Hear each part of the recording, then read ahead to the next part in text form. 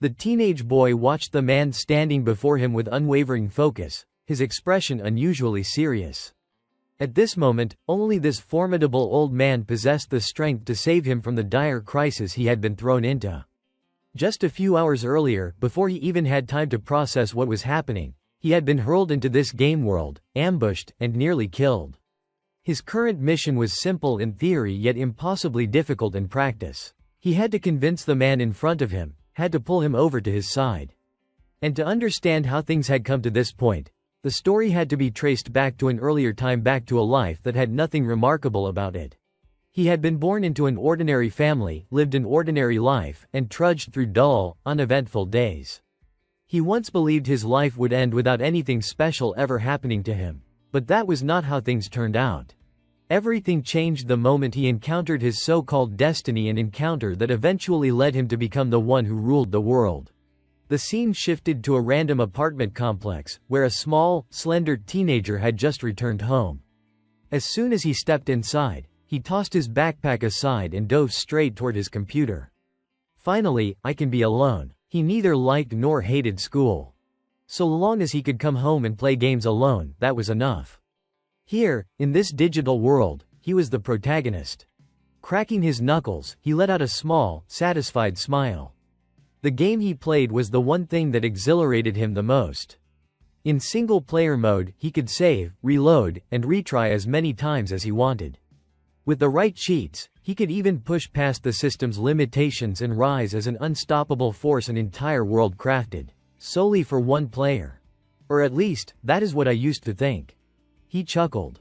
Alright, let us do this again today. With that, he opened his livestream channel. Almost instantly, viewers flooded into the broadcast, firing off comments as they arrived. Streaming at this hour on a weekday, does not this guy have school? He has gotta be a middle school or high school student, one of those kids who runs home right after class just to play games. Right, haha. Another viewer chimed in, definitely. Makes me wonder if he even studies. I bet he makes enough from streaming to get by. This is a turn-based strategy game. Honestly, it is boring to watch, but he is pretty good at it. Yeah, but his hands are way too slow for pro play. He just seems like an average smart kid. One comment after another popped up, leaving the brown-haired boy smiling awkwardly at the screen. These people. Are you complimenting me or mocking me? He muttered under his breath. And just as he said that, a cheerful notification sound suddenly chimed. Someone had sent him $10. The teen's eyes went wide with joy. The donation practically brought tears to his eyes. Oh, this is more than enough. I have to thank them quickly. And then, before he even had the chance to say a single word, a user named Dia suddenly donated a staggering $1,000 to him. The teen's tears stopped instantly, cut off as if someone had flipped a switch. He immediately shoved his face close to the screen, squinting hard to make sure he was not suffering from some sudden, severe case of nearsightedness. What? What is this? He muttered, eyes glued to the notification. And it was not just him. Every viewer watching the stream was just as stunned. No way. They sent a whole $1,000 without saying anything. At the very least they should have asked him to do a handstand, or show his face, or something. They are definitely going to refund it. Just wait. Someone joked right before the donor's message appeared in the chat. I have sent you an email. Please check it. Seeing that, the boy's eyes widened, and he quickly clicked over to his inbox. The email was titled From the Game Master. I am a long-time viewer of your channel. I also work as an independent game developer. I spent a great deal of time creating a game, but it turned out to be too difficult. No one was able to clear it during the closed beta test. I would be grateful if you could play the game and provide feedback so I can adjust the difficulty. However, please do not stream any in-game footage during your broadcasts. Dia. As he read this, his eyes locked onto the line. The game is too difficult, and no one was able to clear it during the closed beta test. A single thought flickered through his mind: what would happen if I actually managed to beat this game? Even someone as ordinary as him might be able to become someone special. The idea alone sent his blood boiling with excitement, and he could not help himself. He had to jump into it right away. Alright, I will give it a try, he said, already downloading the game onto his computer. Installing Hero is Destiny. Launching game. The screen faded into the game's introduction. Year 294 of the imperial calendar. The entire kingdom of Roke has been swallowed by fire under the invasion of the J-Pool Alliance. This marks the beginning of a new age of chaos. You are born with a tiny, insignificant soul. Survive this chaotic world, become the hero who defeats the fallen god, resurrect, and ascend the divine throne. When you do, any wish you make will be granted. He skipped the intro with a faint sigh. So the title really is Hero is Destiny. Huh, the graphics are worse than I expected. Well, I guess it makes sense. It was developed by just one person. A prompt appeared on screen, please enter your character name. He did not even have to think. His fingers flew across the keyboard almost automatically. Of course it has to be this, he murmured, typing the words Game Master into the field before hitting enter. Welcome to the continent of Ellen, Game Master. As soon as the welcome message disappeared, he realized his character had been dropped into a deserted forest. Pretty normal. No tutorial, he clicked his tongue. Well, the controls seem simple enough, so I guess it does not need one. Muttering to himself, he hurriedly guided his character forward, wandering around until he came across an old man. This, apparently, was the village chief. You are a stranger. What business do you have in this village? The old man asked. Seeing that, the boy squinted in confusion. Huh, what is this? There is no dialogue option. He then noticed the blinking cursor next to the name Game Master, and everything clicked. Wait. You mean I have to type it out manually? No way. No way. But even as he protested, his fingers were already typing at full speed. Hand over your gold, or I will wipe out the entire village. The moment he hit enter, even he felt second-hand embarrassment. Why did I type something that stupid, and the punishment for his idiocy came immediately. The frail-looking village chief suddenly lunged at him like a beast, swinging his wooden staff straight into the side of his character's head. What nonsense are you spouting, you brat? The old man snarled. His character collapsed to the ground in a single hit. Your eyelids feel heavy. You have died. Game Master has perished. Would you like to retry? Staring at his character's instant death, the boy's eyes bulged in shock. It seemed he still lacked some essential real-world survival knowledge. When you are out wandering, you absolutely do not provoke women, children, the elderly, Taoist priests, or monks. His face broke out in a cold sweat. Is this really happening? Am I seriously talking to NPCs? Would you like to retry? The prompt appeared again. And for some reason, just looking at that line made him angry enough to see red. Damn it, of course I am retrying, this is driving me insane. And so, he tried again. Once more, the village chief raised the same question. You are a stranger. What business do you have in this village? This time, having learned at least a tiny bit of common sense, the boy's eyes softened. He typed, I am lost. And I have not eaten or drunk anything for a long time. Please, take pity on this miserable soul. The chief turned away with a sigh. How pitiful. Follow me. He led the boy's character into a small house and poured him a cup of water. Here. Drink this and calm yourself. Thank you, the boy typed quickly, and without a shred of caution, chugged the entire cup. The result was immediate. His character's eyes glazed over as if drunk. You have been poisoned by slow death. Your eyelids feel heavy. You have died. Game Master has been poisoned and has perished. Watching his character die in such a ridiculous way, he completely lost his temper. Seriously, I died again, he gritted his teeth. Fine then. What happens if I do this? Without hesitating, he reached behind his PC and yanked the Ethernet cable out. Even without internet, they won't be able to control the NPCs, right? What an incredible scam, he said with a satisfied grin. In his mind, since the village chief had responded to his typed dialogue, surely the game needed an online connection to analyze it. So, on his third attempt, facing the same familiar question from the old man, he typed a long string of nonsense into the dialog box. And the result was immediate, you have died. Game Master rambled nonsense, had his tongue cut off, and bled out. Would you like to retry? That was the final straw. He threw his mouse aside and flopped back in his chair, stunned. It works even without an internet connection, he whispered, a hint of fear creeping into his voice. They sent that email. And developed this game. Dia. It sounds like a person's name. Or is it the name of the development team? He wondered, glancing at the clock on his monitor. It read 1:38 a.m., making him jolt upright. It is that late already. I guess that is enough for today. He quickly hit the save button and collapsed onto his bed. Even as sleep began to take him, he could not stop thinking about that game from Dia, about the fact that he could actually converse with the NPCs. It almost made the world of Hero is Destiny feel real. No wonder no one ever reached the ending during the beta test. This was on a completely different level. From that day on, he was driven by a growing desire to become someone extraordinary. The game consumed him until he lost all sense of time, completely absorbed every time he played it. And in the blink of an eye, 10 years passed. One evening, inside a certain company, the now adult protagonist Oshiro was working through a stack of paperwork when a woman's voice called out, "Oshiro-san, I have placed the documents you asked for on your desk." He turned his head. "Ah, thank you." She smiled. "Are you done for the day? You have worked really hard." "You too, Suzuhara." "Nice job," he replied with an easy smile. But then Suzuhara hesitated, her cheeks growing slightly pink as she gathered her courage. Would you maybe like to grab dinner together before heading home?" she asked, staring at him with hopeful eyes. Unfortunately, the dense fool had absolutely no idea what she meant. "Sorry, I have to go home. Today's an important day.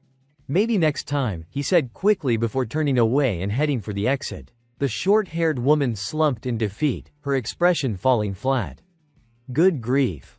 Rejected again. Cut to Oshiro's home.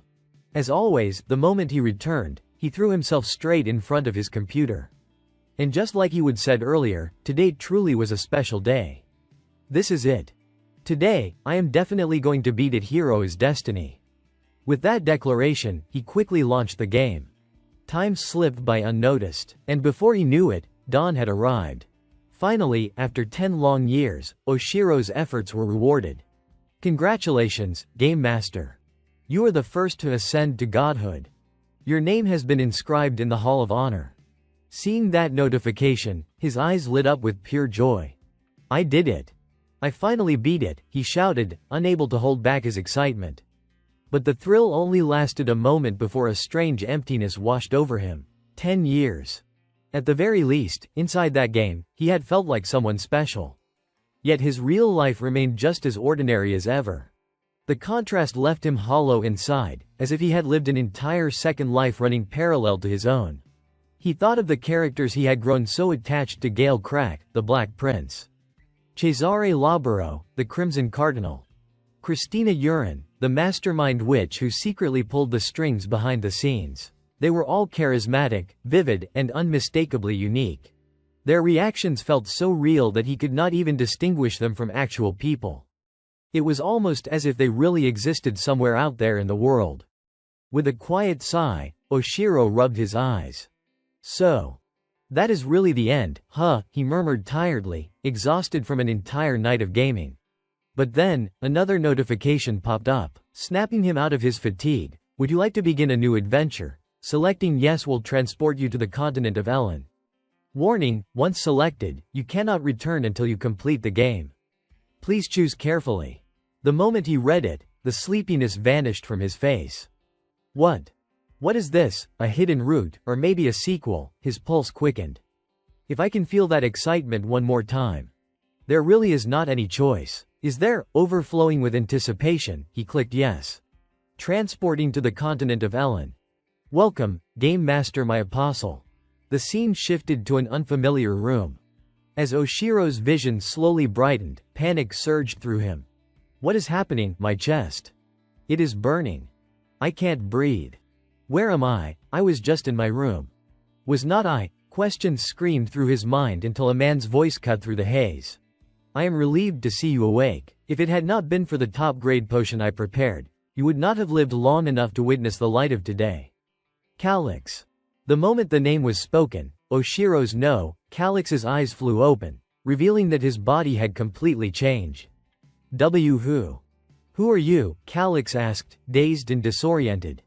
But the old man standing across from him did not answer right away. Instead, he turned aside, stroking his beard in deep thought. The physician never mentioned anything about memory loss, did he? The old man wondered silently before turning back to Calix. You truly do not recognize me, my lord. My name is Russell, he said, bowing respectfully.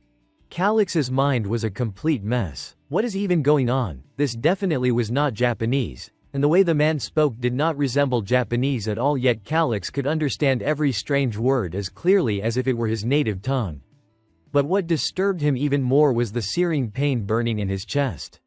The moment he thought about it, his body curled up instinctively like a shrimp, trembling from the agony. Russell panicked at the sight. My lord, I deeply apologize. This is my fault for rushing you. But please do not worry, the pain is merely a side effect of the medicine. It will fade soon. Your recovery will take some time, so I shall return to check on you tomorrow. If you will excuse me, my lord. With that, he hurried out of the room, leaving Calix alone to gather his thoughts. Time passed quickly, and by the next day the pain had vanished completely just as Russell had promised. Calix's mind also felt clearer, even though confusion still clouded his thoughts. Wanting answers, he walked over to the mirror in the room. He stared at the reflection at the unfamiliar face, studying every detail. Just as I thought. This does not feel like my body at all. And then a more terrifying realization hit him. But who am I, exactly? I remember clearly the 30 years of my life. Yet I can't remember my own name. How is that possible? Who am I supposed to be? As he muttered to himself, he reached out and touched the mirror. The moment his fingertips brushed the cold surface, a translucent window abruptly materialized before his eyes. Player information. Name, Calix Shiken. Age, 15. Status, noble. Family affiliation, Shiken. Occupation, none. Alignment, undetermined. Condition, injured. Recovering chest wound. Combat power, rank 1. Level, 837. Reputation, 3 stars, 7 stars. Support rate, 14%. Governance finance, unstable. Governance military, unstable. Governance development, unstable. Staring at the lines of text, a flicker of memory surged through him. This status screen. It is from Hero is Destiny. His breath caught. Then being transported to the Ellen continent. Does that mean I have actually been brought into the game world? His heart thumped violently. This is the main interface of Hero is Destiny. This is Ellen. He yelped in shock and clutched his chest, trying desperately to calm the frantic beating in his ribcage. No, calm down, calm down. He repeated anxiously, patting his chest a bit too hard. Unfortunately, his body was not ready for that level of enthusiasm, and with a sharp jab of pain he immediately collapsed onto the floor. Ow, why does it hurt so much? How am I not waking up from this? The pain was far too vivid, far too real. This is not a dream. This has to be reality. He exhaled shakily. All right. I guess I need to get used to the name Calix Shiken. He placed a hand over his chest, steadying himself. I am Calix Shiken. Calix muttered under his breath, as if finally accepting reality, and began crawling back toward the bed. At that moment, the status screen appeared again right in front of him, startling him for a second time. Oh. So all I need to do is think about it, and it pops up immediately. That meant this was probably a feature only he could see. Perfect. First thing I need is information. If I am careless, I will die fast in this world. With that grim thought, he focused on the descriptions related to this body, this person named Calix. So I am Calix Shiken of the Shiken family. Both the territory and the family name are Shiken. That means I am part of the direct bloodline of the Count. I hit the jackpot. His pulse quickened as excitement bubbled up. But before he could continue reading, a sudden knock at the door made him jolt. He immediately dismissed the status window, panicked. Wait, who is that? What am I supposed to say? Calm down. Calm down. If they realize I am someone else, I am dead. I am Calix Shiken. Direct heir of the Shiken Count's family. I am Calix Shiken. That is who I am. He repeated the words like a mantra, trying to hypnotize himself into fully becoming the character. Once he steadied his breathing, he finally spoke up. Housekeeper. What is it? Outside, a girl's voice answered politely, My lord, I have brought your medicine. She sounded like a maid. Hearing that, a wave of relief washed over him. A maid. Okay. As long as I act natural, I will be fine. You may enter, he said. Then please excuse me, she replied before quickly stepping inside. She knelt before him with practiced grace, lifting a tray toward him. Here is your medicine, my lord. Please drink it while it is still warm. You are. The words slipped out before he could stop himself. The maid blinked, confused, and Calix immediately snapped his mouth shut. What are you doing? Why would you ask her name? That is the fastest way to expose yourself. Seeing his flustered expression, the maid grew anxious. Is something wrong, my lord? And no, nothing at all, Calix said quickly, shaking his head. Right. I do not need to ask. I already know. He directed his focus at her, pulling up her information screen. Character information. Name, Lila. Age, 23. Status, commoner. Affiliation, territory of Viscount Hoshiran. Occupation, maid. Disposition, self-protective. Condition, normal. Combat power, rank 3. Level, 3351st. Notoriety, 1 star. Reputation, 3. Governance, finance, F. Governance, military, E. Governance, diplomacy, F. Governance, development, F. After reading everything, he now knew her name Lila. But then something else caught his eye, something so unexpected that his eyes flew wide open. Wait. She is not affiliated with the Shikin family at all. She belongs to the Viscount Hoshiran household. And more than anything else, what the hell was with her combat power being that insanely high? Rank 3, she could not use mana at all. Yet she would been trained like a member of an elite special forces unit. She was one of the best, and yet she was just a maid. Even if he was a wounded noble of the Shikin family, a maid from another household coming in to give him medicine, there was absolutely no way he should drink that.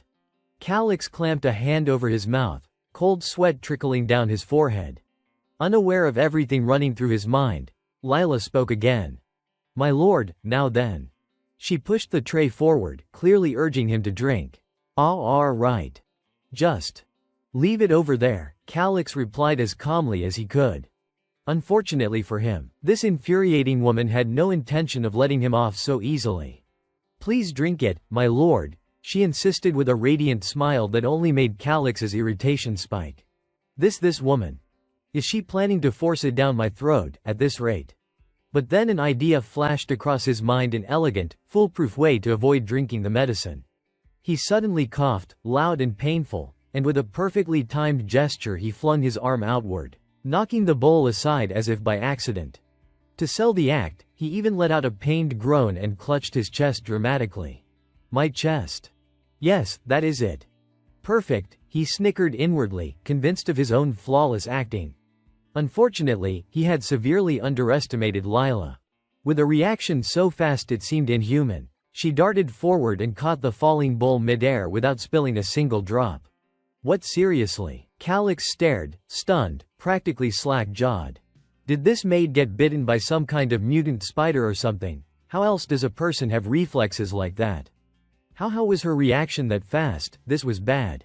If their eyes met, she would definitely realize he had knocked it over on purpose. With that thought, Calix squeezed his eyes shut, hoping to avoid giving anything away. But he was overthinking it. Lila cared only about the medicine. Fortunately, it is still intact, she murmured softly, relieved. Meanwhile, Calix kept clutching his stomach, acting out his supposed pain as he imagined the worst-case scenario. And in this world, the worst-case scenario always came true. It has to be poison. There is no way I am drinking that. He told himself, panic starting to coil in his gut. He needed to do something, anything to survive this. So he made his next move. With a perfectly natural stumble, he let himself collapse sideways, trying to fake a fainting spell.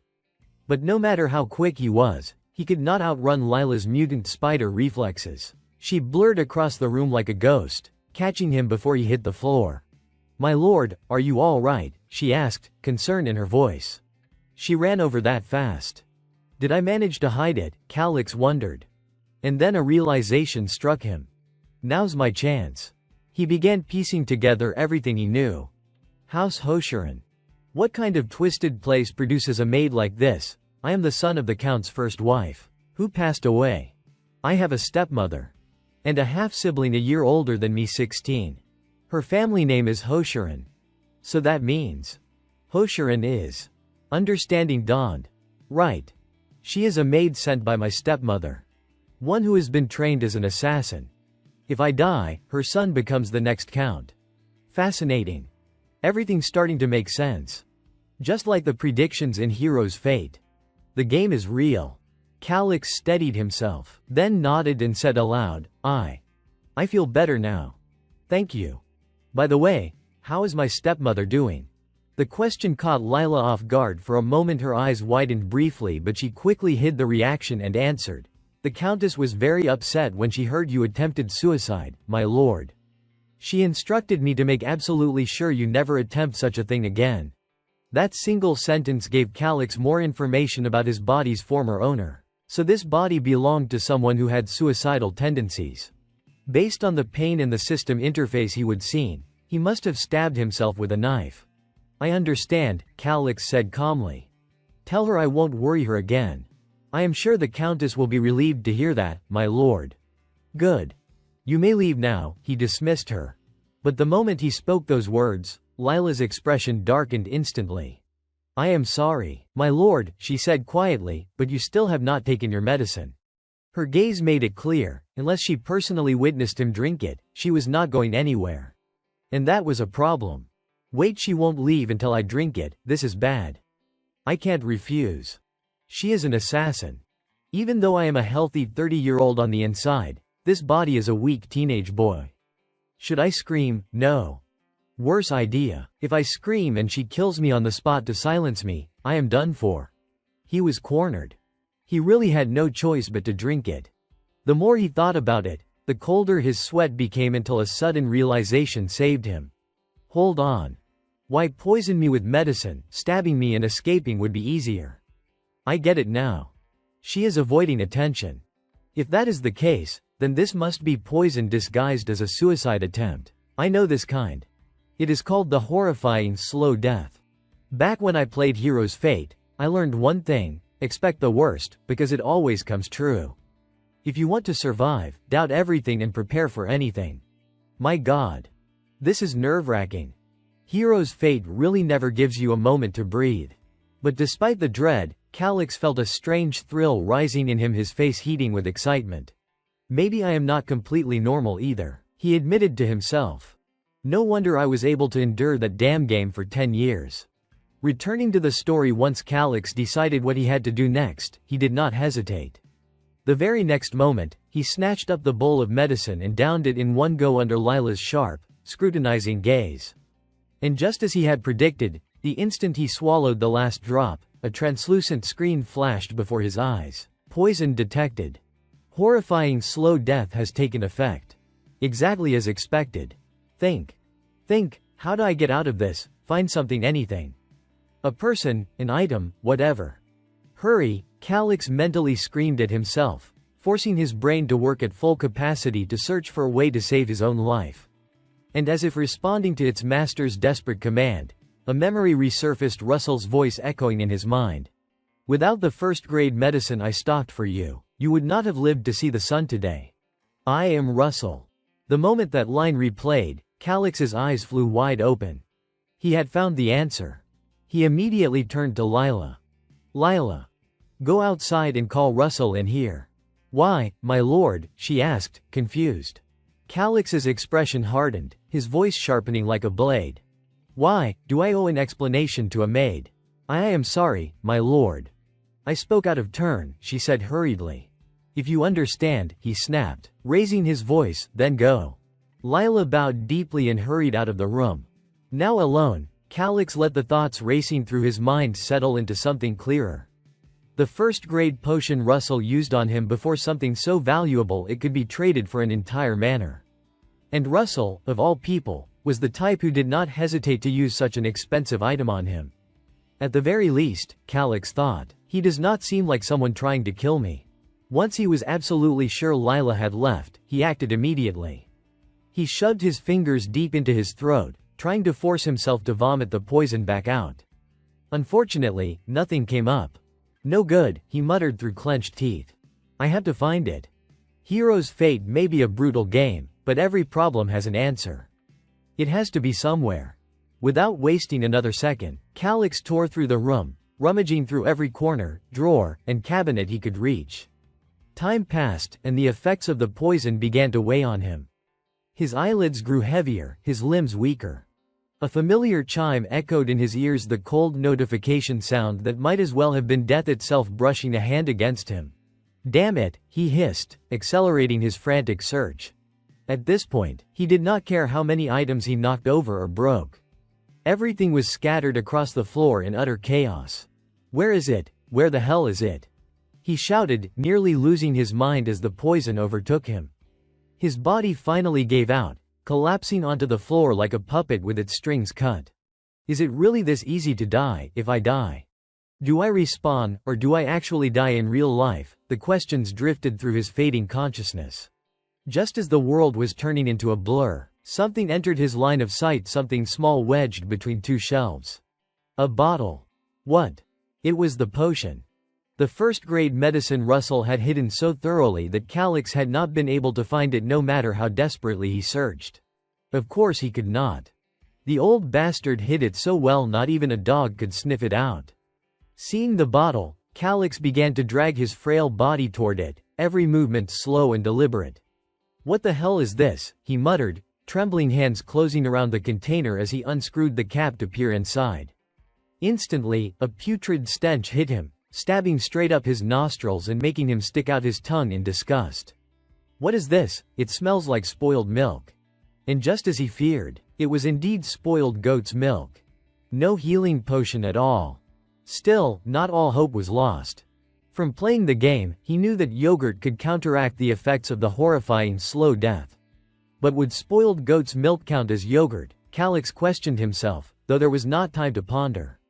His eyelids were growing heavy, warnings and alerts popping up relentlessly. Damn it, the alert has appeared 3 times already. I can't hold on much longer. Resolved, he cursed Lila silently under his breath, shaking with both fear and determination as he brought the foul-smelling bottle to his lips.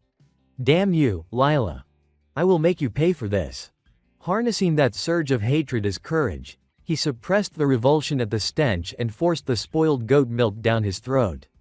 The taste was revolting, each swallow a struggle, but he pushed through, clinging to the hope it might save him. Time passed, though he could not tell how long. Calyx woke up once more to the familiar voice of old Russell calling out. You are awake, my lord. Calyx blinked, confusion flickering across his face. What, déjà vu, was I reset? Russell, noticing his disheveled appearance as if he would just played in a storm, raised an eyebrow. What are you talking about? And more importantly, what happened to this room, young master? Please mind your manners. He gestured to the chaos, furniture overturned, books scattered across the floor. Relief washed over Calyx. Thank heavens, I have been saved. But Russell did not know just how close his young master had come to death.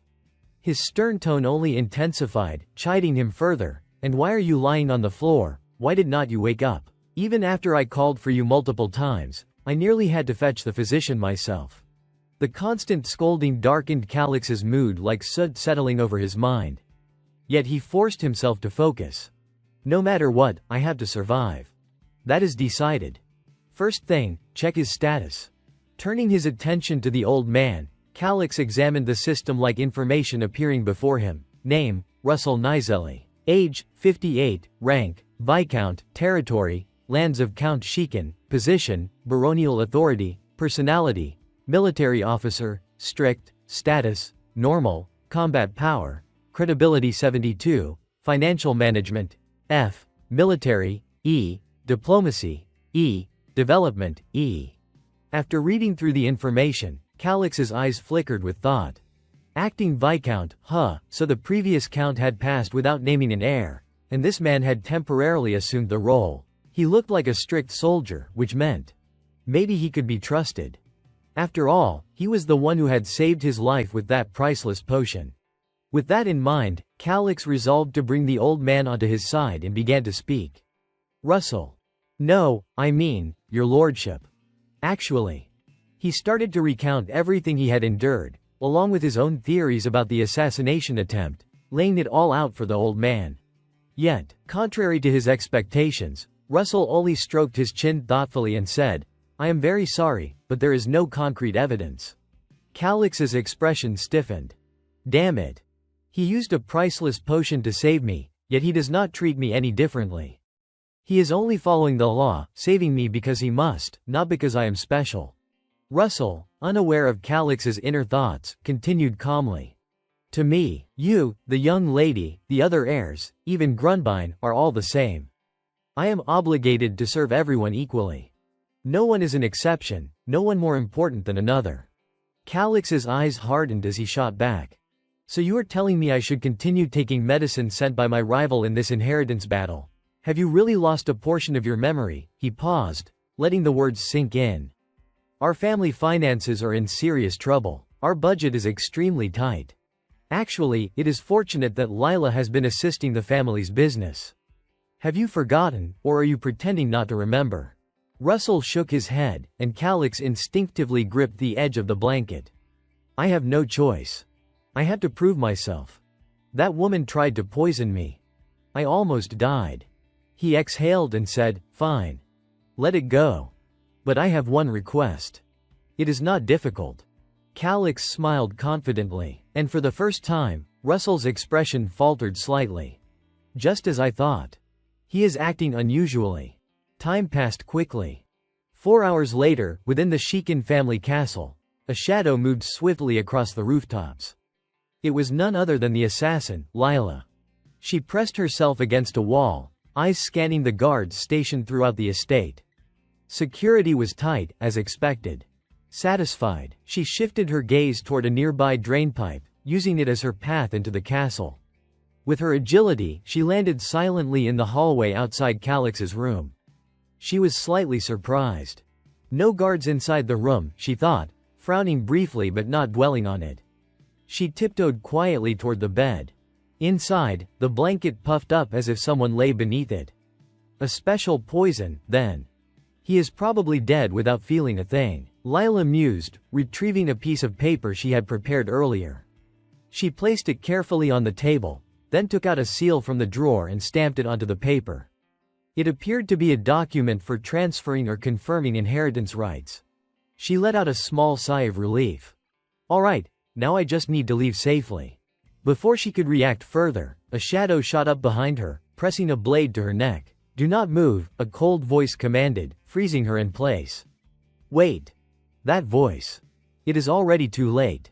Lord Calix is dead. The Shikin family has only Grunbein left now, Lord Russell, she shouted. But the old man said nothing. Seeing that, Lila tried again, her voice sharp and urgent. You are just a minor noble. Is not it your duty to serve the Shikin family?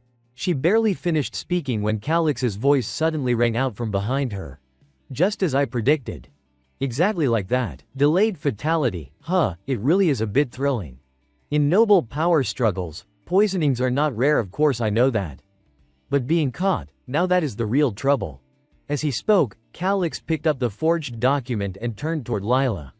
Realizing that persuading Russell was pointless, Lila immediately reached for the dagger at her waist and slashed at the old man's arm, forcing him to release her. She spun around, gripping her weapon tightly, aiming straight for Russell's side. Unfortunately for her, those clumsy attacks meant nothing to Russell. Before the blade could even reach his massive frame, he calmly caught her wrist mid-swing. Lila let out a sharp cry of pain, and without a hint of mercy, Russell drove his left fist straight into her ribs. The impact made her eyes go wide, breath ripping from her lungs. Watching from the side, Calix was just as stunned. I thought I understood the difference. But this is what a gap of 3 whole tears looks like, this overwhelming power. He cleared his throat and continued, anyway. Even if poisoning is common, nobody leaves behind physical evidence or witnesses. Anyone who attempts to assassinate a noble is executed. Even if they themselves are nobles, the law still applies. And here, we have both evidence and witnesses. He leaned in close, bringing his face right up to Lila's. Whether from pain or fear, her eyes suddenly rolled back, and she collapsed unconscious. Huh, she fainted. Calix blinked, surprised. He would been ready to keep acting but froze when the situation unexpectedly shifted. Russell inspected her briefly.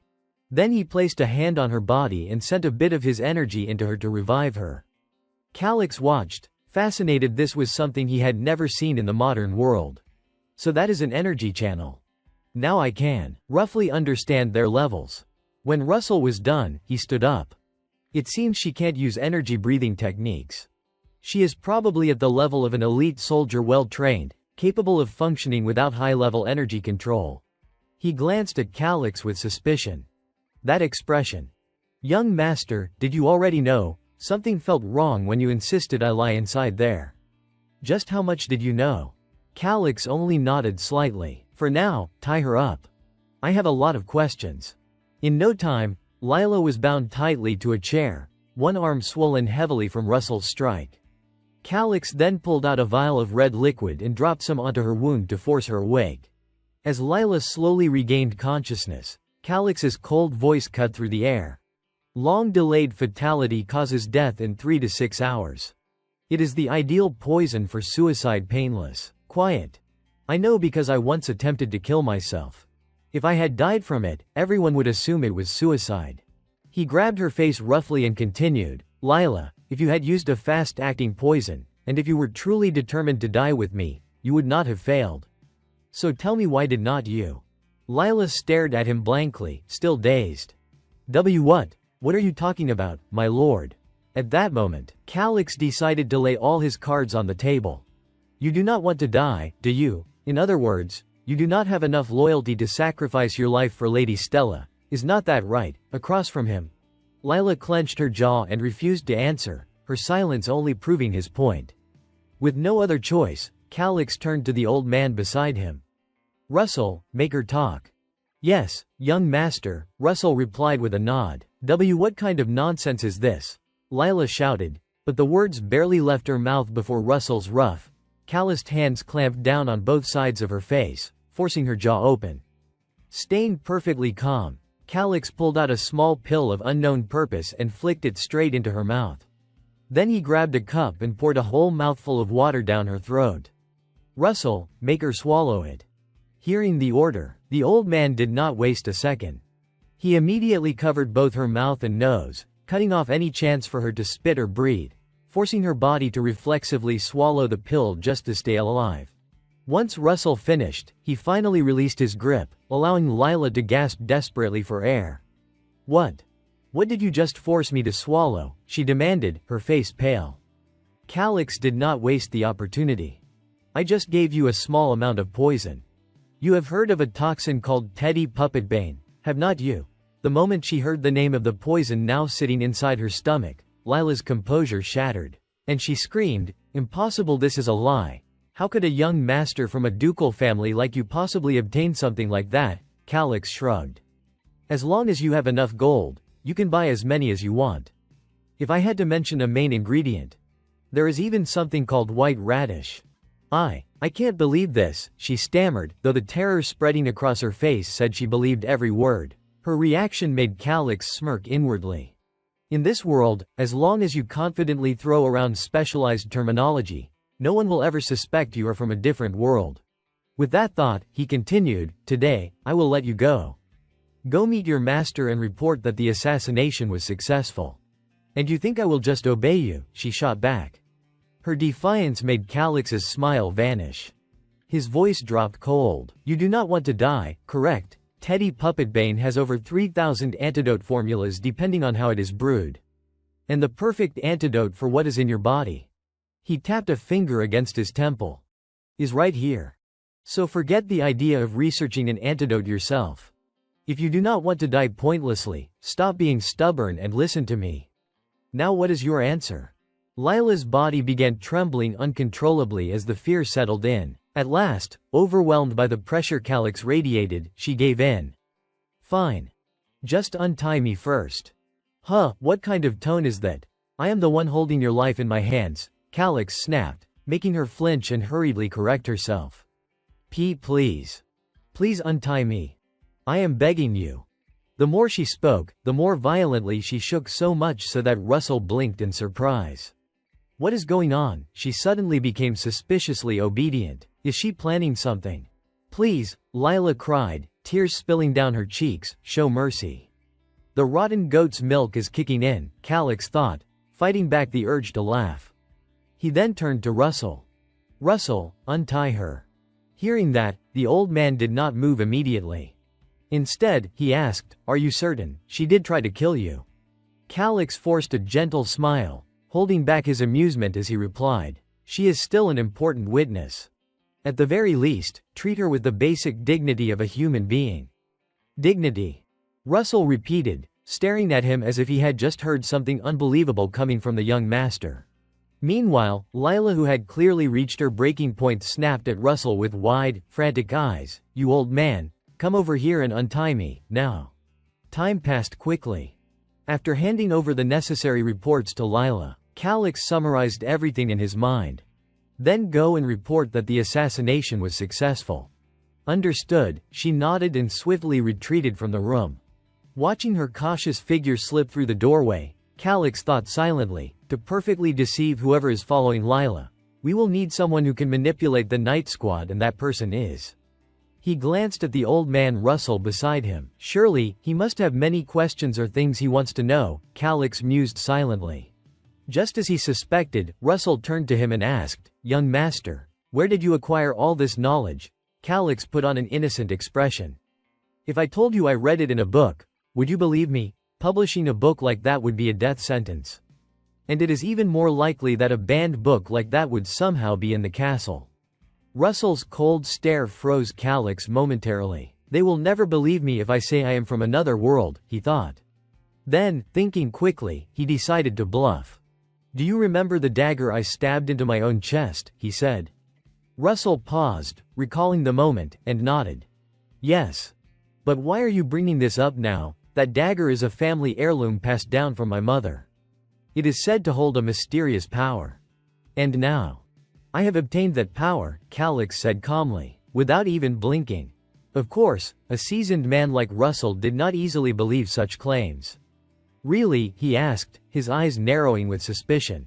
"He does not trust me," Calix thought, and replied smoothly, "Who would have known that the way to unlock the dagger's secret was to stab it into one's own heart?" Russell's doubtful gaze did not waver. "That is strange. But if it truly is a rare artifact, one would assume its existence is known worldwide." The persistent scrutiny of the old man made Calix sweat slightly as he tried to fabricate a reasonable story. "Could it be?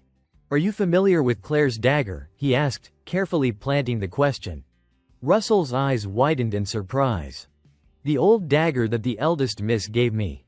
Could it be Claire's dagger? If it is one of the rarest treasures. Now I understand where your extensive knowledge comes from, young master," he said, a note of admiration in his voice. Calix exhaled quietly in relief. Thank goodness, he thought. Even though he had never actually seen it. He sat down in the chair beside him, but before he could settle in, Russell's tone changed.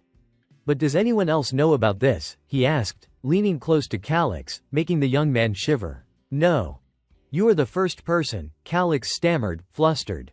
Russell was about to ask another question, but before he could get a word out, Calix cut him off. "By the way, what do you think about Lila's story?" "What do you mean, young master?" Russell narrowed his eyes, but Calix went straight to the point. "All of my father's movements, every single one, were leaked. A knight on the verge of promotion conveniently dies to a common monster attack, and every knight guarding him dies along with him. Do you really believe such a ridiculous tale?" At those words, Russell immediately understood what Calix was implying. Perhaps the young master wants my strength. In a struggle for the title, I cannot afford to take sides. But when it comes to the Duke's death, there is a reasonable suspicion. No solid evidence, only circumstantial hints. No. As a soldier, I refuse to be dragged into politics. That is my principle. Resolving himself, Russell gripped the hilt of his sword and prepared to refuse. "Young master," he began, but before the words could fully leave his mouth, Calix shouted over him with burning intensity. "Why did my father have to die? If it was an assassination, then who was behind it? And once we find the one responsible, how will we take revenge? His voice rose with a fierce, almost reckless excitement that filled the entire room. My father the Lord was assassinated. The ones behind it are the Hoshiran family, and from that family, Grun Bine. If Grun Bine becomes Duke, all hope for revenge will vanish.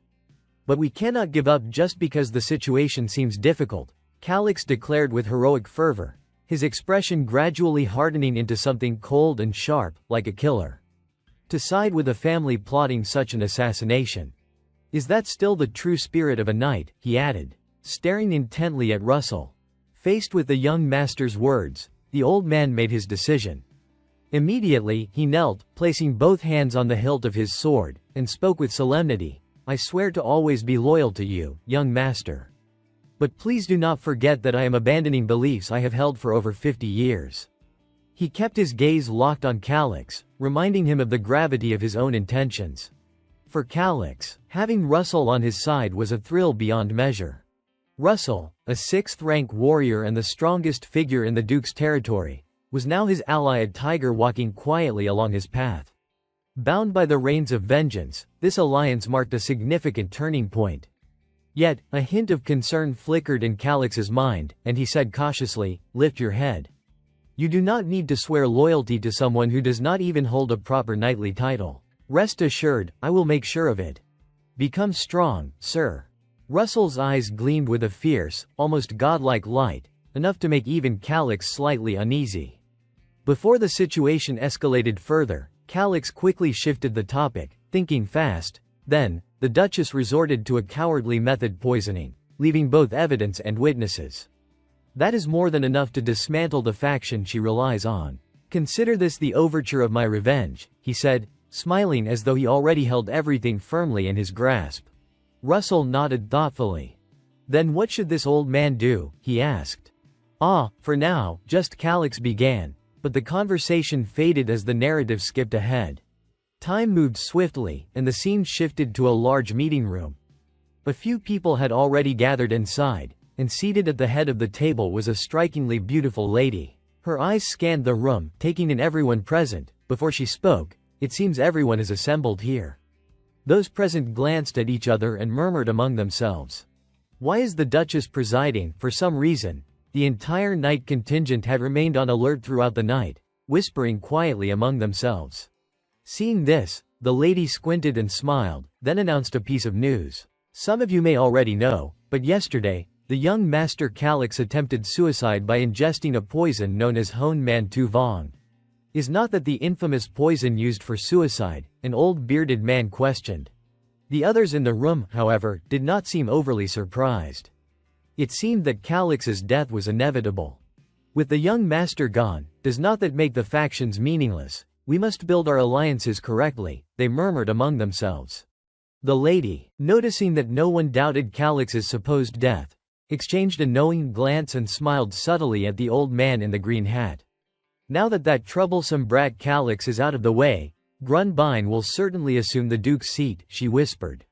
At that moment, a voice asked, then who will be the next heir? That has already been decided, she replied. The Duchess will act as representative of the house. The situation was growing more intriguing. Are you ready for this, Russell? Calix Lambang, still only a boy, was mentioned.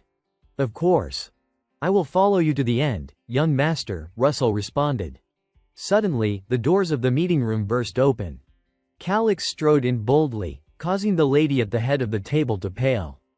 Calix. But how her mouth fell open in sheer shock, wide enough to fit an egg. Everyone else in the room was equally astonished. The young master was alive, and why was Russell, the acting duke, here? And what about the poison? Was it ineffective?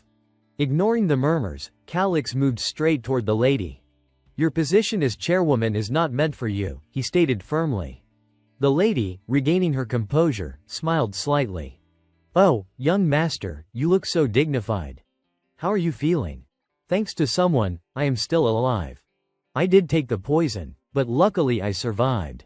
Though I accidentally threw it away, Calix replied, his tone teasing. The lady's face tightened with annoyance. You can't just lead the story astray like that, she snapped. Even if you have never considered me your mother, treating me like a murderer is unforgivable. Never forget, this is the Grand Hall, you must choose your words carefully. Her audacity made Calix chuckle inwardly. Even when the truth was revealed, she still maintained her composure so fiercely that he could not help but admire it. What are you plotting now? The lady thought, grinding her teeth and demanding, what are you saying? At this point, Calix decided to go all in. Well then, let the witness speak, he said, clapping his hands to signal. Moments later, Lila, her hands tied behind her back, was brought into the room by a soldier. The eyes of everyone present shifted with curiosity. Who is that woman? They whispered. Unlike the others, the lady immediately recognized Lila, and her face drained of color. No. It can't be her, she murmured, clenching her teeth in anger. Calix, unfazed, turned toward the restrained woman. What is your name? He asked. My name is Lila, she replied, her gaze flicking briefly toward the Duchess. Why? Why is that woman here? The lady thought, her jaw clenched tightly with fury. Ignoring the Duchess's reaction, Lila spoke up, introducing herself. I am the top operative of the Dark Legion of the Hoshiran family. The Dark Legion? Calix asked, intrigued. Lila, catching his curiosity, elaborated. It is a special force composed of gifted orphans, trained brutally at the Goda Highland camp. Only those who survive the training with the highest marks are chosen and sent to various places under different false identities. Calix leaned forward, asking, and what is your cover identity in Shikan territory? I pose as the maid of Countess Stella, Lila replied. At this, Stella trembled with anger, rendered speechless. Calix turned to press further. Does Countess Stella know her true identity? She does, Lila confirmed with a nod. Stella immediately stood up, protesting, no, this is her scheme. Everyone in the room gaped at this revelation. Lila had been working here for 5 years and now it turned out she was a spy. Such deception violated the kingdom's laws. The Hoshiran family should be prosecuted. Murmurs rose around the room. The old man in the green hat, a colleague of Countess Stella, scowled and turned to Russell. Viscount Russell, why are you silent? Are you really going to believe the words of a lowly maid? Russell's expression was icy as he replied, she is not a lowly maid. She is a criminal caught red-handed. She admitted she is a spy of the Hoshiran family. Whether this is a conspiracy will become clear once we hear her testimony. The old man in the green hat trembled with shock. Viscount Russell. You, he stammered, speechless. Others in the room, sensing something amiss, challenged him. Treasurer, stop this nonsense, let the criminal speak, hear what she has to say. Their unified voices forced the old man to fall silent. Calix turned to Lila next. What tasks did you carry out while pretending to be a maid? Once a month, I report the information I collect back to the Legion, Lila explained. What kind of information? Calix asked coldly. Mainly financial records, the income and expenditures of this territory, kept by the treasurer. The schedules and routes of the late Count Korin, and the internal political movements of the vassals, she answered. As she spoke, the faces around the room grew increasingly horrified. Whispers of disbelief spread. Impossible. This can't be real. Turning back to Calix, his next question was the decisive one. What was the last mission you carried out nearby? I tricked Lord Calix into drinking a poison called delayed death, then sneaked into his bedroom and planted a forged suicide note. To stage his death as a self-inflicted act, Lila explained calmly. And the result? Calix asked, his tone icy. I successfully poisoned him. But when I entered his bedroom, Count Russell caught me and apprehended me, Lila said. Stella, hearing this, could no longer contain herself. She leapt to her feet, shouting, silence, what proof, what evidence, this is clearly a conspiracy. She seemed ready to jump across the table and confront Lila directly. But 2 people beside her held her back. Countess, please calm down, one man urged. Meanwhile, Calix, seeing her demand for proof, smirked. Evidence, you say? Count Russell, standing nearby, immediately understood the cue. He pulled out the forged suicide note Lila had prepared earlier. This is the suicide note of Lord Calix. Last night, I caught Lila sneaking into his bedroom and placing this letter. And this, he continued, producing a scroll, is the memory paper of the world familiar to all of you here. It has been enhanced with magic that reveals the malicious intentions of anyone who touches it. This magic will show us who ordered Lila to act. The truth will be laid bare. Russell's voice boomed, leaving the old man in the green hat looking as if he would swallow a rock. He realized he had to prevent this evidence from being exposed, even if it meant silencing everyone in the room. His glance swept toward a nearby noble, but his movements did not escape Calix's sharp eyes. "We have seen through all of you," Calix shouted, and immediately a group of knights entered the hall, taking positions carefully behind everyone. "This is not a place for people like you. This guard unit answers to the Knight Escort Corps." "Viscount Russell, what is the meaning of this?" the old man in the green hat demanded. Russell tightened his grip on the scroll and replied, "I have seen its contents, and they shocked me." "Shocked is an understatement," Calix added. "To prevent chaos, I had no choice but to call in the knights. I expect your cooperation." This is a coup," someone stammered. Grunbein, fat and trembling, turned to Stella, his voice barely above a whisper. "Mother." Beside him, Countess Stella's face contorted as if she had just bitten into a chili pepper, utterly unsure how to handle the situation. The Knight Escort Corps had already acted, meaning they now held irrefutable evidence. "If the knights are acting in support of Calix, then we are powerless," she bitterly thought to herself. Meanwhile, Calix smiled and turned to Russell. "Count Russell, what is the punishment for a noble who deliberately assassinates someone of the same bloodline?" Russell slightly bowed his head and replied, "According to the kingdom's noble law, it is execution by hanging." At that moment, Stella realized she had no chance to deny anything. She clutched her son tightly and shouted, "Grunbein had nothing to do with this, I did everything alone, Calix, although I am not his birth mother, I am still his mother. Please, my son, trust me." Her voice trembled with desperation. Calix could not help but laugh quietly to himself. "Oh, really, you expect me to just trust you now, Lila, is that true?" Lila's voice was cold and unwavering. "When I received the mission from the Countess, Lord Grunbein was present. Everything else is a lie." "Lies," Stella screamed in despair. Her words were indeed false, but so what? Attempting an assassination in the first place was already cowardly. Now, the secret had been exposed. Calix chuckled silently, while the Knight Escort Corps began restraining her, ensuring she could not act further. At that moment, Grunbein, unable to bear watching any longer, shouted out, "Calix!" Before he could hesitate, he ran up to Calix, dropped to one knee, and pleaded, "Calix, please. I will accept any punishment, but I beg you spare my mother." Hearing her son speak like that, Countess Stella shouted in panic, "Grunbein, get back to your seat this instant." Everyone around, witnessing the scene, began murmuring to each other, "This is going too far." Forcing the second young master to kneel. "Calix will hear this. He is doing all this to save his mother. This is too much." The murmurs echoed in Calix's ears, causing a subtle shift in his expression. The wind had changed, and it felt as if he had just become the villain in someone else's story. Could this have been his brother's plan all along?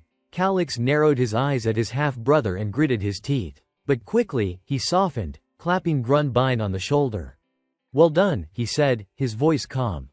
"You really do care about your mother, do not you? Well, there is nothing to be done now." Grunbein's face brightened slightly at Calix's words. "So, that means," he began, a note of hopeful anticipation in his voice. Calix cut him off with a cold, decisive tone. "If you admit your wrongdoing, I will reduce your punishment. I will even speak to the Count to plead for your life. But remember, whatever you say, you must take full responsibility. Speak carefully." "No. Impossible." Grunbein's face contorted with despair. Behind him, Countess Stella shouted again, "Grunbein, what are you doing? Do not act recklessly." And Calix, "What are you saying to your own brother?" Those present in the room, seeing Stella trying to pressure Calix with emotional manipulation, grew angry. "He is your brother, yet you let her talk to him like that, and you dared to attempt the assassination of the first young master Calix, and now you act so shamelessly." Across the room, the older man in green shook his head. "The tide has turned. No matter what she does now, it is useless." Countess Stella continued to scream, "Calix, are you listening to me?" Calix, irritated by her commotion, gave Russell a signal to take control. Russell immediately turned to two knights and commanded them, "Seize the criminal immediately." "Yes, my lord," the knights replied, startled, and quickly moved toward Stella. Panic flashed across her face. "Stop, do you know who I am?" she shouted, attempting to intimidate them, but it was futile. A rope suddenly gagged her mouth. Grunbein watched in distress, his heart aching for his mother. Calix, having silenced Stella, turned back to Grunbein and spoke firmly, "Now, I will ask one more time, do you admit to attempting to assassinate me?" I do," Grunbein said, defeated. But there was no other choice for him. He had to protect his mother. Of course, this outcome was entirely predictable to Calix. Naturally. If he had dared to say no, even the gods could not have saved him, Calix thought to himself. "So you planned everything in advance, Grunbein." Then, speaking to everyone present, Calix declared, "I understand. Since Grunbein has admitted to all his crimes, the records of the land, the evidence that could tarnish his family's honor, will be sealed forever. Moreover, because he confessed before any proof was presented, he will be shown mercy. To ensure he does not repeat these actions, the criminal must seal his own mana hall." "No. Impossible." Grunbein's voice trembled as if the sky itself were falling. In the strict hierarchical society of the Night Kingdom, Thatch Quoc, people were divided into nobles, knights, commoners, and slaves. The only way to become a knight, the ruling class, was to enhance one's body with mana. To seal one's mana hall in this society was tantamount to a death sentence. "Mother! What must I do?" he cried, panic flooding his voice as he looked back at her, seeing her tears streaming down her face. But seeing her condition, Grunbein calmed himself. If he did not seal his mana hall, not only would his mother's crimes be exposed, but a hanging sentence would await him. "I cannot let that happen." Countess Stella, seeing what he was about to do, understood the significance of sealing mana and struggled desperately. "No, Grunbein, sealing your mana hall is like a death sentence for a noble," she thought, screaming inside. Yet, maternal love is a force beyond reason. Taking a deep breath to steady himself, Grunbein finally nodded. "Very well. A gentleman's word is his bond." "Of course," old Russell replied, and Grunbein calmly added, "Hand me the scroll." Russell immediately tossed him a scroll, and Grunbein bit down hard on it with his teeth. Slowly, a golden energy began to gather around him, radiating from within. Countess Stella, witnessing this, nearly fainted. "No. Stop, Grunbein, once it is sealed, not even a Grand Master could restore it. Your future hangs by a thread," she thought desperately. But it was too late. Her son had already resolved to save her. With a grim determination, he tore the scroll apart in his mouth. When the act was completed, his face had turned pale, drained from the immense effort and the weight of what he had just done. Under the watchful eyes of everyone present, the golden energy gathered before Grunbein slowly shrank and collapsed inward. The mana hall of the second young master had been sealed. A quiet, collective sigh rose in the hearts of the onlookers, a faint sense of pity, the kind one feels when watching a rabbit cornered by a tiger. As for Grunbein, once the process was complete, he realized that the experience was not nearly as terrifying as he had expected. In fact, there was even a hint of relief in his heart. It feels better than I imagined. This way I can save Mother. It is over, Stella thought helplessly. My own son, too naive, too soft.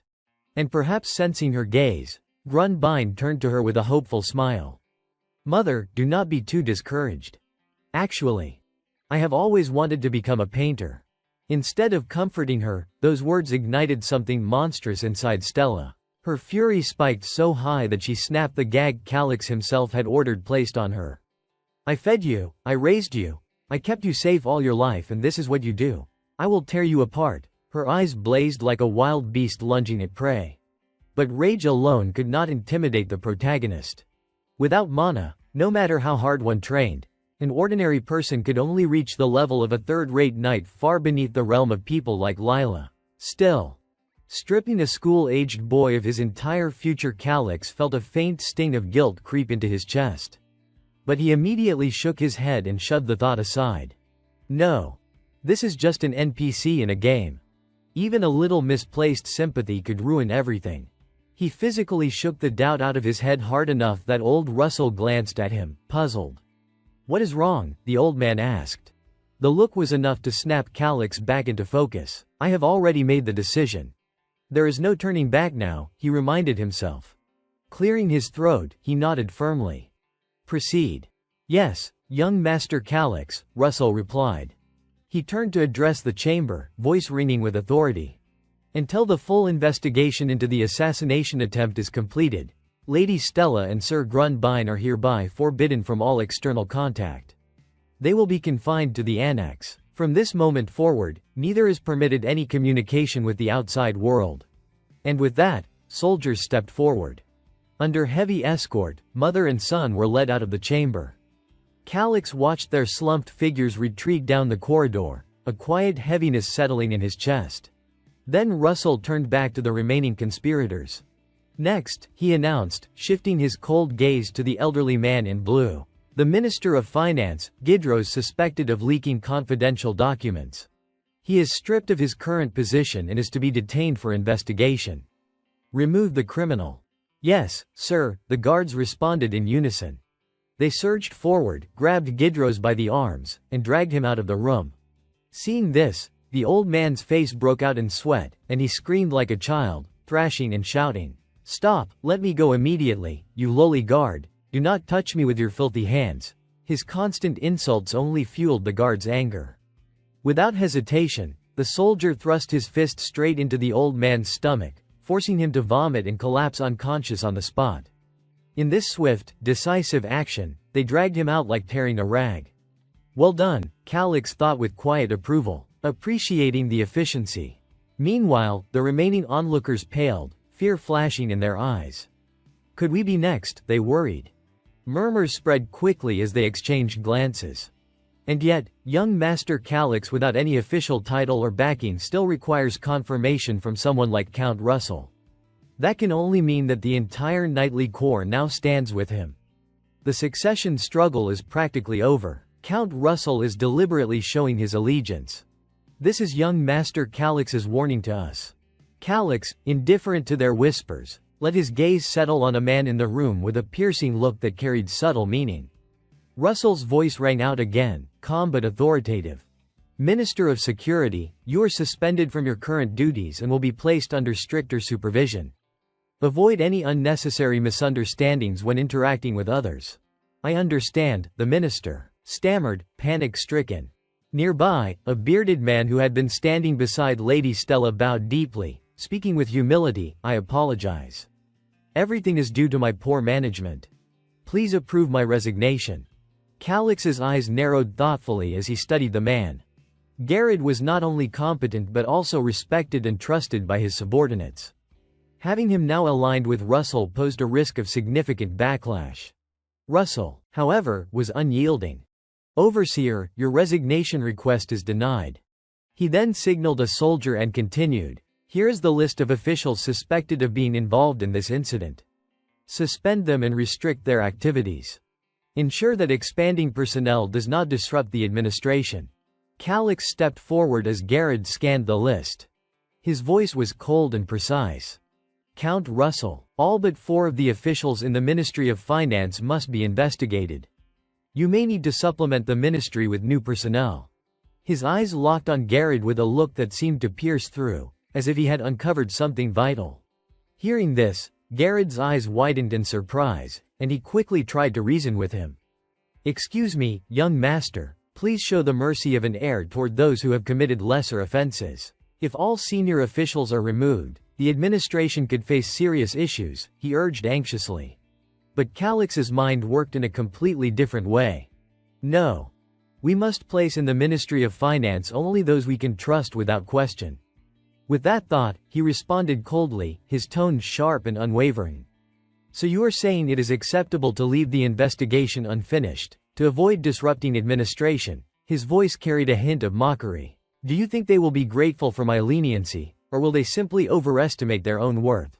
Garrod hastily tried to explain, "No, it is just that they made some errors in organization."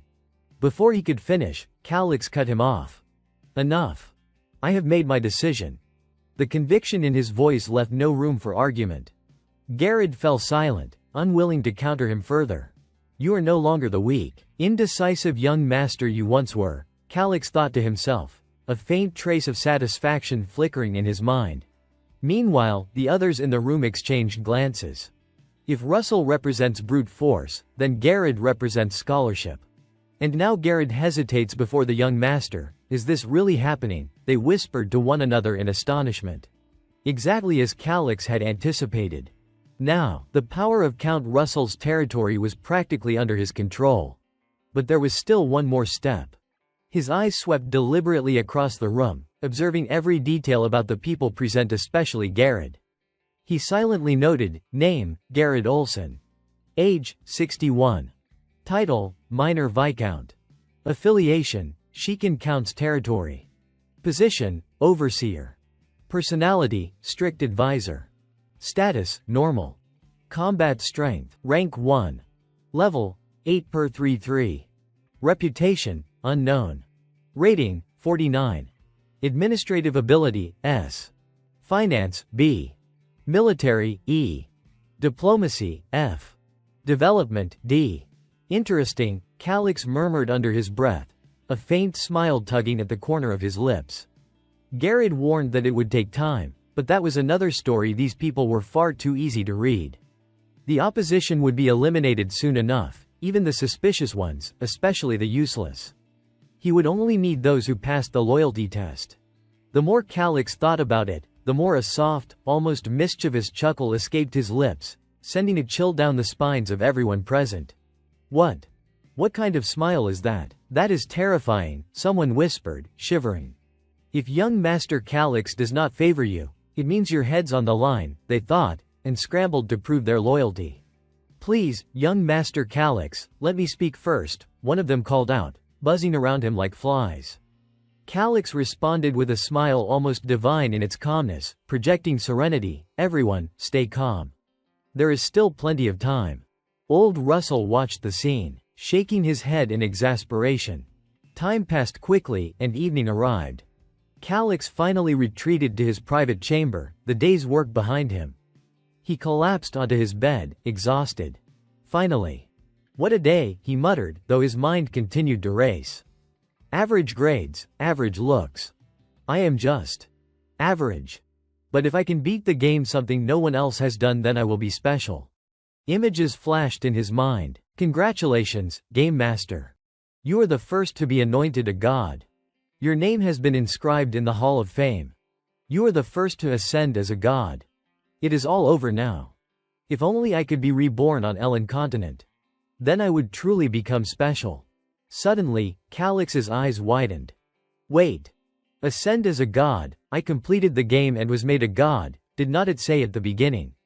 That you would be reborn as a small, insignificant soul, overcome trials, become a hero, pass judgment on the fallen dark gods, and evolve into a god, granting any wish you desire. It seemed everything was beginning to make sense. No way. So it already recognizes my conditions, and it treats that as my wish, Calix thought, before collapsing onto his bed like a dead hog. Well, there is no turning back now. If I complete this game and become a god again, will I get another wish? I have to finish this game, no matter what. Morning came quickly. After a few yawns and stretching to shake off the sleep, Calix nodded to himself. All right. Where should I start? I know the Count's territory, but I have never heard of Russell's lands. Where is this place? I will have to check the map. As if responding to his thoughts, the system immediately displayed a full map before him. Along with a series of notifications, you have pacified the Ellen Continent. Bonus rewards unlocked, all landmarks revealed. Calix's eyes practically watered at the sight. It was like a treasure map, every dungeon, ruin, terrain feature, and hero's destiny trait laid out before him. The bonus rewards were unprecedented. No one had ever completed the game to reveal everything. Every hidden mark on the map was now visible, even things he had never known existed. Heavens! This game is way too easy, he thought, rolling around in his chair with giddy excitement. Anyone watching might have assumed he was having a seizure. After enjoying a few moments of happiness, Calix suddenly realized something. Wait. What year is it now? He muttered, glancing at the system screen. Imperial year 289. The hero's destiny begins in 294. And yet, I know nothing about Russell's territory. That meant this land would disappear within 5 years. Panic surged in his mind as he quickly re-evaluated the situation. But why? He recalled Russell mentioning economic deficits. Ah. That is why I nearly got killed without even a single maid to my name. He checked the financial status through the system, pulling up the Shikan territory's accounts. The moment he saw the results, sweat poured down his face like a waterfall. What? Why? No way. I can't believe it, he muttered in disbelief, his heart pounding. I should have taken the remaining money and run. But no, I can't take this land with me anyway. The financial charts were all blood red. Calix rubbed his chin, deep in thought, calculating his next move. Money can be earned again, but the land? That belongs to my family. To give up the land I worked so hard to claim would be such a waste. He decided to systematically review all the Count's financial records in Shikan. Glancing at another system screen, he furrowed his brow, analyzing tax revenues. Income from farmland is not much different from other territories. The defense budget was only increased last year, so that is not an issue. But the family's debts. Calix spent the entire day poring over the family's financial documents until late afternoon. This is exhausting. Reading 10 years of records is overkill, he complained. Yet, the effort gave him a clearer picture. The first problem became obvious. Trade with the desert kingdom of Madrosha, across the highland region, had been interrupted. Naturally, lower import taxes would follow, but where had such a huge loan even come from? 1 year's debt exceeded the annual tax revenue. The more I look at these numbers, the messier they become. I need more information, he muttered, tugging at his hair, brain firing at full capacity. Then an idea struck him. Of course. The pig locked in the underground prison Gidris. He is the finance chief, so he must have crucial information. Acting on the thought, Calix headed down to the dungeon. If I interrogate him, I will probably uncover some useful leads, he reasoned as he descended the stairs. Not long after, he reached the bottom. A prison guard noticed him approaching and hurriedly saluted. Lord Calix, what brings you here? The guard asked. Take me to Gidris's cell, Calix said calmly. Right away, my lord, the guard responded, quickly leading the way. The moment Calix set foot in the dungeon, a foul stench rushed straight into his nose, forcing him to clamp a hand over his face. God, that is disgusting. He muttered. The entire drainage system down here has been abandoned, he thought with a deep frown, then glanced at the guard walking ahead of him. The man was one of the subordinates under the captain of the Guardian Knights, someone who only bowed to authority and nothing else. If that is the kind of person he is. Calix suddenly came to a stop, making the guard turn back in confusion. Lord Calix, the guard asked. Calix spoke gently, as if pondering some noble principle. The captain of the Guardian Knights is a man who strictly follows authority. If he arrested someone who is actually innocent, I believe they should be given a chance to clear their name. Do not you think so? The guard rubbed his hands together, obsequious and eager to please. You are absolutely right, my lord. And on the other hand, Calix continued, if someone who is truly guilty ends up being released, they should be re-investigated thoroughly. Which is why I am assigning this task to you. Jailer. I understand, sir, the guard replied quickly. Hearing that response, Calix could not help mulling over the situation. He serves under the captain, yet he betrays him this easily, so. Am I his new master now, ha? Fine, if that is the case, I will squeeze every bit of use out of him. Calix spoke again, voice smooth. Also, I am not a count yet. You should watch how you address me. I apologize, young master, the guard stammered. Look at me, Calix thought dryly. I am turning into one of those sleazy politicians I used to despise. He waved a hand. No need to apologize. Just bring me to Gidris. This way, young master, the guard said quickly. Before long, the two of them reached Gidris's cell, and even from a distance, the man's enraged screams echoed through the underground corridor. I can't swallow this disgusting slop. I will get out of here soon, just you wait. Hearing that, Calix strode forward until he stood right in front of the cell bars. Oh, so you have already figured out a way to escape your cell? Calix asked cheerfully. Planning to break out, are you? Inside, the old man Gidris was not even surprised. In fact, he looked like he would been expecting this moment. "I have been waiting for you, young master," Gidris said, glaring at him. "You still owe me a debt. Is not that right?" Calix narrowed his eyes slightly, then sat down as if settling into a comfortable interrogation. "What nonsense are you babbling? What debt? The only thing I am obligated to do is make sure the rope used to hang you is sturdy. Your execution day should be approaching, should not it?" In response to those words, Gidris put on an absurdly sly expression. "I may look like this, but I have worked in the treasury department of the Shikan territory for over 20 years. As for why a noble young master like you would take time out of your precious day to visit me, the treasury minister, I think I can guess." "The former treasury minister," Calix growled, correcting him.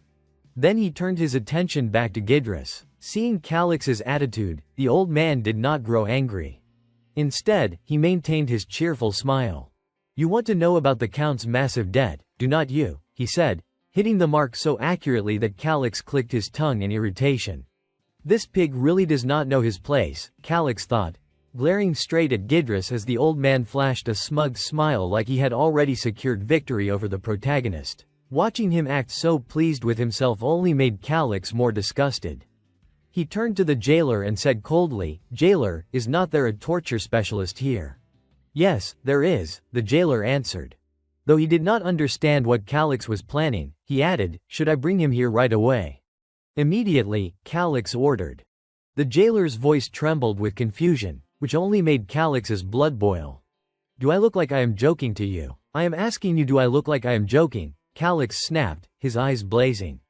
The jailer's face turned purple with fear. "I will bring him here right away," he yelped, then bolted forward as fast as a gust of wind. "He thinks that just because I am young, he can talk his way out using polite words," Calix thought. But that man is the real power behind this entire Count's estate. Even Gidris had not expected Calix to react this way. Damn it. Is this brat really calling the torture specialist? This is bad. Cold sweat began dripping down the old man's back. Ignoring him completely, Calix smiled and said, "I do not think someone like you can endure pain very well, but do try your best.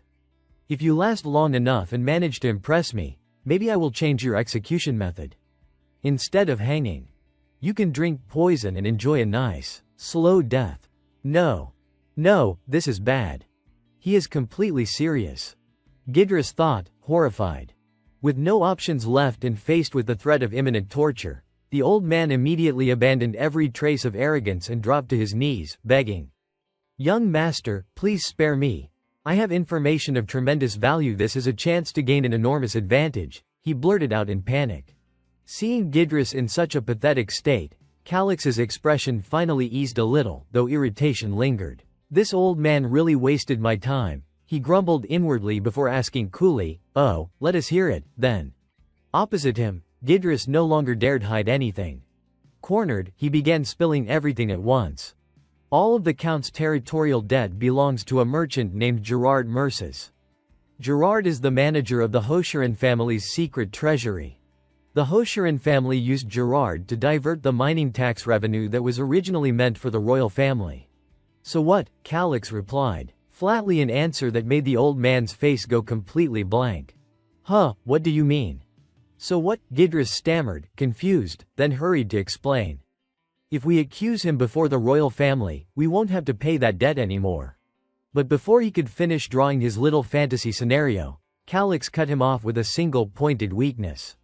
What if he sells the entire debt at a low price before he is arrested? Sells it to the Hocherin family, for example. That. Gidris faltered, unable to form a coherent sentence. "I never even thought of that," he panicked internally. How someone with this level of foresight ever made it to the upper ranks of the territory's economic division was a mystery in itself.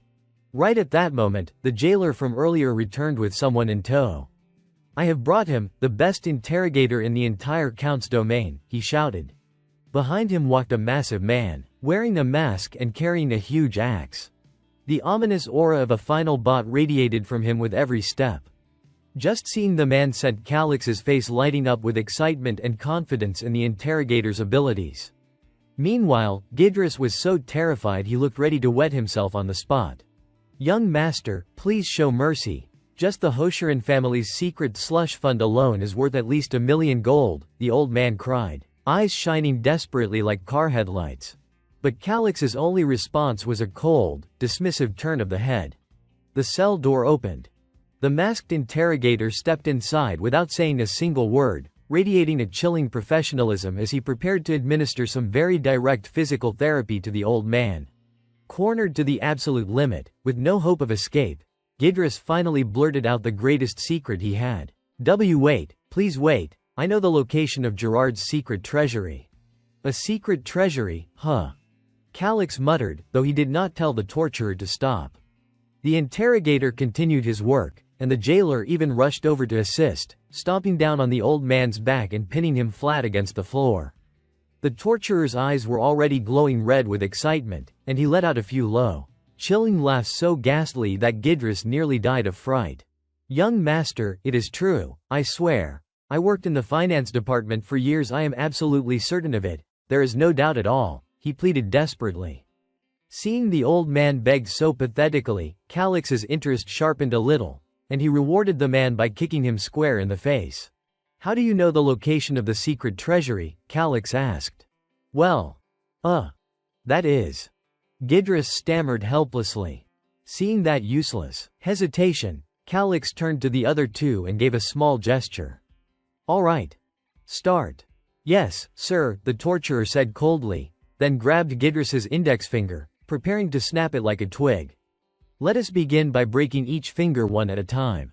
Hearing that, the old man panicked and confessed instantly. I once tried to rob the treasury myself, but I failed. You did not go personally, did you? Calix asked with a sidelong glance. I hired some rogue thieves to steal the gold from the treasury, Gidris sputtered, eyes darting away, unable to look Calix in the face. You hired thieves, and how much did you pay them? 300 gold. 300, Calix froze, eyes widening. 300. No 3,000 gold. For a moment, Calix's entire mind short-circuited. Then he repeated slowly, as if confirming he had not misheard, 3,000 gold. Did you just say 3,000? Oh no. I am finished. Gidris wept internally as Calix began laughing so hard it was terrifying, the kind of laughter that meant something inside him had snapped. Even the jailer could feel the oppressive black aura pouring off him. He has gone mad. We should probably just execute the old man now, young master. End him, the jailer thought nervously. When Calix finally stopped laughing, his voice turned ice cold. 3,000 gold, that is half the entire annual tax revenue of the Count's territory. Where did you get that kind of money? You embezzled the Count's funds, did not you? Across from him, Gidris slammed his head against the floor, begging for mercy. I had no choice. If the key to that secret treasury was not a magic crystal orb, I would have succeeded. That made Calix pause. His expression shifted as if a memory had been triggered. A magic crystal orb. Sit up and explain. Now. Yes, I heard that crafting even a single duplicate crystal orb costs at least 2,500 gold, the old man said quickly. This might actually be useful, Calix thought to himself before speaking again. You were tricked. Chances are Gerard and the thieves were working together. Hearing Calix lay out that possibility, Gidris's face went blank for a moment before he hurriedly protested, impossible. I personally confirmed the entrance to the secret treasury. I saw Gerard open it with the magic crystal orb myself. Where is this treasury located? On the Galdra Plateau. I was blindfolded, so I do not know the exact position, but I am certain it was the Galdra Plateau. Calix did not respond immediately. Instead, he pulled out his map and began examining it. This is the Galdra Plateau. Right, ruins, huh, I think I am starting to get the picture. I will need to investigate this more thoroughly. If I can find someone familiar with Galdra Plateau. His mind drifted, and he remembered what Lila had mentioned earlier about a special forces unit made up of orphans who had undergone brutal combat training at a camp on the Goldragra Plateau. Those who survived were selected into the elite unit. Jailer. We are leaving. Calix barked the order, turning on his heel and walking out without sparing even a glance at the screaming Gidris behind him. Gidris had embezzled 3,000 gold, and the jailer had taken bribes from that pig. The more Calix thought about it, the more furious he became. I can't just leave that jailer alone. I should have kicked Gidris a few more times on the way out, Calix muttered internally. Then, as if remembering something, he suddenly stopped and called out, startling the jailer. Jailer Shua. Gidris admitted to embezzling 3,000 gold. Naturally, you did not know anything about this. Right. Of course not, young master, Shua replied immediately, silently praying for divine luck. There is no way he knows I took money from that pig. Right. I overheard the conversation while you were gone, Calix continued calmly. I am a generous person. But I am not sure even I can overlook something like this. Quite a dilemma, is not it? Hearing that, Shua realized instantly that the young master knew everything. He collapsed to his knees and began begging desperately. Young master, please forgive me. I swear I will never do anything like that again. At the same time, he was cursing Gidris viciously in his heart. That damned pig, how dare he rat me out the moment I step away. He continued groveling, talking non-stop like a machine gun until he noticed Calix was not replying. Slowly, he looked up. Calix was gone. Vanished without a trace. Shua's expression darkened at once. Whatever. First I need to deal with Gidris. I will show that bastard what hell really looks like. With that vow, he stormed back toward the prison, ready to give the old man a very personal physical therapy session. And the entire thing was watched from a distance, Calix observing silently from the shadows. Just then, he felt a dangerous presence behind him and turned around sharply. Who are you? Calix barked as he caught sight of a completely unfamiliar face. Judging by the uniform, it seemed the man belonged to the Blue Lion Knights. Calix mulled over this quietly before asking again, what do you want? Hearing the question, the brown-haired man placed a hand over his chest and introduced himself. I am Kraut Salim. I was ordered by the representative of Lord Russell to escort you. Young master. It is an honor to meet you. I see. Calix nodded, silently scanning the man's information at the same time. The profile read, name, Kraut Salim, age, 26, knight under the Sheikhan Baron's domain, Legion, Blue Lion Knights, position, veteran knight, personality, stubborn and direct in challenging superiors, physical status, normal, combat ability, rank 5, level, 52/78, fame, unknown, popularity, 27, influence, E, finance, E, military, A, education, F, development potential, D. Reading through the data, Calix raised an eyebrow. The man's abilities were impressive. In the hero's fate system, had someone like him existed before, his name did not ring any bells. Had he died young, with a potential and level cap around 70, he could easily rank among the top 100 strongest on the continent. A military skill rated A combined with such potential was extremely rare. Could it be? Calix furrowed his brow, rummaging through his memory and recalling a certain figure. Though he appeared ordinary, he had been described as someone capable of slaughtering any enemy without mercy. Not even the Dark Prince, his own sovereign, had seen his face. The Grim Reaper. Calix guessed silently. But then he shook his head. No. It could not be. The Grim Reaper was described as gaunt and gloomy. This muscular man did not match that description at all. Most importantly, his eyes were bright. Well, he thought, without more information, there is no reason to overthink. Based on potential alone, he is at least rank A. Keeping him by my side could be beneficial. Calix's thoughts were interrupted by Kraut's worried voice. Young master, are you all right? I have called out to you several times. I am fine. What is the matter? Calix waved his hand dismissively. Seeing Calix respond, Kraut moved on to the subject at hand. A merchant named Gerard Miraz came to see you. Gerard Miraz. Calix muttered under his breath, recalling the name. That was the merchant the family owed money to. So that is the merchant that idiot mentioned. Interesting. Calix chuckled quietly to himself and moved off swiftly. Let us go, he said, observing Kraut's slightly flustered posture and thinking, that fool can't possibly be the Grim Reaper. Right, no way. Time passed quickly, and soon after, Kraut led Calix to the family's reception hall, where the merchant named Gerard was already waiting. The moment Calix stepped inside, the man's voice rang out, bright and eager, as if he had been rehearsing the greeting. "It is a pleasure to meet you, young Master Calix. My name is Gerard Miraz, and I am currently running a small trading company." Calix gave a polite nod in return. "I have heard that while the Miraz trading company is not large, it is a very respected business. Talented merchants are always welcome." He spoke with a soft smile, prompting Gerard to wave his hands humbly and reply, "You flatter me too much."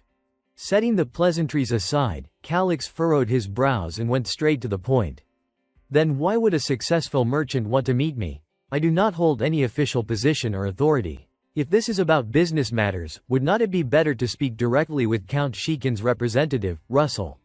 The moment those words left his mouth, Gerard suddenly burst into loud, hearty laughter as if he had just heard something unbelievably amusing.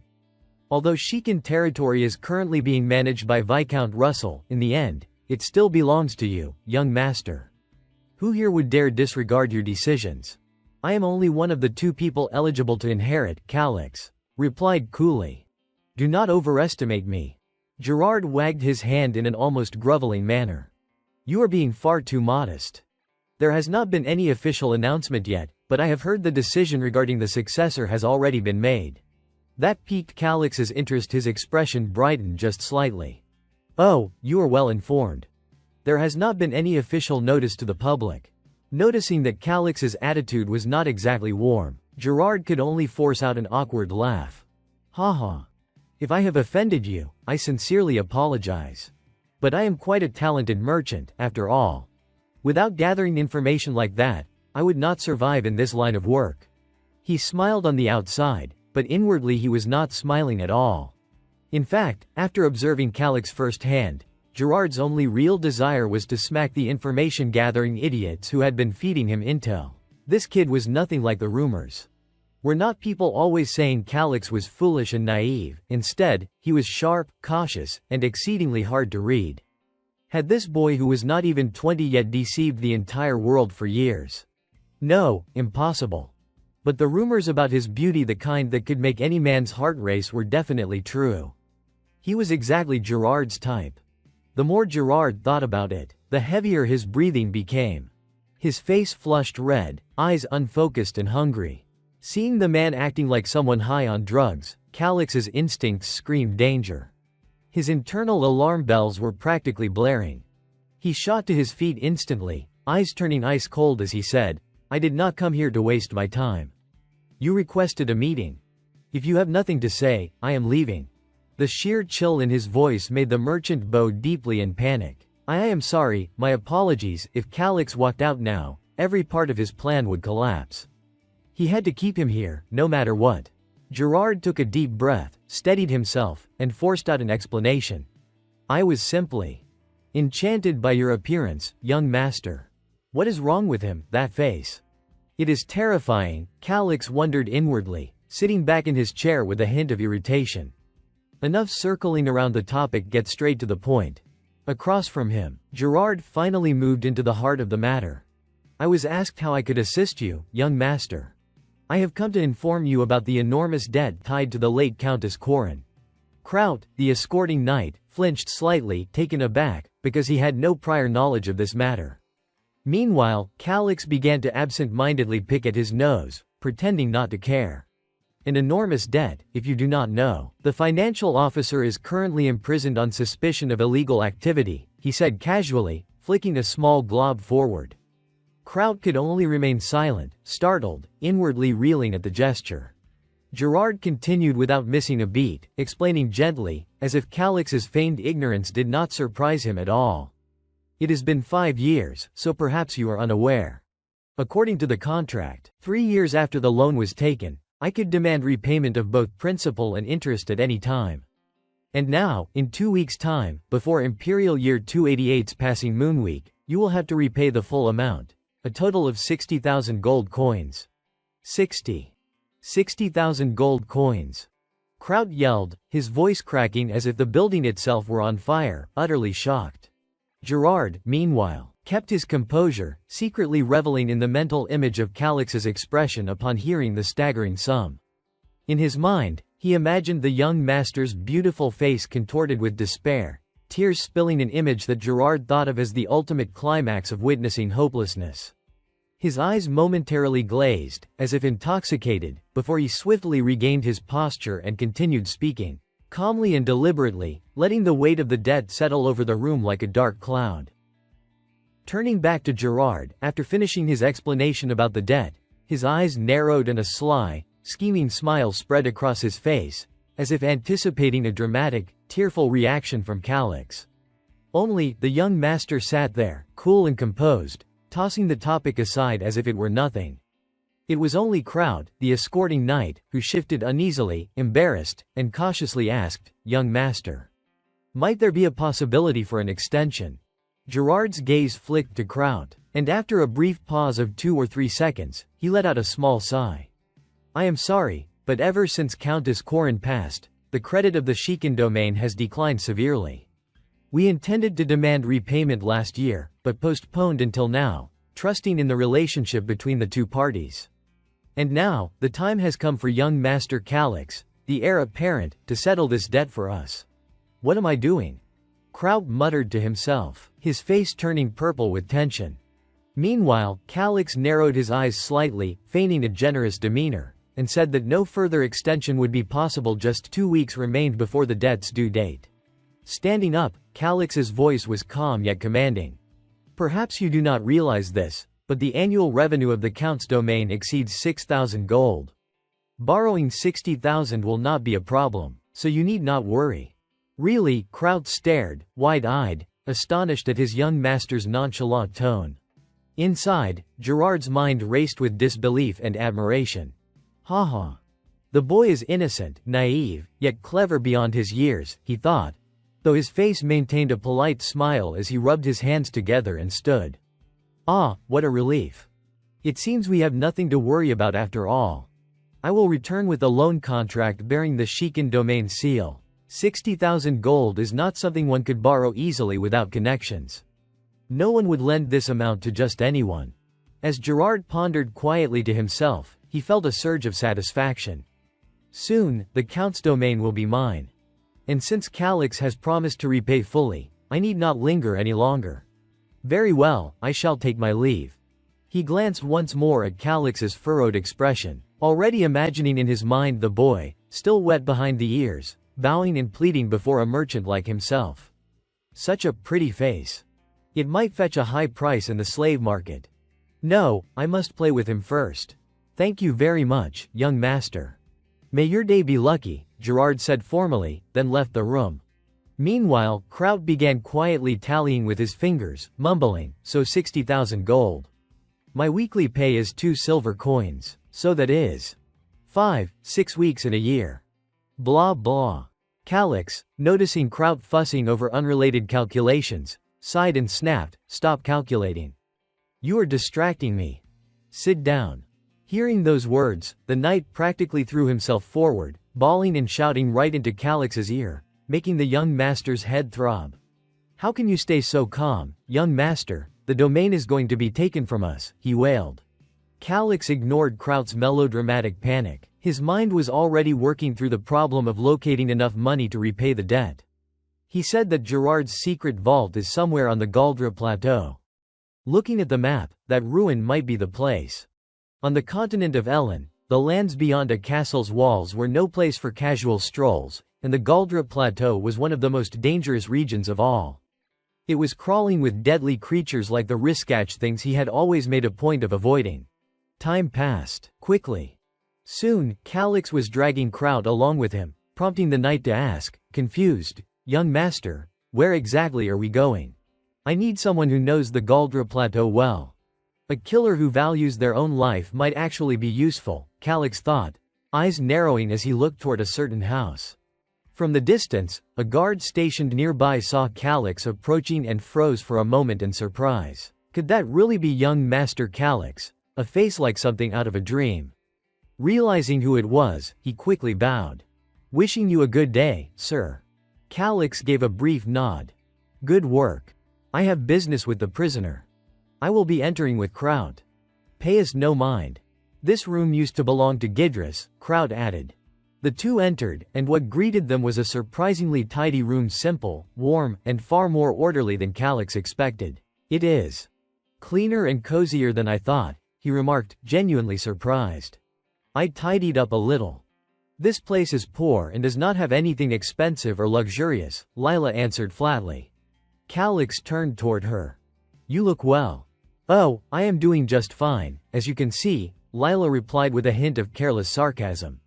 Behind him, Kraut tightened his grip on his weapon and barked, watch your mouth, woman. Lila paid him no mind. Her eyes were fixed solely on Calix. You tricked me, she said. She was referring to the poison incident. Calix did not even attempt to deny it. You figured it out faster than I expected. So you came all the way here. Meaning you need something from me, Lila asked, eyebrows quirking. But what could I possibly do? I have no intention of obeying you anymore, young master. Then, leaning back with a smirk, she added, unless, of course, we share something. Heated together. Who knows, I might listen to you afterward.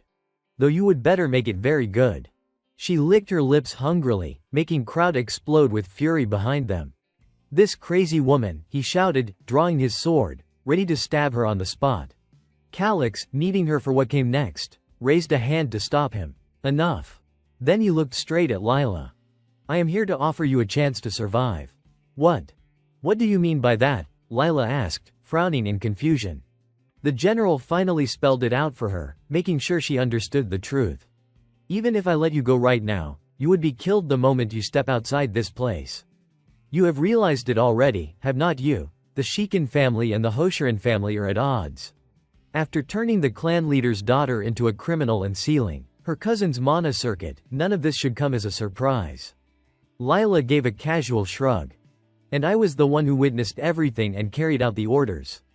You still do not get it. Calix let out a tired sigh at her clueless expression. Only then did Lila's face finally shift, and she hurriedly asked, the Hoshiran family.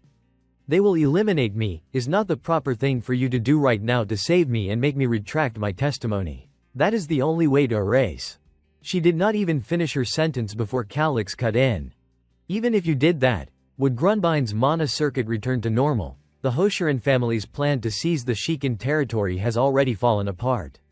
Nobles never tolerate obstacles to their ambitions, especially not servants. His voice turned cold as frost as he laid out her fate. Her face drained of color, as if the life had been pulled straight out of her. She had seen countless servants die like dogs for noble families, but she had never once imagined she would be the one standing at the edge of that same pit.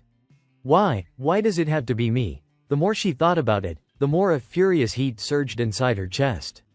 And then, as if driven by nothing but a raw desire for revenge against the one she believed had ruined her life, she snatched the lamp wick lying nearby and hurled herself at Calix. Die, she screamed, aiming the sharp metal tip straight at his chest as she launched forward. But there was no way Kraut could let his young master get hurt. The moment Lila lunged forward, he stepped in front of Calix, coiling his body and driving a powerful kick straight into the assassin's abdomen. She flew backward through the air, crashing onto the ground. Without hesitation, Kraut clenched her weapon in his hands and bellowed, "Filthy assassin, how dare you challenge my master?" Seeing Kraut's ferocity, Calix spoke up, his voice calm but firm. I appreciate your protection, but do not humiliate her too much. After all, it is thanks to her that I can become the successor lord.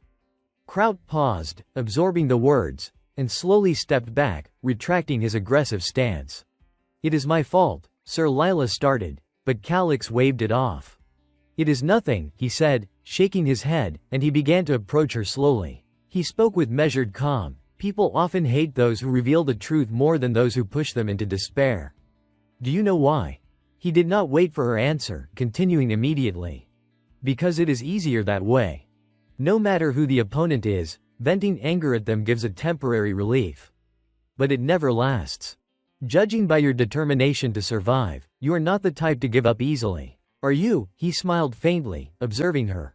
Of course no one wants to die, Lila said firmly, her voice resolute. I won't die. I can't die, her yell rang out, And it was exactly the display of determination Calix had been hoping to see. He nodded slightly. Good. Then you will be useful. Help me with my work, and I will protect you from those who would prosecute you. If you have a family, I will protect them as well. Lila's expression instantly shifted, and she shouted, My family has nothing to do with this. Are you using them as hostages to threaten me? Calix laughed loudly before flipping the switch on his cold, unyielding demeanor. Do not misunderstand me. Even if you die, it would not matter to me one bit. Assassins like you are a dime a dozen. Hearing this, Lila's expression calmed slightly as she considered the truth in his words. Yes, as a grand noble like a baron, I am nothing but a disposable tool. Realizing that, she asked, Then why did not you find someone else? There must be a reason you went through all this, just to convince me, right? Calix responded with the same calm certainty. First, to save time looking for someone else. Second, do you remember what I told you before? I said I would give you 1 minute. If you refuse within that time, I will return your freedom. As he spoke, he raised a single finger, emphasizing the point. No other choice, Lila thought to herself, finally coming to a decision. Reflecting on it, what he said made sense. She had constantly been sent on missions to monitor and deal with traitors within the organization. Even if it seemed selfish, she had no other options. She did not particularly like this brat, who only had looks going for him, but she had to survive at all costs. Resolving herself, she finally nodded in agreement to Calix's proposal. Fine, understood, she said. The Shikin and Hoshiran families have crossed the line. They will soon disappear. I stand to gain if the Hoshiran clan falls. Finally thinking straight, Calix smirked, a sly, condescending curl of his lips, as if mocking her for only now reaching the correct conclusion. Seeing this expression, Lila ground her teeth and snapped, In return, you must treat me as a mercenary under a fair contract, not a subordinate. I won't be running around taking orders unrelated to my missions. Good, Calix thought with relief. He had been bluffing a bit just now, and her agreement made things easier. Behind them, Crowd, who had been listening to this conversation the whole time, trembled with rage, his body shaking as if having a seizure. How dare you speak to the Lord like that, you insolent woman, he spat, his eyes wide with fury. Seeing this, Lila immediately raised her hands in surrender. Calm down. I will remain polite with my client, she said, her tone teasing yet calm. After all, he is the one paying me. She glanced at Crowd. You are not going to attack my new ally, right? I thought you held chivalry in high regard. Her playful smile only fueled Kraut's rage further. But try as he might, her logic was airtight, and he could not do a thing. Ally, my ally. He muttered under his breath, glaring at her. Sparks of tension seemed to leap between them as they stared each other down. Ignoring the bickering, Calix turned back to business. Last time, you mentioned it, right? The Dark Legion training grounds for the Hoshiran clan are somewhere in the Galdra Highlands. Crowd, I need a map detailing the entire kingdom and all surrounding areas of Hoshiran territory. Calix's voice rang out sharply. Since only Crowd could access the map window, a physical map was necessary to guide the two of them ahead. There is a large map in the War Council room, sir, Crowd replied, still smiling, though he did not entirely understand what Calix had in mind. Let us go, Calix said. Behind him, Lila followed, rolling her eyes at the overly energetic knight. Useless ball of energy, she thought with quiet disdain. After you, sir, Crowd said, opening the door with a polite gesture. Yet, for some reason, Calix stepped back, positioning himself behind Crowd instead. The knight blinked in confusion. My lord, why are you behind me? He asked. Nothing. Just go ahead, Calix stammered, forcing out a vague reply. Crowd tilted his head, suspicion creeping in. Does he not know the way? I know the way, sir, but should not a knight follow behind the lord? Crowd ventured, slightly hesitant. Hurry up, just move, Calix said irritably, cutting the discussion short. The scene shifted to the war room. As Crowd had mentioned, a massive map dominated the wall, spread wide for full observation. This is the War Council room, Crowd explained. The most classified military secrets on the entire Ellen continent are kept here. Calix's eyes scanned the map intently. Galdra Highlands. Got it. He pointed to a specific region and asked, "What do you know about this place?" Kraut squinted at the map, recalling details.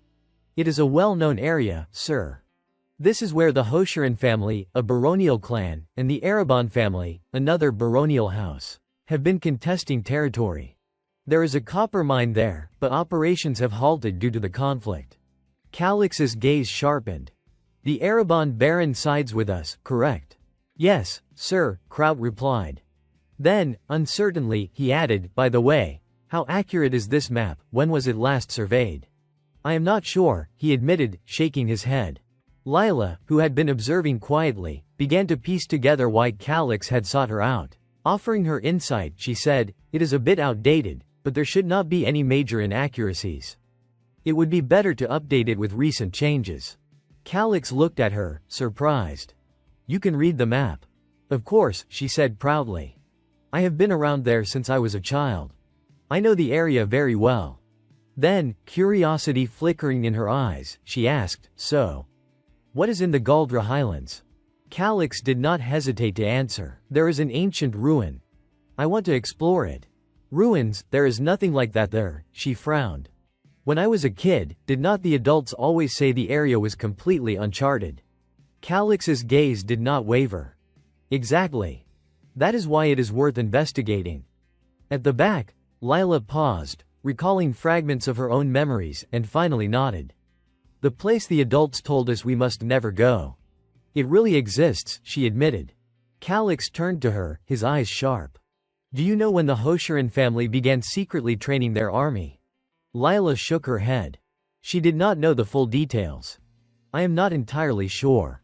But from when I graduated from the 6th cycle and was sent to camp for 5 years, I would estimate it has been around 15 years.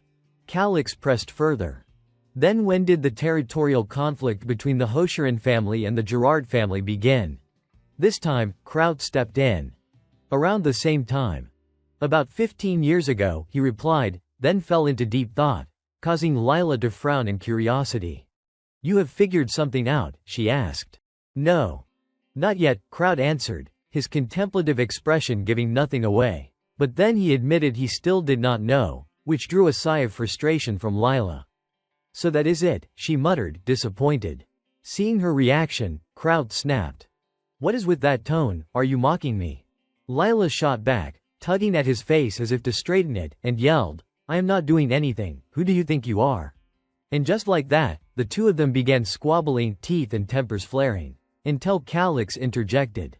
"Training an army requires enormous funds. Without a solid source of income, it would be difficult to expand the forces." Hearing this, Lila paused her attack on Kraut and asked, "What do you mean?" Calix said nothing. Kraut answered instead, a hint of sarcasm in his voice. "It means they must have gotten a lot of money from somewhere." "I was not asking you, fool," Lila snapped. Calix merely nodded in agreement with Kraut's assessment. As he said, the Hoshiran family must have found a new source of income during that time. They probably used it to secretly train their army, and then sent them on covert missions like you, Lila. Lila ground her teeth at the implication, struggling to calm her anger for a few moments before speaking again. "Then what exactly is this source of money, and how is it connected to the ruins?" Calix leaned in, explaining his reasoning. "First, copper mines are usually found near silver deposits. Often, silver can be extracted from the copper ore. I suspect the Hoshiran family has been secretly mining silver. That is a serious crime." Kraut frowned, concern flickering across his face. Calix understood this fully, but he could not grasp why the Hoshirans would risk so much. "True. But think about it, imagine discovering a silver deposit on your land. Yet the gold and silver mines are considered royal property. Do you really think any noble would honestly report that?" Hearing this, Kraut's eyes widened in realization. He turned to the next question. "And the ruins, what do we know about them?" Calix's lips curled into a knowing smile as he thought silently. "That place. It is perfect for hiding something. Whether they believe me or not does not matter, they will never leave the Baron's estate alone." Standing beside him, Lila finally spoke up. "But what does any of that have to do with us? Are you planning to start a war just to seize their resources? I do not think the Shikan territory has enough supplies to support something like that." Damn it. But she is right, Kraut thought bitterly, though he kept his mouth shut. Unaware of what was going on in his head, Lila continued, in any case, failing to report the existence of a silver mine is illegal. Even if we managed to take it through war, if they reported it to the royal family, everything would be over for us. What if we report it first, she suggested. However, Calix shook his head. We would not gain anything. Our territory is already on the brink of bankruptcy. That is why we need money. What exactly are you implying, she asked, narrowing her eyes. Calix's lips curled into a sharp grin as he revealed his true idea. The money they have accumulated. It is probably stored right there. It is illegal wealth. Even if we steal it, they can't sue anyone. I see. Both Kraut and Lila's eyes lit up in understanding. Time passed quickly, and later that night Calix gathered a group of people to prepare for his plan. Old man Russell was present as well. My lord, Russell said, voice steady with concern, is it really wise to put your trust in such an inexperienced young man? The Galdra Plateau is not a place for games.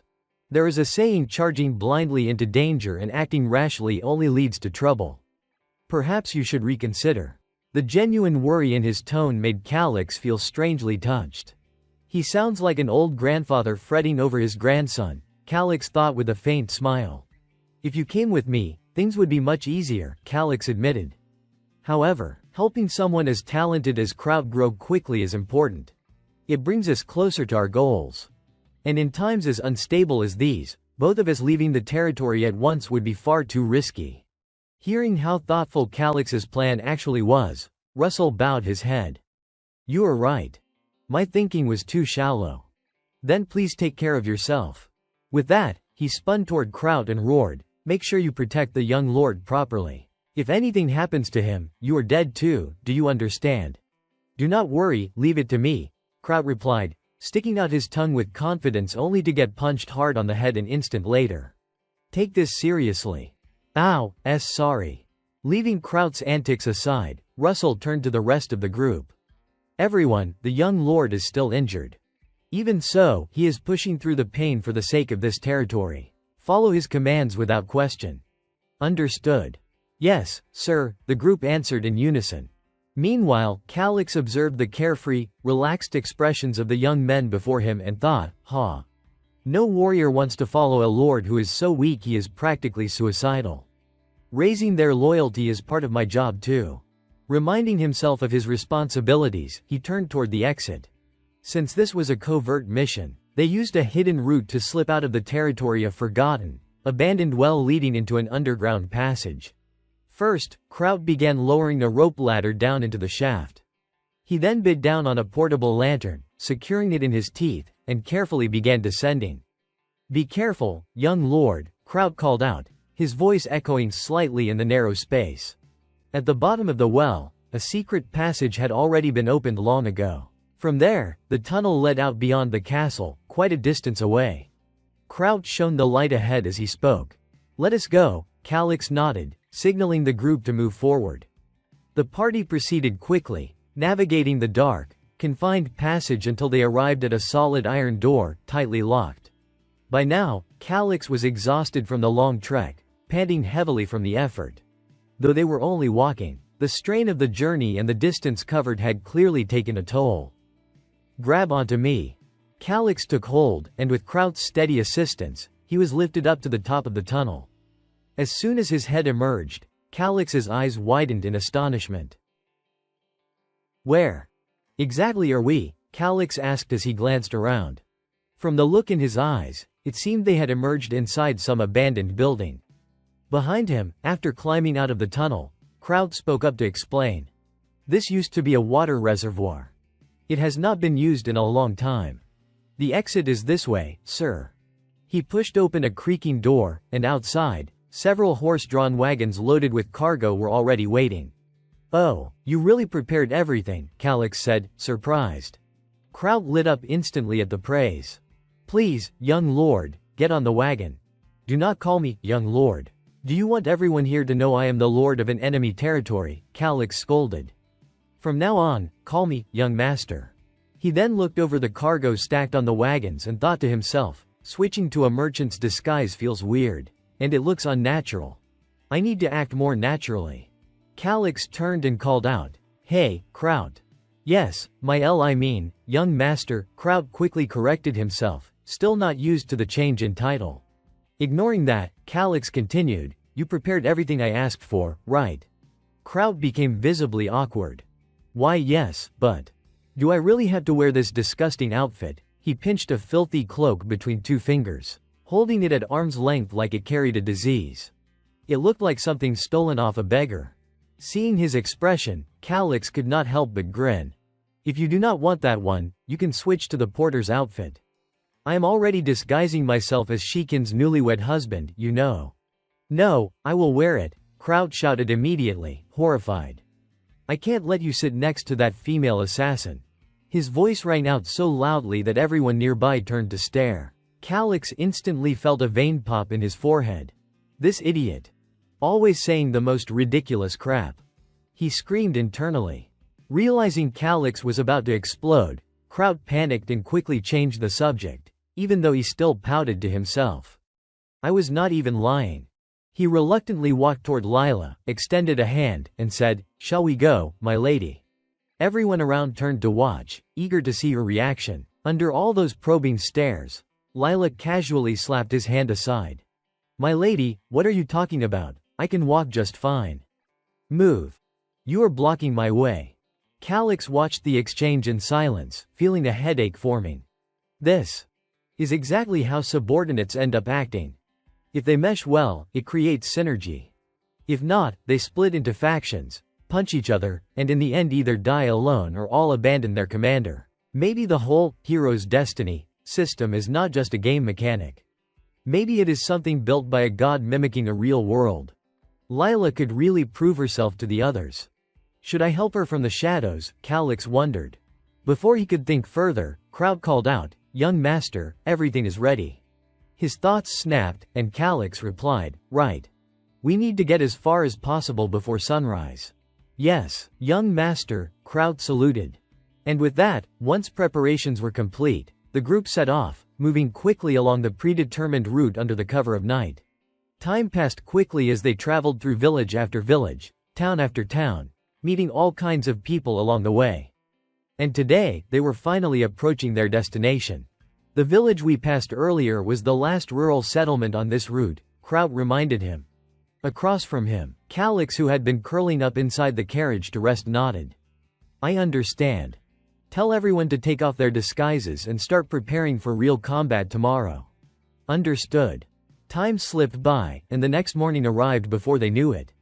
After breakfast, Calyx stood before his group. "This is where we begin the real operation. Let us move." Behind him, the knights, now dressed in proper armor instead of merchant garb, followed swiftly. They had not gone far when Kraut suddenly raised his hand, signaling everyone to halt. "Our scout has returned," he said. "Good," Calyx replied, quickly hopping off the wagon. Up ahead, the scout rushed toward them, breathless. "Sir, knights, there is a group of Bigfoots ahead." At those words, Kraut's expression shifted. He knew very well how troublesome that species could be. "Bigfoots, huh, damn it. What is the size of their nest?" he asked. Notes: Bigfoots are large, heavily furred creatures resembling gorillas. 5, sir, the scout answered immediately. Calyx, however, seemed to have something else in mind. "Hey, Kraut," he said, turning toward him, "get me up into the trees. I want to see them myself." Misunderstanding, Kraut assumed the young master was just excited like a child discovering a new toy, since he had never seen these monsters up close before. "Yes, sir," he said with a grin. He scooped Calyx up in a princess carry and leapt to a higher, elevated area, placing him where he had a clear view. Once Calyx focused his gaze, he spotted them almost instantly. "There they are," he muttered, narrowing his eyes. In the distance, on an open patch of land, several crude huts stood clustered together. It looked like the settlement of the Bigfoots. "Do not underestimate them," Kraut warned. "So, what is the plan?" Though still young, Kraut quickly outlined a strategy. "First, we cut off their escape route using fire arrows." He did not get to finish. "Hold on," Calyx shouted. "Burn them. Are you out of your mind?" Calyx's words struck hard, and Kraut turned to him with an expression far more serious than his usual playful smirk. Young master, I am sorry, but this is the life and death of our subordinates. We can't gamble on a method that has not been tested. Hearing that, Calix began trembling with anger. No one on this continent knows more about monsters than I do. But I have no way to convince them, he thought, his hands shaking. After giving Calix a moment to look around from the treetop, Kraut carried him back down, saying, I will stop there, charge myself and come up with a plan. Even if I agree with you, there is no guarantee the others will. Calix frowned. He could see the truth in those words. Behind them, Kraut began barking orders. Knights of the Blue Lion, I will explain the strategy. First, we are going to and so on. One by one, the so-called plans were laid out.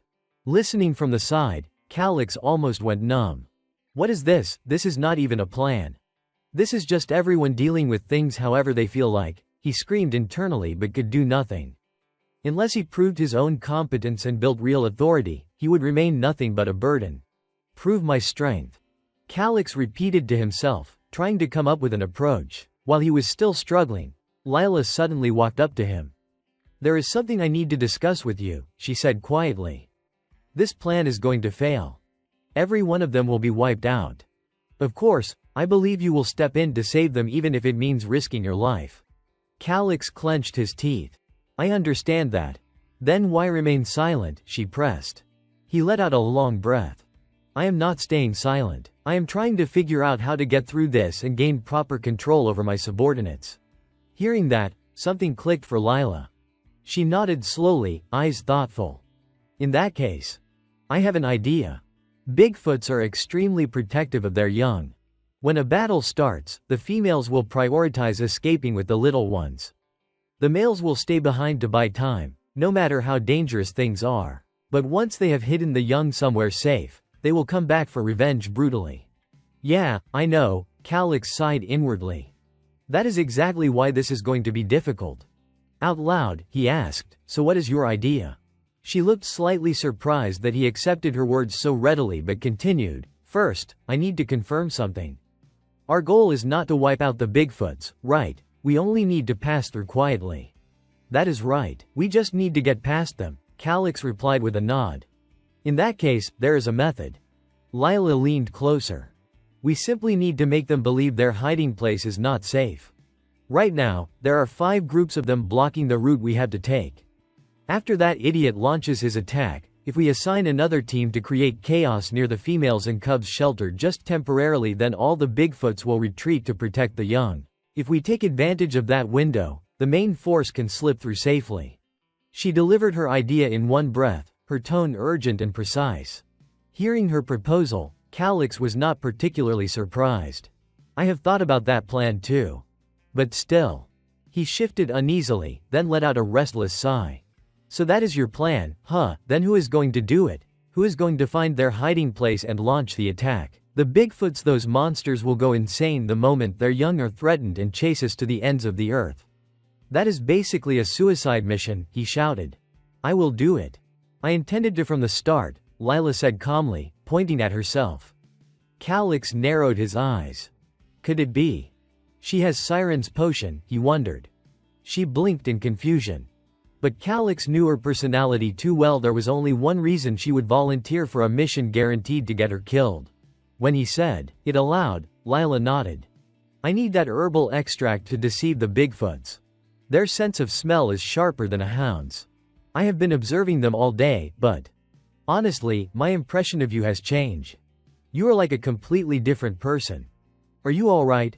Why are you suddenly coughing so much? It is nothing, Calix cut her off quickly.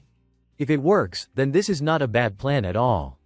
Lila, misreading his urgency as concern for her, puffed out her chest proudly. Do not worry about me. Ever since I was 8, this place has been my playground. Instead of being reassured, Calix stared at her with a puzzled look. Why are you helping me? He asked.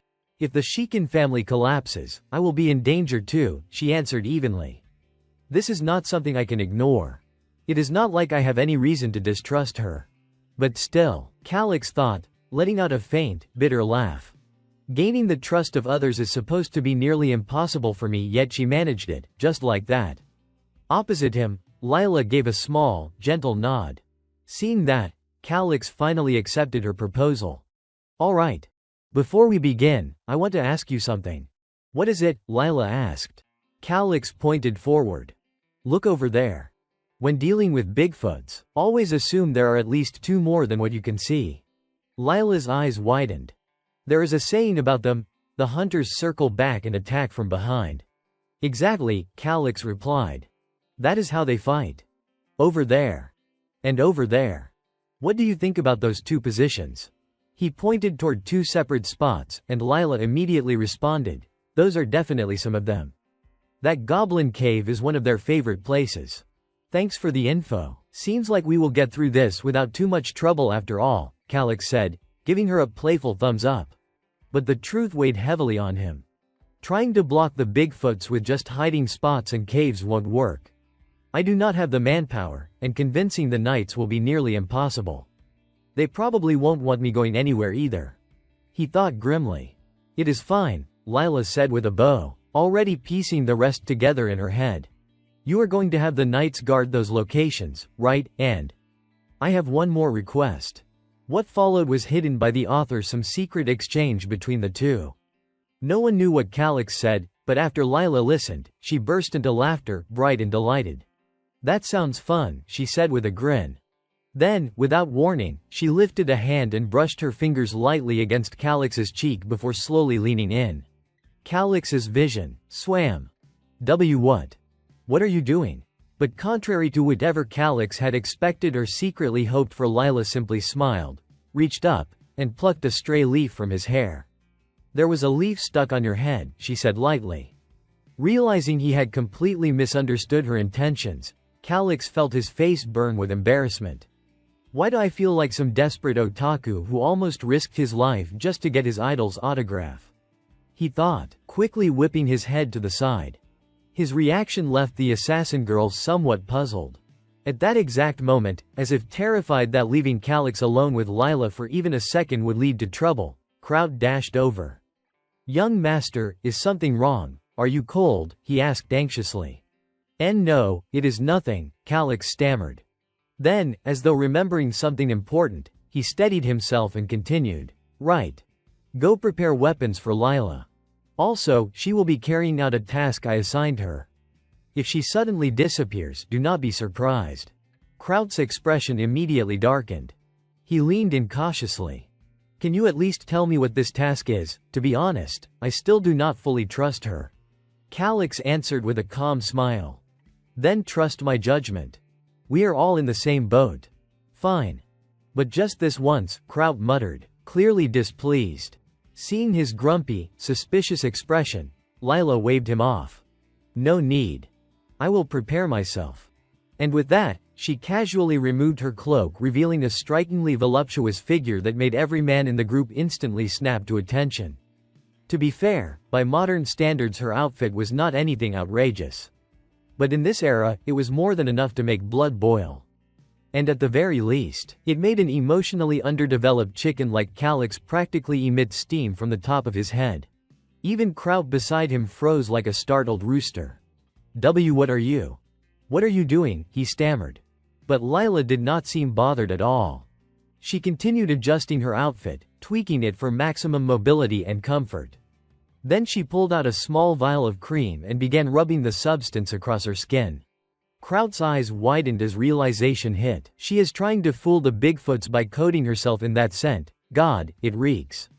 He quickly clamped a hand over his nose. She is brave, but this is overkill. When he looked back at Lila again, she was finishing her weapon check. Her movements were smooth and practiced. She nodded to herself in satisfaction. Just as I thought. My eye color changed. And nobody's panicking. Guess I worried for nothing.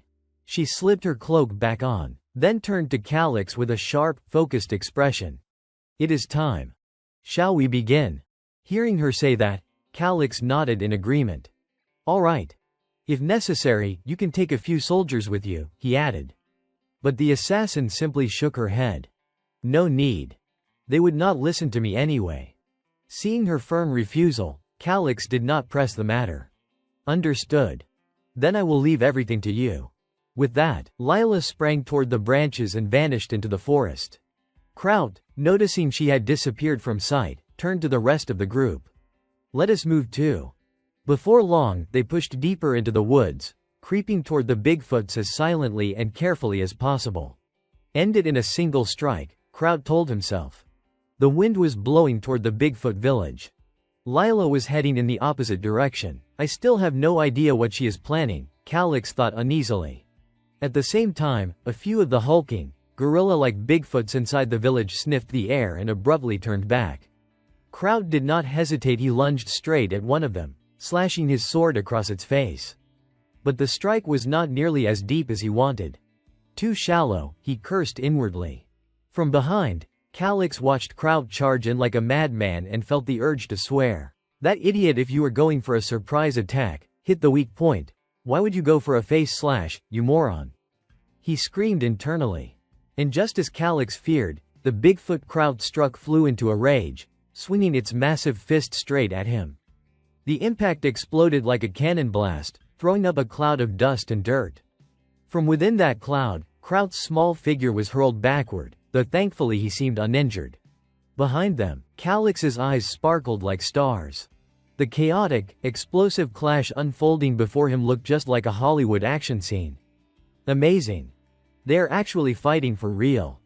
Nothing like watching it through a computer screen, he marveled. The enraged Bigfoot began pounding its chest with both enormous arms, bellowing a warning roar to summon the others. Almost instantly, more of them charged toward the sound. The ground shook under their heavy footsteps, and Calyx went pale. This is bad. Would fire magic even help here? He wondered nervously. Meanwhile, Kraut, absolutely terrified of nothing, saw the Bigfoots gathering and shouted to the knights behind him. Knights of the Blue Lion Order, advance. Hey, wait, Calyx cried anxiously. Lord Calyx, I am one of Thomas's escort knights. I am Albu. Please do not stray from our formation, one of the knights warned him. Yes, all right, Calyx replied quickly. Then the battle began in full force. To greet the charging monsters, Kraut sheathed his sword in a bright aura and rushed forward. Do not step out of formation, he roared, swinging downward with all his strength. His blade unleashed a glowing arc of energy that slammed into the ground below, triggering a deafening explosion that shook the forest. When the dust finally cleared, the rest of the squad saw that the Bigfoots caught in the blast could not withstand the power of Kraut's attack. They were sprawled helplessly across the ground. Seeing that, Kraut's face lit up with excitement. He turned to Calyx as if showing off a trophy. Look, I got one. Behind them, the young noble was trembling with so much anger that his whole body shook. What are you showing off for? Go help the others already, he fumed silently. He had no idea what animal Calyx might have been born under, but the moment that thought crossed his mind, a soldier in the distance suddenly cried out. His sword had been swatted clean out of his hand by one of the Bigfoot's giant palms. The soldier lurched backward, desperately trying to reach for his weapon, but it was already too late. The monster's massive hand was already sweeping down toward him. Fortunately, at the last possible second, Kraut shot forward and delivered a full-force kick straight into the creature's face. The Bigfoot's fangs flew out in a spray. Go, grab your sword, Kraut shouted. Thank you, Captain, the soldier gasped, still shaken from his brush with death. Kraut did not bother acknowledging the gratitude. He was already starting to feel the strain of dealing with these monsters. We can't keep taking them down one by one like this, he thought grimly, sprinting off to save another knight who was in danger. Watch out, Kraut barked when he spotted a Bigfoot lining up a spear thrust straight at a knight. With no other choice, he kicked his speed into overdrive, darted in, and slashed off the monster's arm in a single strike. The creature howled like a burning house collapsing, but Kraut had no time to breathe. He immediately bolted toward another crisis point. As he ran, he could not stop himself from cursing under his breath. Damn it. There is no end to these things.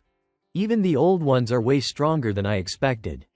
Gritting his teeth, he dove toward the heel of another Bigfoot, sliding across the grass as he swung his sword with all his strength.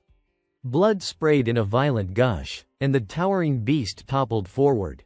Seeing the giant fall, the remaining knights rushed in eagerly. Now's our chance, they shouted, rallying together.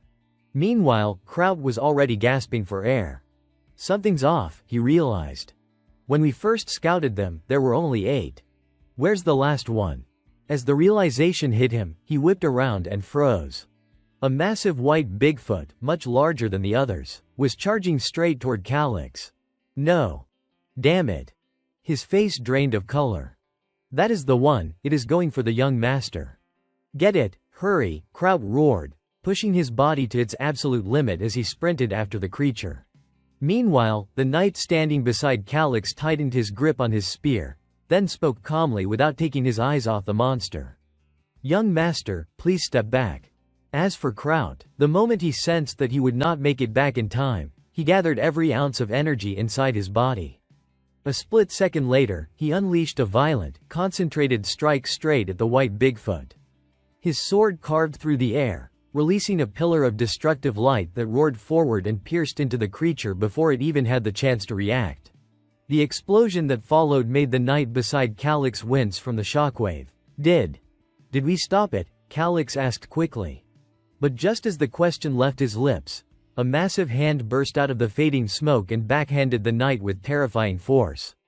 The man's body shot through the air like a fired cannonball, crashing into the ground far behind them. The impact was so powerful it split the earth open in a jagged line. Calyx's face went pale. Meanwhile, Knight Thomas had no time to worry about his fallen comrade. He stepped in front of Calyx and said urgently, "Young master, this is too dangerous. You must not leave my side." Back to Kraut, watching a fellow knight get swatted aside like that sent a surge of fury through him. "You bastard," he roared. Lightning crackled across his entire body as he dashed toward the white monster, bolts snapping wildly in every direction. The display of electricity was so intense that even the Bigfoot recoiled, raising its arms to shield its face. Seeing the chance, Calyx clenched his fists and turned to Thomas. "Thomas, go help them and take that monster down. If we do not do something, all of us are going to die." Thomas tried to steady his voice. "Young master, I can't. Just hold on a little longer." "Hold on," Calyx cut him off sharply. "If we just defend, who is going to come save us? Think, Thomas, if the soldiers fall, you will be alone against two monsters. That puts us in even greater danger, does not it?" He grabbed Thomas's arm, staring directly into his eyes with desperate conviction. The conflict in Thomas's expression deepened. Kraut had strictly ordered him not to take his eyes off the young master, and as a knight, that order weighed heavily on him. But then Calyx delivered the final blow. "Thomas," he said, voice sharp with authority, "are you planning to defy your master's command?" The sheer force of the words slammed into Thomas like a hammer. His hesitation shattered. "I am a knight. A knight obeys his master. And I want to fight. I want to protect him," he thought, placing a hand to his chest. "Yes, young master," he answered firmly, giving a decisive nod before sprinting off to assist the others. Meanwhile, Calyx hurried toward Albu, the knight who had been sent flying earlier by the white Bigfoot to check on his condition. Back to Calyx when he heard the strange sound behind him, he immediately spun around, but it was already too late. In that split second of pure danger, Albu seemed to appear out of nowhere, shoving Calyx aside and taking the full force of the attack meant for him.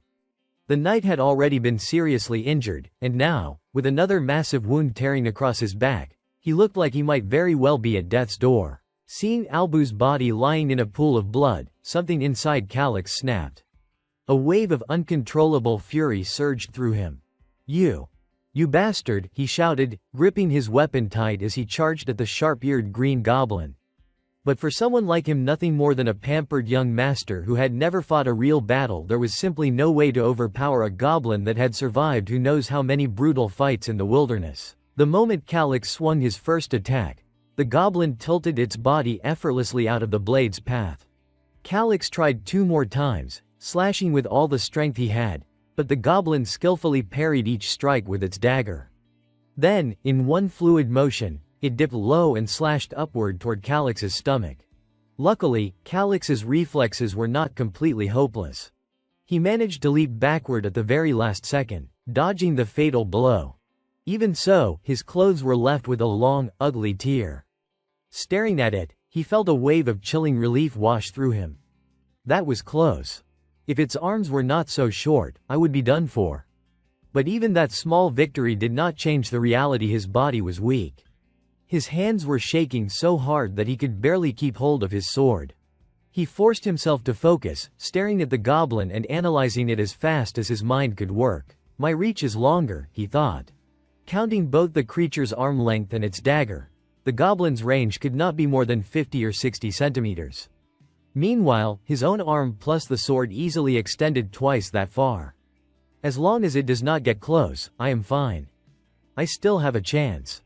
Calyx tried to reassure himself, clinging to that one thin thread of logic. The goblin, noticing that Calyx was not rushing in again, decided to take the initiative. It crouched low, gathering strength in its legs, and then launched itself high into the air toward him. Calyx tightened his grip and swung upward with all the force he could muster. Since the goblin was airborne, it had no room to dodge. His blade landed, slicing a fresh cut along its ear. Unfortunately, the wound did not stop its attack.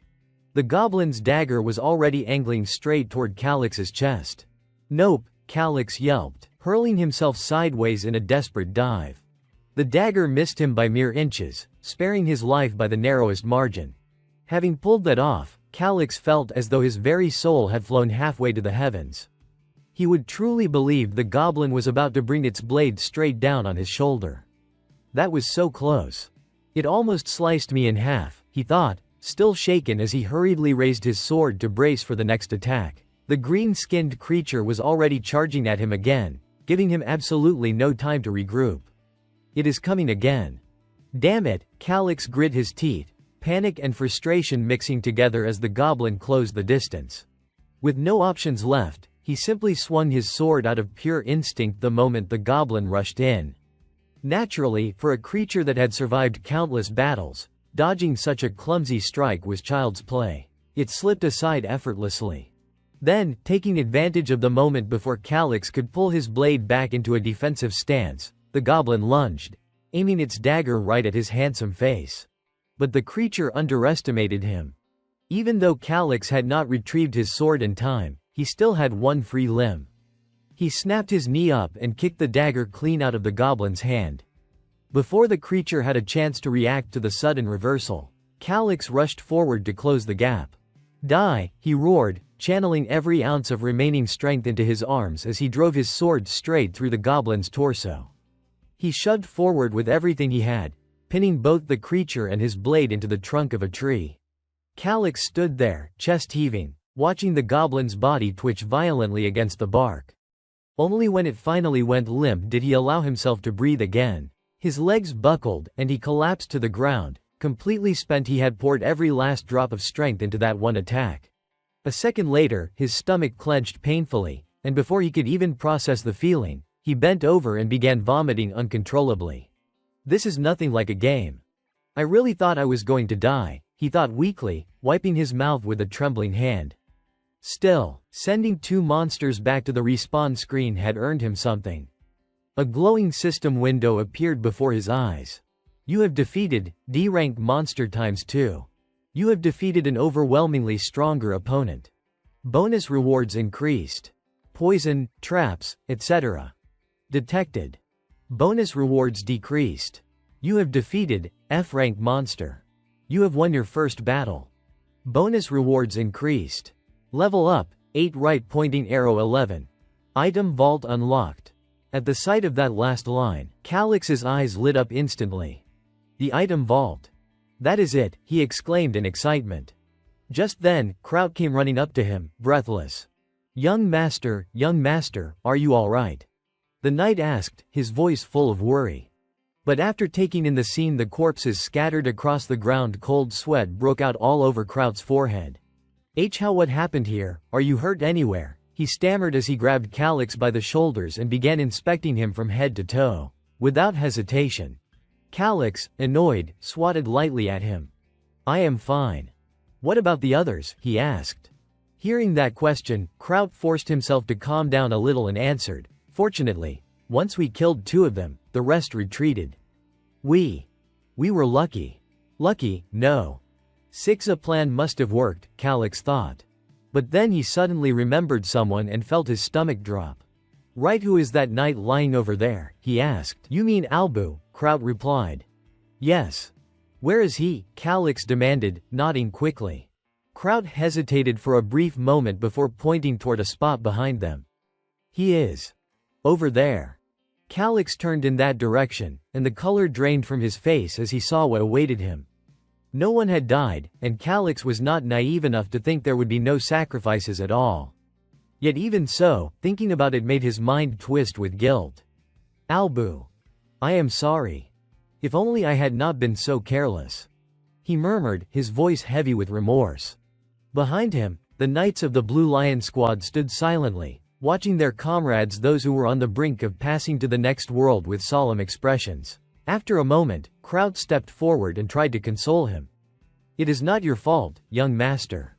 He sacrificed himself honorably, Kraut said, hoping to ease Calyx's grief a little. But Calyx's reaction was fierce and immediate. Do not talk nonsense, there is no such thing as an honorable sacrifice here. A sacrifice is death, he shouted, his eyes welling with tears. Seeing this expression on Calyx's face, Kraut's own features fell into a stunned blank. This was the first time he had lost a subordinate. Feeling this deeply was only natural. However, that was not the whole story. Albu was not the only one who had fallen. Soon after, the knights carefully began retrieving the bodies of the other fallen soldiers, right in front of Calyx. His lips trembled as he asked quietly, "How's the situation on your side, Kraut?" Hearing the question, replied with a somber tone, 3 have died, 1 wounded. Given the circumstances, casualties were relatively low. Calyx, hearing Kraut's report, felt a pang of self-reproach. It is my fault. If I had applied my knowledge more effectively in our strategy, no one would have died. I am alive, and it is all thanks to the traps Lila set up beforehand. And Albu. He sacrificed himself to protect me. Anger at his own carelessness rose within him, and he let out a shout, startling everyone around him. After a moment, as his emotions settled slightly, he spoke again. How shall we handle the bodies of those who fell on the battlefield? If the situation allows, we will preserve their bodies and bring them back, Kraut answered. Understood. Do it properly, make sure they are treated with respect, Calyx instructed firmly. Hearing this, Kraut turned to his fellow knights. All right, everyone, but before he could finish, he froze in surprise. He saw his subordinates wiping away tears, whispering silently to themselves, by the gods, he is so good.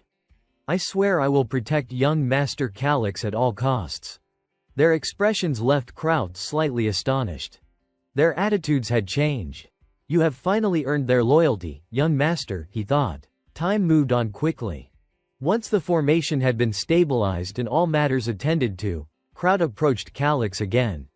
Young master, the bodies have been preserved, preparations for departure are complete, and everyone is awaiting your orders. Turning his attention back to Calyx, he glanced around at everyone nearby, reflecting on the situation. The way they looked at him was completely different from before. This is not the time to dwell on guilt. I have to give these warriors hope for the future, he thought. With that resolve, Calyx straightened and raised his voice, projecting authority and confidence. My warriors, you fought bravely against the giant apes. Now, we will move toward our objective as quickly as possible. Those of you still able, make sure to care for the wounded. We will never abandon our comrades. Understood? Yes, sir, they replied in unison. Back an hour earlier, Lila, the assassin, was moving stealthily through the forest, searching for a way to infiltrate the stronghold of the giant apes. Suddenly, a massive gorilla spotted her and charged straight at her. But Lila reacted instantly, leaping to the side to dodge the crushing blow. Damn it, they have spotted me, she muttered inwardly. Without missing a beat, she threw a grappling hook attached to a cord, anchoring it firmly to a nearby tree. Pulling herself backward, she swung clear of the ape's next strike and landed safely on a tree branch. Keep moving, stay fast, she reminded herself. With that, Lila wrapped the cord tightly around another branch and swung herself toward it, repeating the maneuver smoothly. Appearing calm and confident, she eventually descended back to the forest floor. The gorilla, however, charged at her like a massive tank, eyes locked on Lila, unaware that a taut cord had been stretched directly in its path. Instantly, the cord sliced across its neck, and a spray of blood erupted. Got it. That is something, Lila thought with satisfaction. But victory was short-lived. The giant ape was far from finished. The cord had only caused a shallow cut on its neck. Enraged, it grabbed a nearby tree and ripped it out of the ground, sending Lila into momentary panic. "What the?" she shouted. On the other side, the massive gorilla swung its left arm straight at her small frame. The danger jolted Lila out of her shock, and she quickly maneuvered behind the ape. Leaping into the air, she swung the cord in a spiral toward its neck. Before the gorilla could react, the cord wrapped around its neck several times, tightening with force. The giant ape screamed in terror, howling in pain as Lila's precision and quick thinking began to gain the upper hand. On her side, Lila let out a quiet sigh of relief as she saw the giant ape finally restrained. "Somehow, I have actually managed it," she thought. "The rope I crafted from monster sinew is incredibly thin, too delicate to grip with my hands, yet it held." She watched as the creature thrashed violently, trying to snap the cord. Shaking her head coolly, she thought, "Even if it sees me standing right here, it is useless." At the same time, the sound of the rope cutting sharply into the tree bark echoed through the forest as the massive creature tugged with all its strength. "Wow, it is trying to pull the entire tree down. I need to inject it with a dose of siren serum directly," Lila muttered. She quickly retrieved a syringe from her side pouch and dashed toward the beast. "I have to be fast while it is still restrained," she reminded herself. The giant ape, sensing danger from Lila, swung its enormous arm in a wide arc, striking the ground and creating a shallow crater. But her speed was unmatched.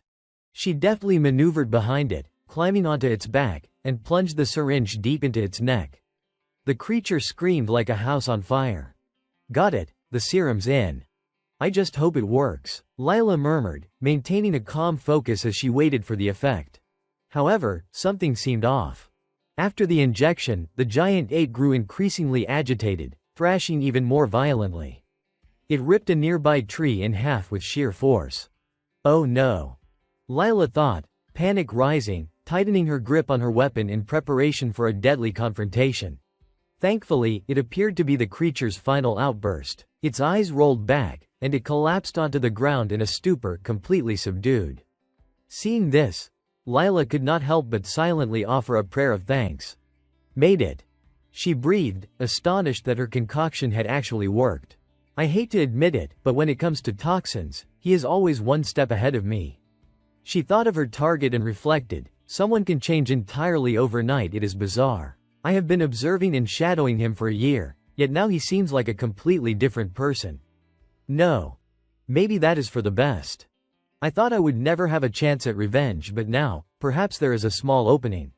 With that, Lila carefully withdrew the syringe from the giant ape and meticulously cleaned it, a faint smile of satisfaction crossing her face. Back with Calix's group, they continued to push deeper into the forest, searching for the ruins. However, after casting a quick glance around and seeing the wounded struggling to move, Calix turned to Kraut and said, "Kraut, find a spot and let us rest for a bit." "Yes, sir," Kraut nodded in agreement.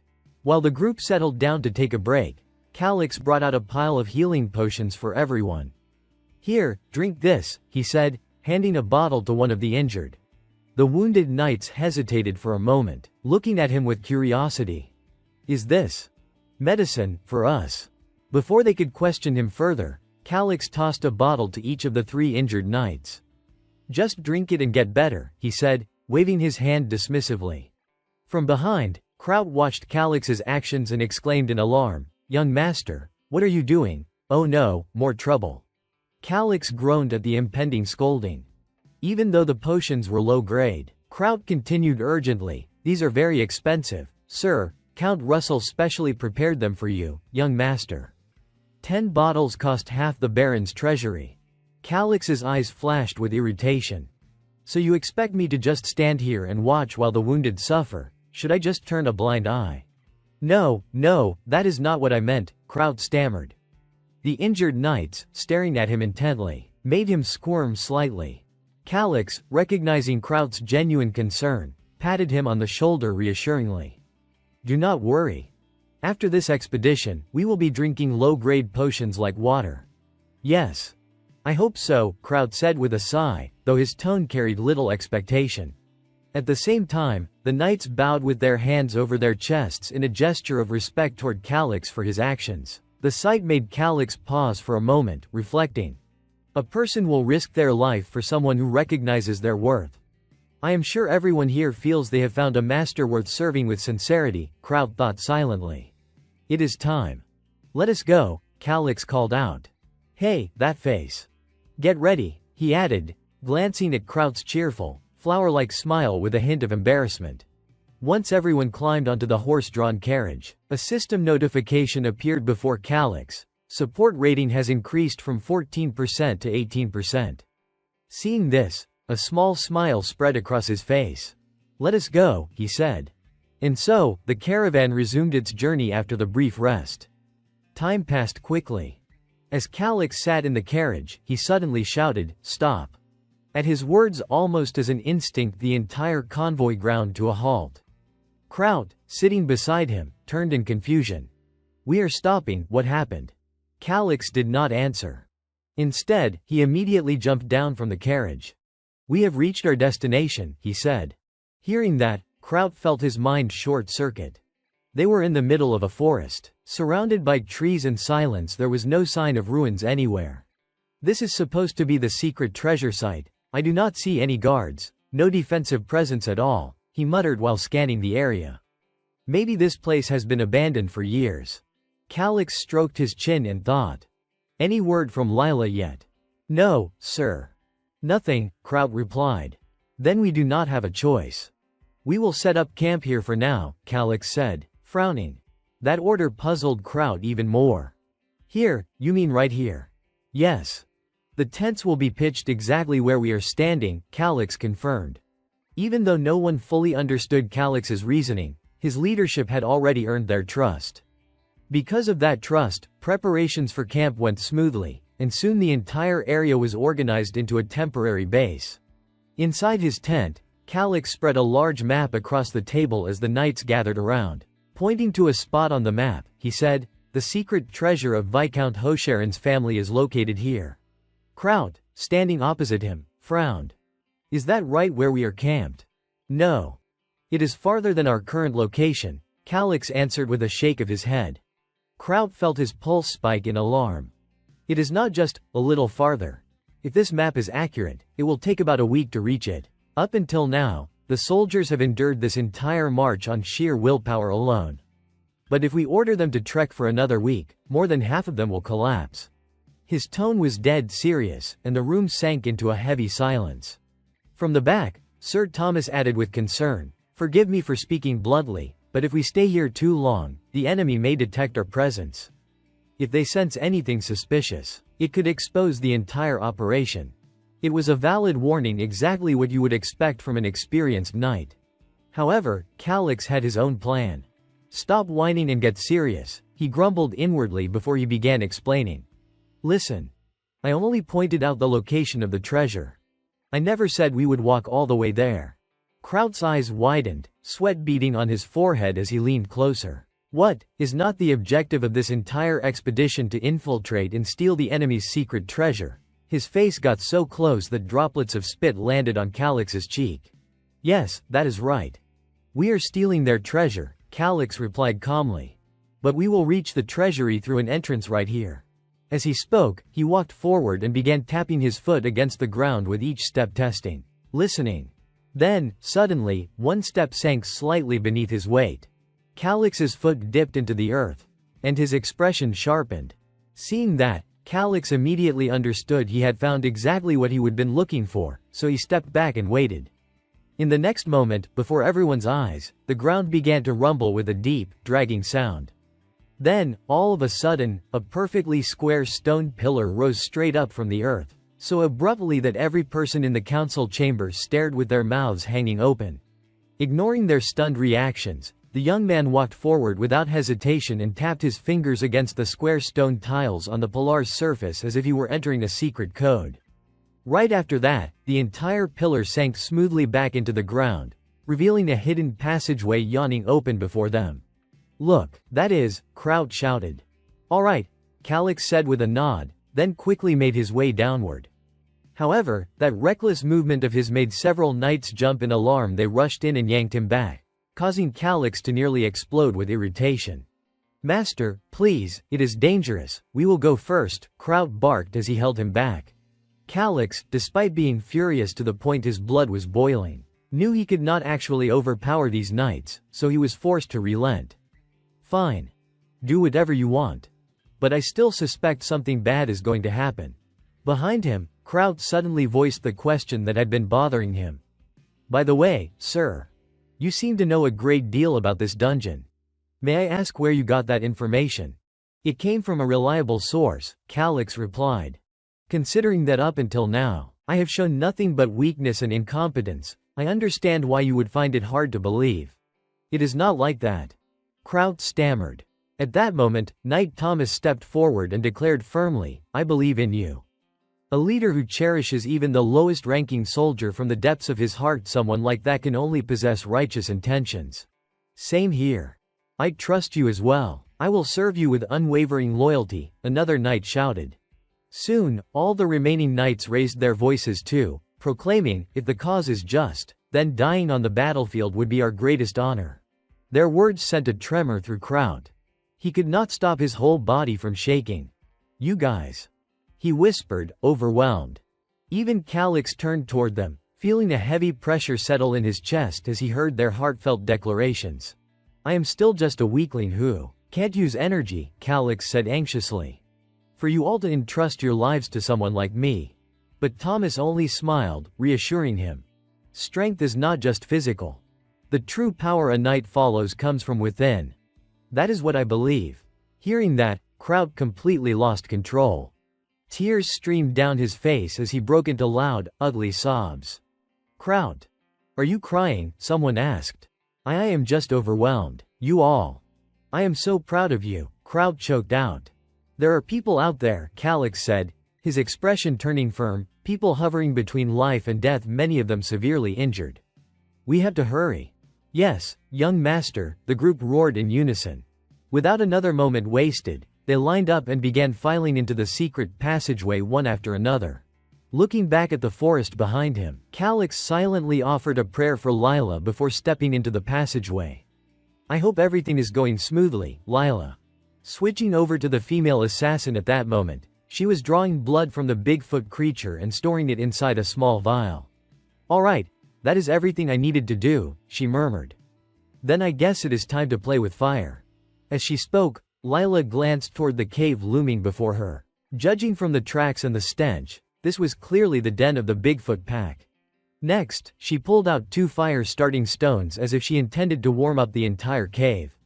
Once the sparks caught and the fire began to spread, Lila immediately sprinted away before those hulking beasts could return. From a distance, as black smoke billowed upward from the burning cave, she thought, that should draw every monster in the area straight there. But then her expression hardened. "The problem is right here," Lila whispered, narrowing her eyes. Beneath the trees ahead, a group of figures in all black clothing dressed exactly like her were moving silently through the grass. They looked like assassins trained by the Hoshiran family, and they were now inspecting the corpses of the Bigfoot creatures that Calyx's group had taken down. Creatures like these rats. I knew they would show up, Lila thought coldly. What happens when you dare turn your backs on someone who clawed her way to the position of executioner? Let me show you. Her expression did not change, but a chilling resolve settled in her gaze as she reached for the vial of Bigfoot blood she had collected earlier. Shifting the scene underground, one of the young men in Calyx's group, after carefully observing the situation, quickly pulled out a notebook and began taking notes. This was clearly an emergency. There was not a single bone left behind, not even a fragment of a human body could be found. The monsters must have devoured them, or perhaps a survivor had already cleaned up the aftermath. Either way, it meant that the creatures had been driven back. Only one family in this area had the capability to repel such monsters. I have to report this to Viscount Servio immediately, he thought anxiously, scribbling down all of his deductions to send to his superior. Unbeknownst to him, every action he took was being observed by Lila, who was hiding not far away. The scouts were sealing their collected samples, standard procedure for preserving their reports. Lila silently noted the method and, without making a sound, wet her fingers with her tongue and held them up to the wind. The breeze was blowing in this direction. Nodding to herself, she retrieved the vial of Bigfoot blood and tossed it onto a nearby tree root. With that done, she stealthily approached the back of the scout, who remained completely absorbed in his work, oblivious to the danger creeping up behind him. Meanwhile, at the Bigfoot den, the fire she had set earlier raged on. The returning creatures shrieked in fury, unable to do anything against the flames. Then the white alpha suddenly caught the scent of blood from one of its fallen companions. It let out an enraged roar and, leading the others, charged toward the source of the smell. The forest was soon filled with deafening cries echoing from every direction. Back at the scout's position, he realized that his elite reconnaissance unit had been completely wiped out. I have to report this, he thought, moving quickly through the underbrush. Exhausted from the hurried escape, he eventually paused to catch his breath. Have I lost them yet? He muttered to himself. But before he could answer, a sword suddenly pierced his chest from behind. Who? The scout gasped, trying to look over his shoulder to see who had ambushed him. But it was too late. Lila had already struck, sending him tumbling from the tree. Without hesitation, she rifled through his body, ignoring the blood and grime, and retrieved the report he had painstakingly written. Ah, here it is. I need to get this to the young master quickly. Should I let the monsters handle the body? She murmured to herself, swiftly retreating from the scene. Not long after, the Bigfoot creatures returned, gathering around the scout's fallen body. The white alpha lowered its head to sniff him, eyes flashing with rage as it detected Lila's scent identical to the trail she had left at its den. Back with Calix's group, they continued descending the stairs of the secret passage. As they moved, Calix muttered to Kraut and the others, "This is completely insane." This place was originally built by a retired sorcerer who hoped to research quietly until his death. Who in their right mind would place deadly traps inside their own house? Hearing this, Kraut found himself agreeing, though he still felt the need to argue. Even so, we have to make sure it is safe. Calix ran his hand along the wall to demonstrate, saying, "Look at this wall." It was not dug from the ground, it was made by melting stone and soil, then letting it solidify. Not a single seam. This is extremely advanced magic. Whoever set these traps must be at least an 8th level sorcerer. If he truly wanted to, anyone here could be roasted alive before realizing it. He said it with a wry smile, almost as if he was secretly hoping to be roasted. At the same time, a few of the knights trailing behind noticed the stairs ending and called out, "Sir, there is a large open space ahead in the passage." "All right, Thomas, stay close to the young master. The rest of you, split into 2 groups and thoroughly search the surrounding area." "Yes, sir," the group responded in unison. Meanwhile, Calix, realizing he was almost within reach of the treasure, began to glow faintly, his entire body radiating like a lantern. Yet he did not forget the injured members of the group. He tugged on Kraut's sleeve, reminding him to ensure that any medium or high-grade potions they found would be given to those in need. "Yes, understood," Kraut nodded in agreement. Calix then settled comfortably into a chair within the room, relaxing as he waited for the knights to handle the rest of the work. Meanwhile, Thomas, finding a moment of downtime, turned to ask, "Young master, how could Viscount Hocherin possibly locate these ruins?" "Perhaps it was a coincidence, or someone may have provided them with information," Calix replied calmly. Thomas pondered this for a moment. But they even managed to get the magical crystal orb. At this, Calix's eyes widened, and he said, "Perhaps this is not a normal situation." "That is true. Although the protective magic here has weakened over time, it is not something a Viscount's sorcerer could easily break," Thomas added. Calix began to sense that the situation was far more complicated than he had initially thought. He turned and asked, "Who is the master of Viscount Servio?" "That would be Marquis Antonio," Thomas answered. "Antonio, looks like we need to prepare," Calix said, frowning as he considered the implications. Soon after, Kraut returned quickly, carrying a box of potions. "As you instructed, young master, it appears the area is safe. Following your orders, I have brought the medium-grade potions we found here." Calix did not even need to see the box. He immediately ordered, "Deliver them to the injured at once." "Yes, young master," the group responded enthusiastically. Kraut, however, felt a pang of regret. "Oh, such valuable items, right here." Calix noticed his expression and replied, I understand how you feel, but we cannot abandon the wounded to die.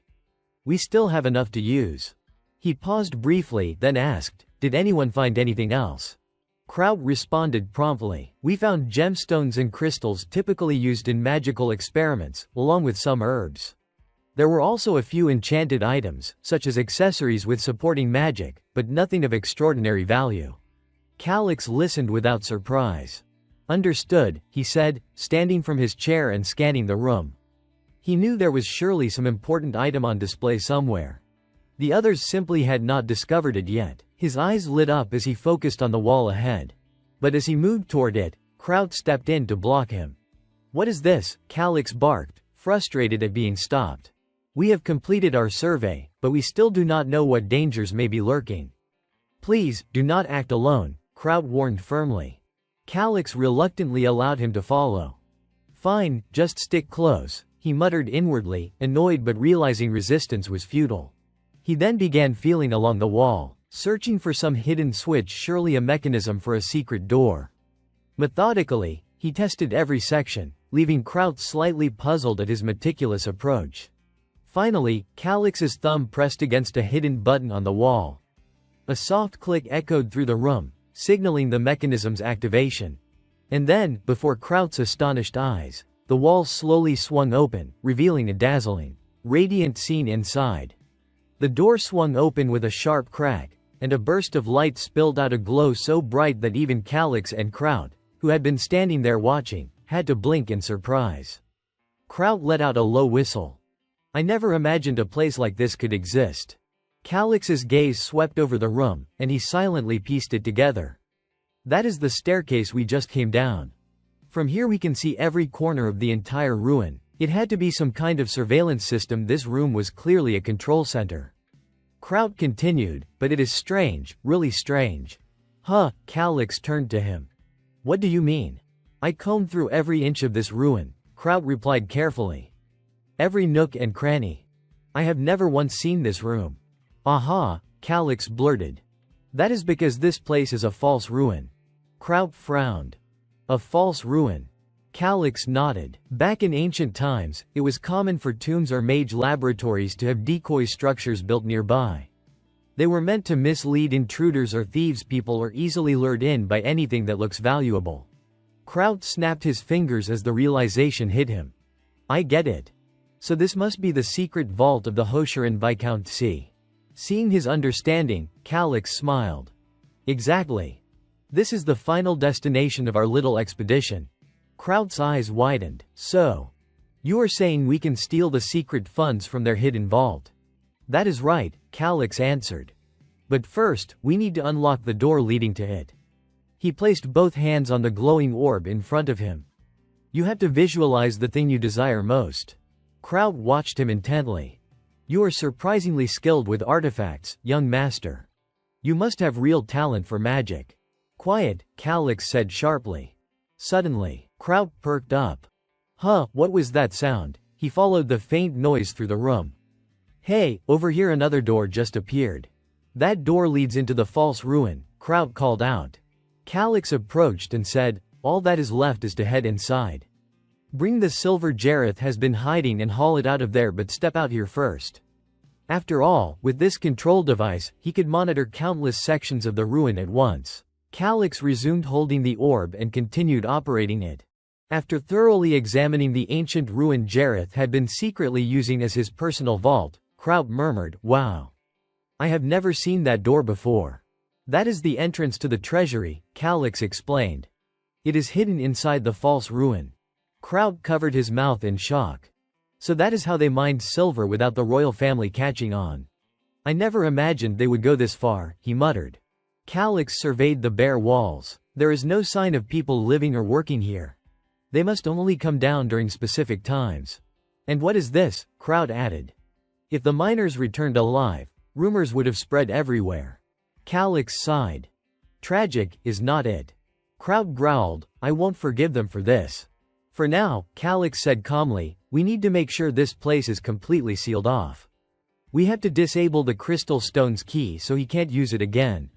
If we reset the protective code and change the Connection settings, as long as they do not destroy the stone gate, he will never be able to enter. A mischievous smile tugged at Calix's lips. We should leave them a little gift, do not you think? Hey. Now go move all those silver-filled crates over to the other side where the expedition team is waiting.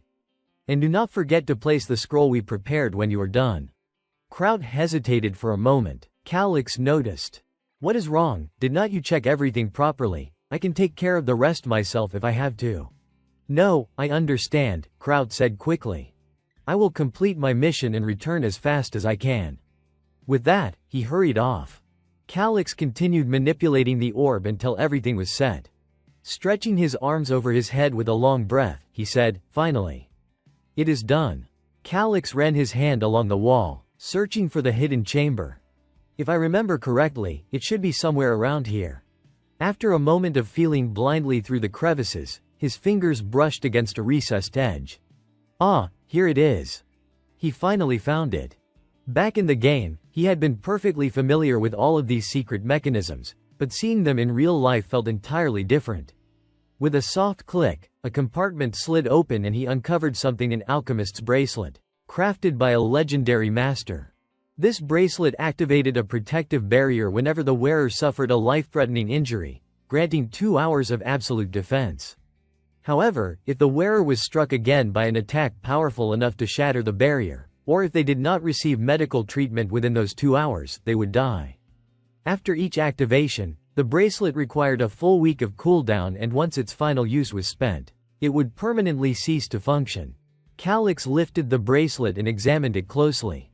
This artifact is perfect for someone with low combat strength, he thought. He slid it onto his wrist. It has 3 total uses. TCH. Well, I should suddenly, something caught his eye. What is this? Black letters. Glowing. A line of text shimmered faintly on the inner band. Calix read aloud, dedicated to Hecatoria. Then frowned.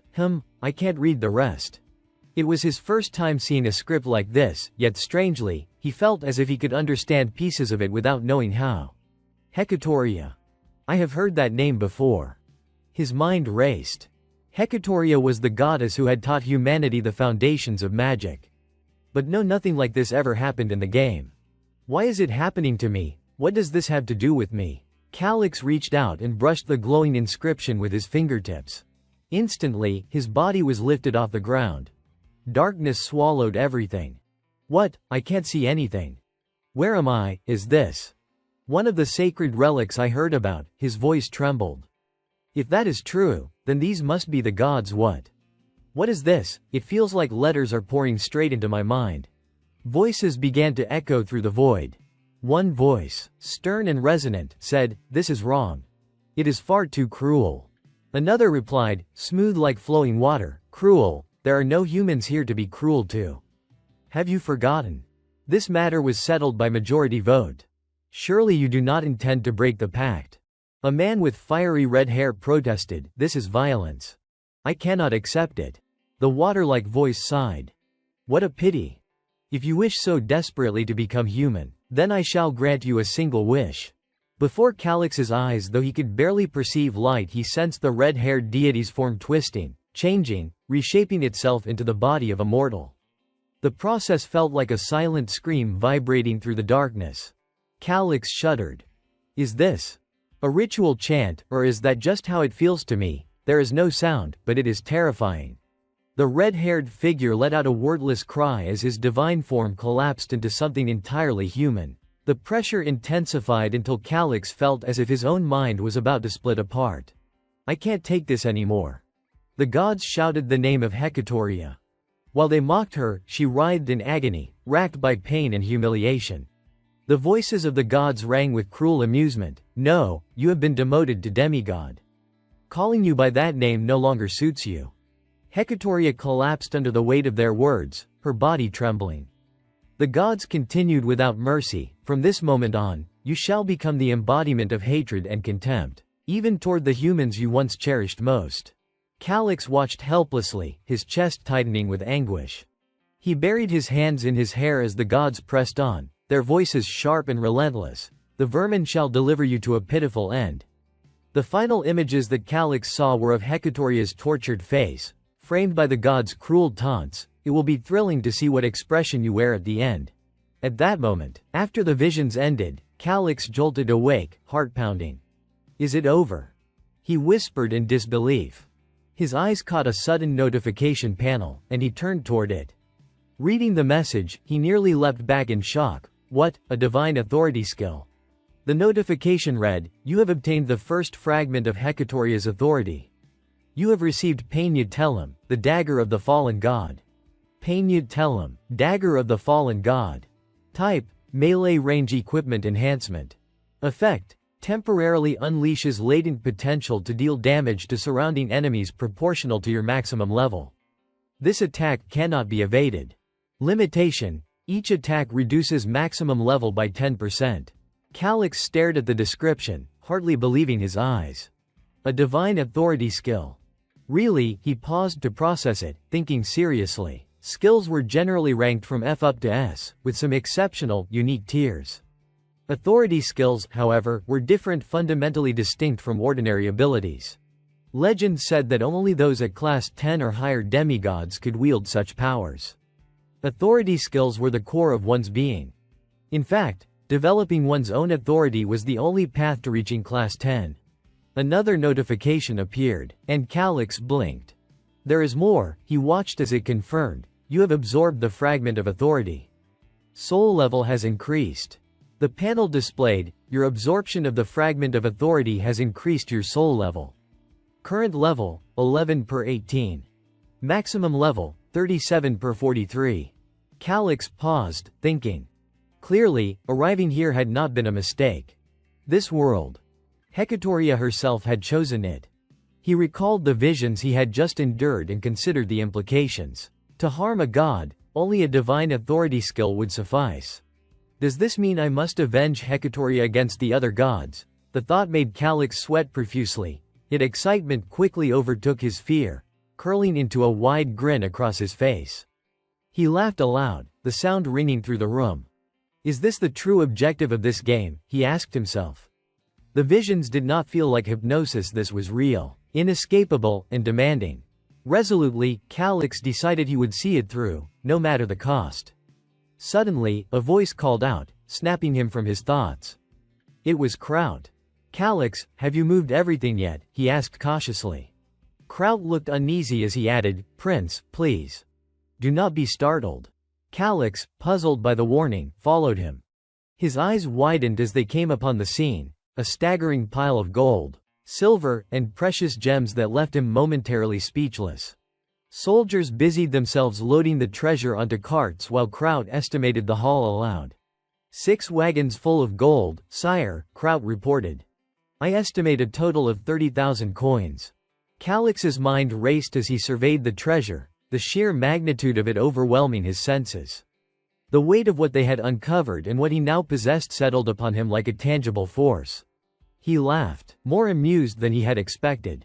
Kraut pointed to one side, his face lighting up as he continued, and there are 420 more wagons filled with silver bars, which I estimate to be worth about 1,000 gold coins. Yet he lamented the difficulty of transporting such a haul with only the recon team. Calix chuckled at this and thought to himself, so, you are saying we have too much gold and it is a problem. Looking over the mountains of treasure before him, he concluded that no amount of gold could ever be a problem for him. His thoughts drifted back to the moment he had slain a goblin. A notification had appeared, you have won your first battle. Additional rewards have been adjusted. Current level, 8 per 1. Reward unlocked, inventory bag. The memory made Calix smile. Right. The inventory bag. He chuckled quietly to himself and decided to test it with the wagons of silver first. Kraut, standing nearby, looked puzzled and called out, Prince. Calix winked at him and replied, it is fine. Just bring all the wagons over here. Kraut did not fully understand, but he obeyed, yes, sire. Once all the wagons were arranged in front of him, Calix asked, all right, that is everything, is not it? Kraut nodded honestly, yes, sire.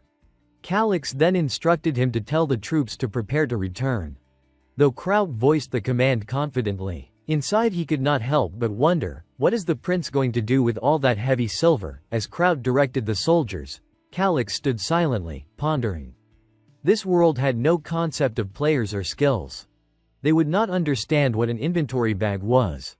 He had to figure out a way to handle this without explaining anything, simply conceal it. A voice called out. It was Kraut again. He asked, "Everyone is already outside, but what shall we do with all this silver?" Calyx showed him the bracelet and explained, "It is fine. I have a spatial bracelet here. It should be enough to hold all the silver. It is a high-tier artifact." Kraut's eyes nearly popped out in astonishment. "What, you? You have an artifact like that?" Calyx cautioned him, "I want this kept secret." Kraut nodded repeatedly, replying, "If it is that valuable, the fewer who know, the better. I will guard the outside." After he left, Calyx muttered, "Thanks. Let us get started." Now fully focused, Calyx concentrated on the objects before him. When he focused, a status window appeared. The key was to imagine the inventory bag within that window. Once he managed that, he said to himself, "All right." He began placing the items into the bag as though he were playing a game, storing all the artifacts inside. The first wagon of silver vanished. Excitement surged through him. One down, let us get the rest in as fast as possible. Wagon by wagon, silver and gold alike disappeared into the inventory. When the task was complete, Calyx grinned with satisfaction. No more worries. With this bag, I won't be lacking for anything. Once the area was completely cleared, he declared it time to leave. Calyx ascended the stairs and gradually exited the ruin. Outside, the troops cheered their return. Prince Kraut respectfully announced that everything was ready for departure. Noticing Calyx scanning the area as if looking for someone, he asked, "Prince, are you inquiring? Has Lila arrived yet?" Kraut shook his head, "Not yet, sire." "Do you think she betrayed us and ran off? I never trusted her in the first place," Calyx said, somewhat irritated. Then he turned to Kraut with a pointed question, "Do you still believe that the forest girl's retreat was mere coincidence?" Kraut froze, stunned. Calyx, his patience flowing out in a long explanation, recounted the series of events in detail. Everyone listening was left astonished. Kraut could hardly believe it and blurted out, "Attacking a forest monster's nest alone, that is nothing but suicide." Worry crept into his voice as he added, "I do not have good intentions toward her, but I do not want her to die like that either." Calyx let out a quiet sigh. "I wanted to use another method from the start. And who was the one who dismissed my proposal as some sort of reckless adventure?" Hearing that, Kraut bowed his head, his throat tightening. A heavy sense of regret gnawed at him. Back then, he had judged the untested method to be far too dangerous. But in the end, Calyx had been completely right. Calyx continued, "Lila has not returned yet, so something must have happened to her." He reminded everyone of her contributions and called them to action. "Thanks to Lila, we have avoided countless casualties. Now it is our turn to help her." Then he raised his voice with conviction, "Right, knights," the knights answered in unison, as if obeying an order from their young lord. Help her, their voices echoed with urgency. Kraut felt a sting in his chest. Throughout this entire expedition, he had contributed nothing. All he had done was hold everyone back. How disgraceful. He whispered to himself, "As a knight, the least I can do is fulfill my duty." Seeing morale rise among the group, Calyx immediately issued orders. "All right. Kraut, pick the members for your own team." Kraut straightened up. "Yes, sir." Calyx continued, "Everyone else, wait in the underground chamber." Standing still, Calyx took a moment to assess the situation. "There are two possibilities regarding what happened to Lila," he said. "Either the bot monster from earlier got her, or her former organization sent pursuers." But after thinking it through, he rejected the second possibility. "It has to be the bot monster. Her pursuers have no idea we are here." As he remained lost in thought, the underground door swung open on its own. Besides, he silently reflected, "She told me she erased all traces. She would not be careless enough to get caught." Watching everyone discuss anxiously, he muttered, "The problem is, how do we find her?" Just then, someone approached and called out, "Young master, what will we do now?" Calyx turned back. "Is everyone assembled?" Once he got his answer, he declared the next step. "We are heading toward the bot monster. We will make it pay." Kraut was so shocked that he nearly shouted, "Are you serious?" Calix placed something in his hands. "Boil these herbs in oil, then coat your weapons and your cloaks with it." Kraut frowned in confusion. "What is this for?" Calix scowled. "Just do as I say." "Are you still complaining?" Terrified by his tone, Kraut quickly answered. "No, I will get it done right away." Once the orders were given, Calix raised his eyes toward the distant tree line and whispered, "Hold on, Lila." The group hid in the bushes overlooking the monster den. After scouting, someone reported, "Only the females and the young are inside. The males must be out chasing Lila or they are out hunting because someone destroyed their nest." Calix began giving commands. "We will deal with the ones inside first. Then the others will realize what is happening and rush back." Kraut repeated his own assignment. "Young master, you told us to track the males pursuing Lila." Then he hesitated.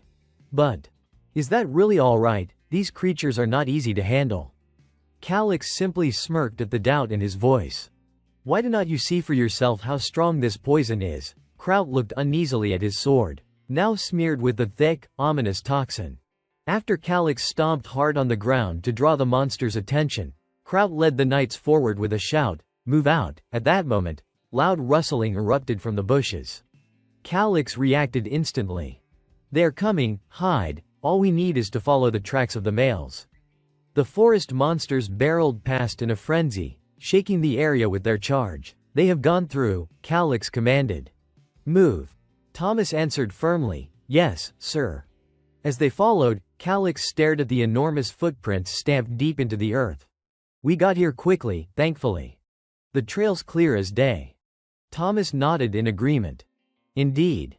Calix climbed onto Thomas's back and said, "There is no way Lila would fall to something so lowly. We will follow the biggest tracks." Thomas responded without hesitation, "Yes, sir." Perched atop the knight's back, Calix pointed forward with determination. "All right, let us move." Thomas did not fall behind, shouting back, "Yes, young master." Together, they followed the massive footprints embedded in the forest floor, heading deeper into the woods. As they moved, Thomas broke the silence with a casual question. "Do you think you like her?" Calix blinked, startled. "What?" Thomas chuckled. "I mean Lila. She is rather beautiful, is not she?" Calix feigned irritation, tapping Thomas lightly on the head. "That is not what we are talking about. Focus on the pursuit." Thomas just laughed. "Understood." Then, his tone shifted, growing serious. "I never imagined she would willingly take on such a dangerous task." Calix responded thoughtfully, "She knows we need her. This is the only place we can take shelter from tonight's storm." He paused, reflecting on her. Indeed, she could have been famous like a star on Earth, yet she did not care. Resting his chin on Thomas's shoulder, Calix considered that perhaps it was the urgency of survival that guided her actions. His mind wandered back to something, the first continental event in this game, the invasion of the Jabiru Kingdom. The group that played a major role at the time had been the Mountain Rangers. He had once thought they were merely volunteer soldiers, but perhaps a faction like that of Viscount Servio had deliberately trained them. After the final strike landed and the monster fell, Kraut stood in stunned disbelief. He could hardly believe they had won. The other soldiers cheered with relief. "They have been wiped out. Sir Kraut," as the young master said, "we are not even slightly injured." Without wasting a moment, Calix quickly organized the group. "There is no time to rest. We are going to meet the Lord." The soldiers replied in unison, "Yes, sir." Kraut took the lead, racing forward. As they moved, he thought quietly to himself about Calix, "My young master, I respect you with all my heart. Please stay safe." The scene shifted abruptly. A hand appeared on the grass, and a face, battered and smeared with blood, lay collapsed on the ground. The scent of blood drew a pack of wolves toward the girl collapsed on the ground. At that moment, Thomas and Calix rushed to protect her. Thomas swung his sword at the wolves and shouted, "Scatter!" Meanwhile, Calix hurried to her side. He examined the massive wounds and called out anxiously, "Lila, wake up." Fumbling quickly, he pulled out a vial of medicine. His tension spiked as he assessed the injuries, deeper than he had first anticipated. If her skin could be restored with a medium-grade potion, there was no hesitation. He poured it over the wound. The girl let out a small cry. At the sound, he exhaled in relief. Thank the heavens, she is alive. Puckering his lips, Calix carefully turned her over, thinking silently that her injuries should gradually heal. For now, she needed to drink the potion to begin recovery. A voice called out, "Young master." Seeing Thomas, Calix quickly enlisted his help. The monsters have been pushed back. Thank you, help me turn her over. He supported her head and guided the potion to her lips. Watching her body begin to recover, he breathed a sigh of joy. Her skin is healing, she is looking stronger already. Thomas, standing nearby, exhaled with relief. That is a relief. At that moment, Kraut came running up, calling loudly, "Young master." Calix turned to see them and smiled. Just in time. Time shifted forward 1 week to Shiken Count's castle. Calix's face was speckled with sweat. He was jogging while breathing heavily. He mentally calculated that his current level was 18. Considering that the average combat level of a healthy adult male was 20, that was not bad for a 15-year-old. Russell stood observing alongside Kraut. He has made remarkable progress in endurance despite the short training period, Russell noted, lightly impressed. It seems he was born with a strong physique. Kraut chuckled, adding, "Indeed, he is completely different from before the Ruins expedition. Perhaps he was secretly using something powerful." Russell patted his head in evaluation. "Clever little guy. And you are still carefree." "Hey," Calix seems deep in thought over their watch out. Calix smiled, determination radiating from him. "My leveling journey has only just begun." Kraut asked, curious, "When should we continue swordsmanship training for the young master?" Russell replied, "No rush. The priority is letting him recover fully." Seeing Calix pause, Kraut hurriedly asked, "Are you done for now?" Calix calmly replied, "I have business at the magic tower today." Curious, Kraut repeated, "The magic tower?" Calix confirmed, "Yes."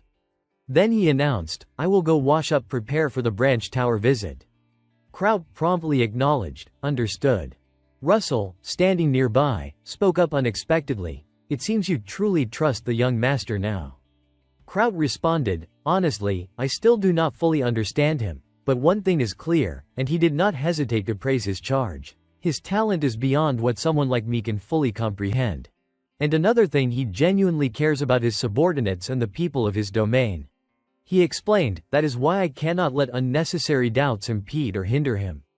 Russell folded his arms, deep in thought, admitting, "At first, I came here just to care for the young master, but now it is difficult to keep up with his thoughts and actions." Kraut commented, "Even so, he still needs a teacher to guide him. His outward authority is still lacking," Russell said with concern. "There is no other way. He is only 15 and has no formal title yet. He must complete the coming-of-age ceremony and ascend to the 4th rank as soon as possible." Seeing the young master's steady progress, he reassured himself, with the pace he is going, it won't be long. After a moment's reflection, he continued, "Count Korin has passed away. I worried about the dark clouds over the territory," he said, "but I never expected the right successor to appear so soon." Finally, he concluded with certainty, "A lion is still a lion." The scene shifted to a relatively small but tall tower, the Shiken branch of the magic tower in the territory. Inside, thousands of books were neatly arranged around the entire tower, and a massive staircase spiraled upward. From within, a voice called out, "Welcome." Calix and Kraut approached the door and received an invitation, "Please, come in." A blonde-haired, blue-eyed girl wearing round glasses opened the door. Seeing the two of them, she gasped in surprise, "Oh my." Then, without hesitation, she rushed forward, grabbed their hands, and exclaimed with delight, "A handsome young boy and a strong, charismatic man. I do not know who you are, but handsome men are always welcome." She pulled them inside and gestured for them to sit, smiling warmly. "Please, have a seat." Both men looked slightly embarrassed. Calix responded politely, "Ah, thank you." Observing her cheerful, hospitable demeanor, they were both struck her reaction was genuine, ignoring rank or status even though she was a mage. She then asked, "Are you thirsty? Would you like some tea?" With a gentle wave of her hand, she performed a small spell, and instantly the teapot and cups on the table floated into the air, 2 cups sliding toward them. Both of them gaped in astonishment. Oh, she approached, lifted the teapot, and touched it lightly with one hand. Steam immediately rose from the spout. Calix muttered softly, "The steam is rising from the teapot." He thought to himself, could there really be a level 5 mage in a small branch like this? A system window popped up with character information. Character information, name, Rosin Dreamwalker, age, 32, mage rank, low-level white magic affiliation, branch manager, personality, dreamy girl. Normal status, combat level 5 level 56, level 61, reputation, administration D, finance B, military E, diplomacy E.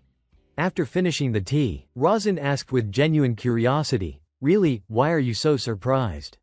Calix replied honestly, "I did not expect someone like you to be in such a rural area," and he added a compliment, "Your movements are very elegant." Kraut's face turned red, wondering silently, could she be the type the young master likes? Rosin smiled, "You are quite charming." Calix continued, "If you can heat the tea this quickly, your skill level must be at least 5. He winked subtly, praising her tactfully. Almost no one reaches that level in their 20s unless they are disciples of a vice minister.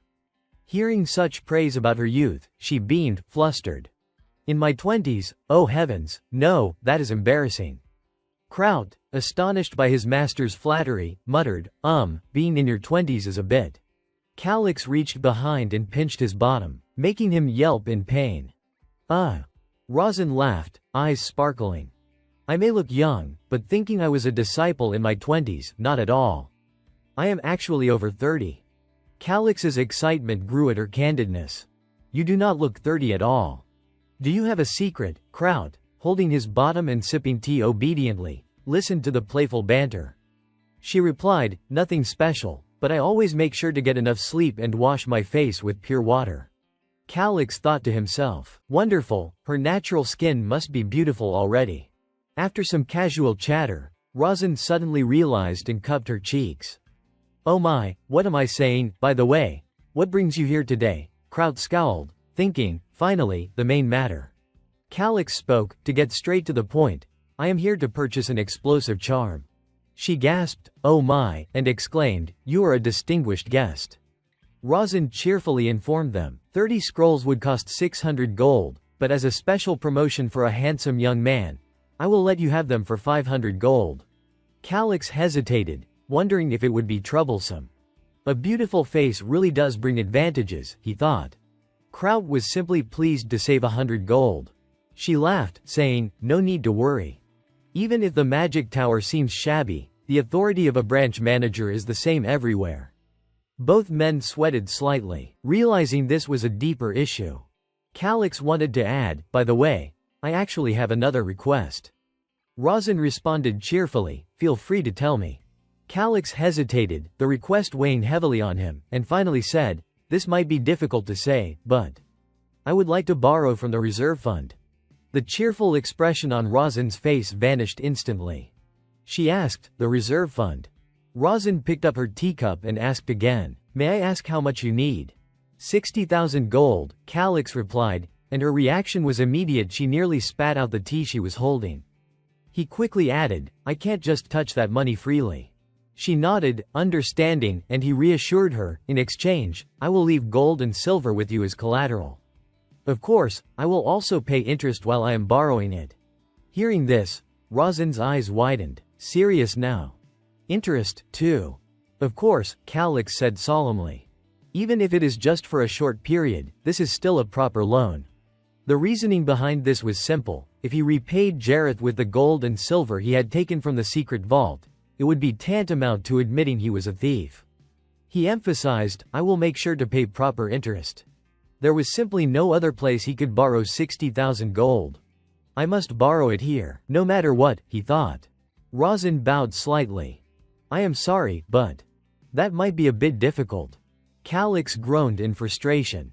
"Damn it, is my charm not enough? Have I been too hasty?" Rosin added regretfully, "I think the overseer would definitely refuse." That made him even more irritated. But then she offered a glimmer of hope. "There is, however, only one way." Calix's expression softened. She smiled and proposed, "As you can see, the central office does not supervise here too strictly. Why do not the three of us just keep this a secret? Calix raised an eyebrow. A secret among the three of us. She explained that as long as he returned the full amount within 6 months, there would be no problem. But if it is past 6 months, we will sell all the gold and silver we are holding as collateral.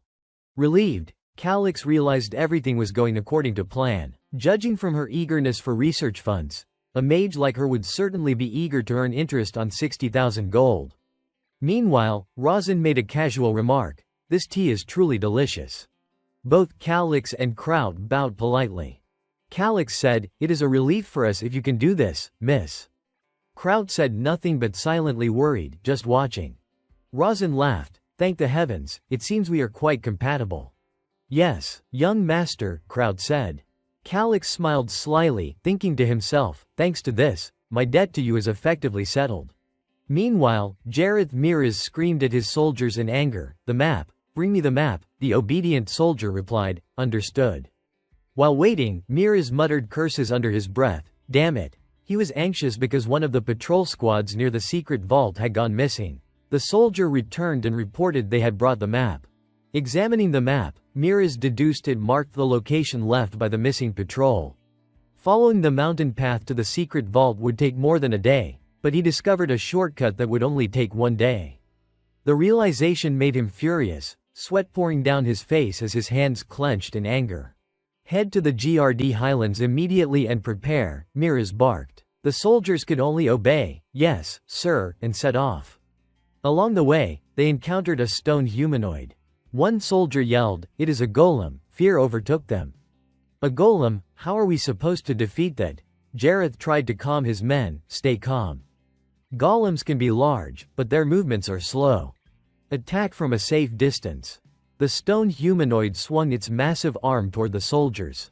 They could only scream, it is too big to dodge, before being crushed. The scene was horrifying, blood splattering everywhere, eyes wide in terror. Other soldiers shouted, impossible. One pale-faced soldier muttered, if night-level members are defeated so easily, we won't even get a chance. Then, from above, a massive shadow descended, and a single stomp left nothing but a pool of blood on the ground. The soldier standing nearby could only freeze in shock. Another soldier tried to encourage his comrade, come on, keep going. He had just shouted, together when the stone humanoid's punch sent him flying, knocking out several teeth and hurling him a long distance. When he hit the ground, his entire body was covered in blood, his eyes rolled back in terror. The remaining soldiers screamed, damn it, another night-level member had fallen. They were howling in utter despair. The squad was being annihilated. Mirez stood there, his face unmoved. Anger simmering, Jareth clenched his fists, thinking, damn it. Just let a single golem appear. And then he barked, damn it. Just let a golem appear. One mage in the group spoke up cautiously, there must be a mage nearby controlling the golem. That mage must be at least level 5, another added, glancing nervously back at Jareth. Sir Jareth, the damage is spreading fast. Should we retreat and reorganize? The mage asked. Mirez's anger flared. What are you saying? He snapped, his cold-blooded demeanor catching even the mage off guard. He commanded fiercely, no matter what happens, the Marquis tribute must be delivered within 3 days. Clear the path within 24 hours. And the consequence of defying his order, if you fail. Be prepared to die right here. Meanwhile, in a distant castle, Calix mused. I wonder if they have received my gift yet. Rosin laughed and teased, a gift? You mean a lover? Calix reached out as if to hand her something, but there was nothing there. He slumped back into his chair, disappointed. No way. Rosin giggled, replying, I would love to receive something from you too. Outside, Lila overheard part of the conversation, not fully understanding, but she could not help sneaking a peek. Jealousy flared in her chest. That vixen. Is she trying to flirt with him? Kraut opened the door, and Lila trailed behind him. He informed Calix that all the luggage had been placed inside the magic tower. Meanwhile, she peered in from behind, her face scrunched up in jealousy. Lila puffed out her cheeks, clearly expressing her annoyance. Calix turned to Kraut and thanked him, thank you for your effort. Kraut handed him a small box, saying, and here, this is for you. Accepting it, Calix expressed his gratitude, thank you. Wait outside for a moment. Lila and Kraut moved toward the carriage ahead. Fuming, she demanded, "Why is the young master working with that magic tower?" Kraut feigned innocence. "Ah, I do not know," though inwardly he told himself to say nothing unnecessary. She glared daggers at him. When Rosin opened the box, she gasped in delight, "Oh my, it is beautiful. Are you really giving this to me?" Inside was a sparkling, radiant necklace. Calyx said politely, "It is a token of thanks for the funding assistance you have provided for some time," while thinking to himself, "The treasure I found during my hunt. I never imagined it could be used this way." Rosin reminded him, "You promised not to mention it, did not you? You probably already know."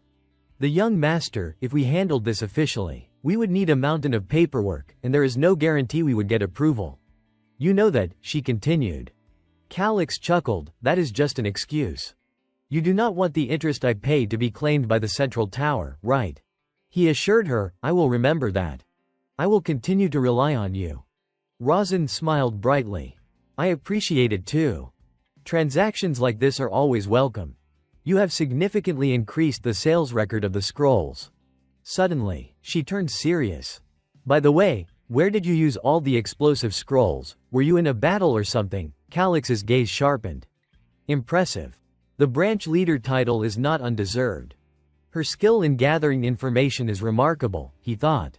He smiled and denied, "No, I have not done anything like that. I just replaced what was used in the mining operation." Rosin pressed on, "In mining? You used such expensive scrolls just to dig a hole. Did you find a gold deposit?" Realizing it was time to leave, Calyx said, "Let us get out of here." He departed, smiling, and promised her, "We will leave the rest for next time. We will see each other more often from now on." Rosin replied, smiling softly, "I am looking forward to that." Calyx joined Kraut and Lila outside near the carriage. In his current inventory, he possessed bonds worth 100 and 600 gold. Approaching them, Calyx grinned mischievously, making the two of them slightly uneasy. He thought, with this, the baronial estate's massive debt would finally be resolved. Then his mind drifted to Mira's face, imagining Jareth's reaction when discovering the secret fund had been stolen. He also thought of Selvion, recalling his past self, insignificant like a roadside weed, issuing assassination orders and failing. "I will make them pay for what happened to me." Calyx climbed into the carriage, fully aware that, though no one anticipated this, the path of revenge was far from over. Meanwhile, in Mira's army, the soldiers struggled against the stone humanoid. They flung dazzling chains at it, attempting to restrain and pull it back.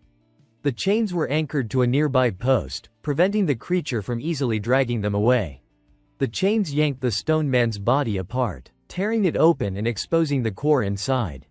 One of the soldiers shouted, "I can see the core." Another soldier charged forward, ready to strike it, yelling, "Die!" He leapt in and drove his small sword straight toward the enormous core. The tip of the blade touched it, then a massive explosion erupted. The stone man was blown to pieces. When the smoke began to clear, the scene was devastating. Corpses lay scattered everywhere. Fragments of the stone man's shattered body were strewn across the battleground, and weapons were embedded in the ground like makeshift grave markers. Jareth muttered regretfully, "We defeated all the monsters. But maybe 60% of our team is gone." Miraz did not care.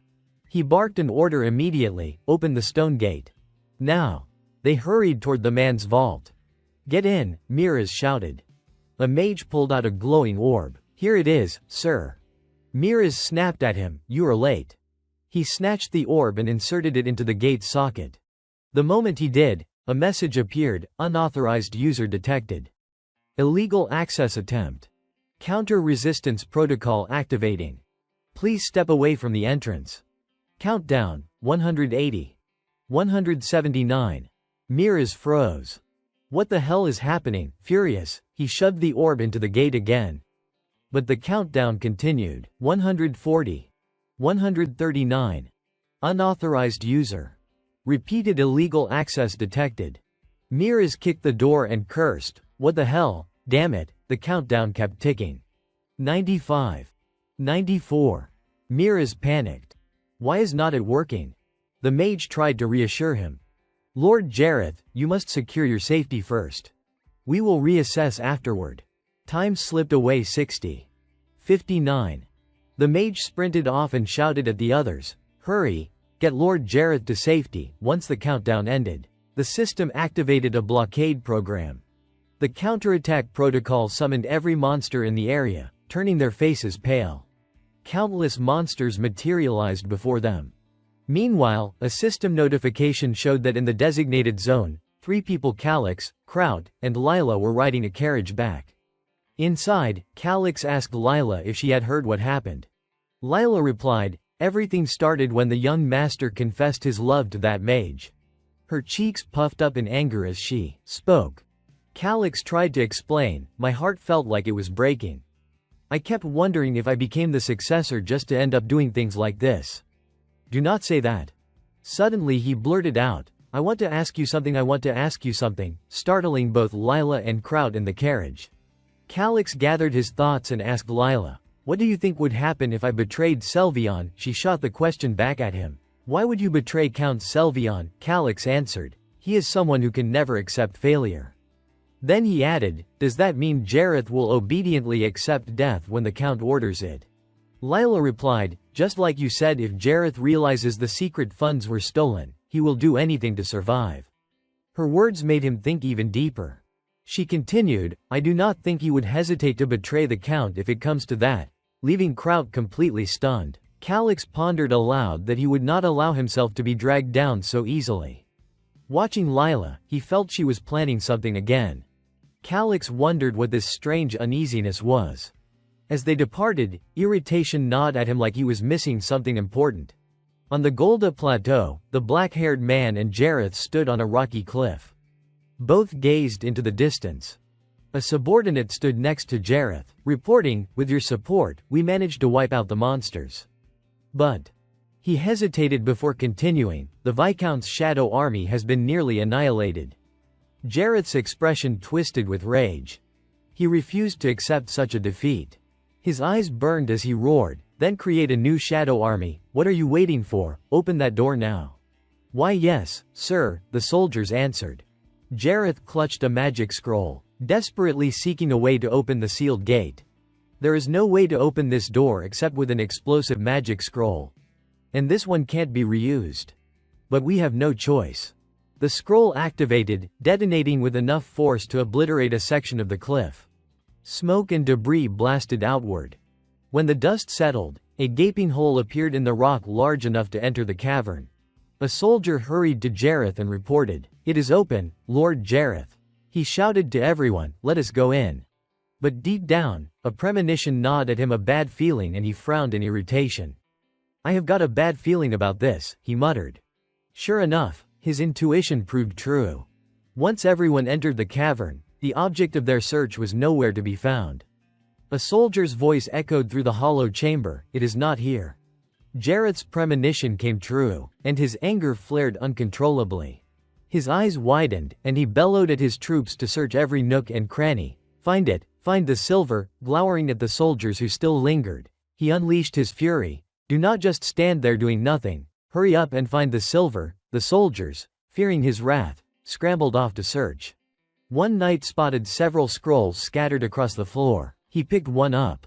"What is this?" Opening it, a magical matrix diagram revealed itself, and suddenly the paper in his hands glowed with blinding light. Huh! The radiance was so intense it filled the entire cavern, making it impossible for anyone to see clearly. Even Jareth could see the strange light, and his pupils contracted in shock, his mouth falling open in disbelief. The glow transformed into flames that erupted violently throughout the cavern, causing chunks of rock to rain down from above. The overwhelming force knocked everyone to the ground. Jareth fell as well, his eyes burning with anger as he shouted, "What is happening now?"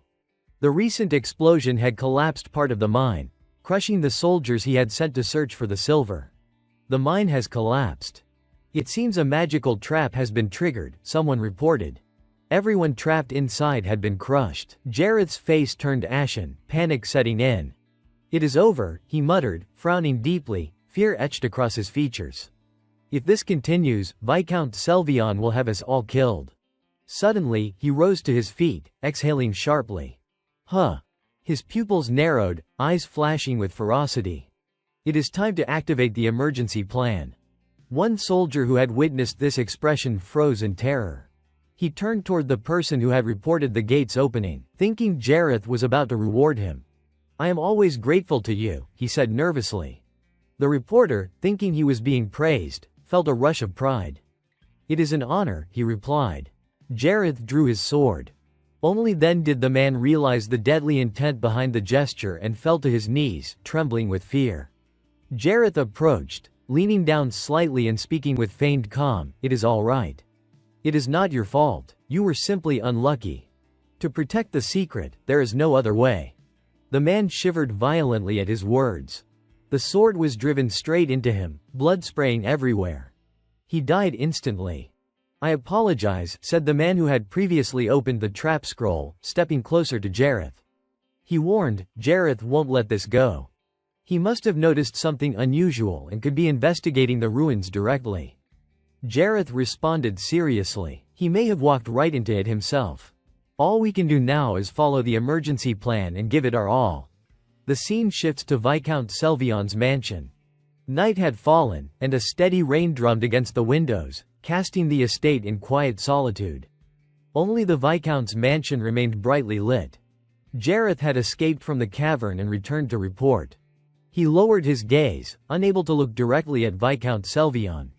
The Viscount faced the window, gazing out at the rain-soaked landscape. Jareth knelt, waiting for his response. Suddenly, Selvion spoke, "I have heard everything." Immediately, Jareth pressed himself to the ground in haste.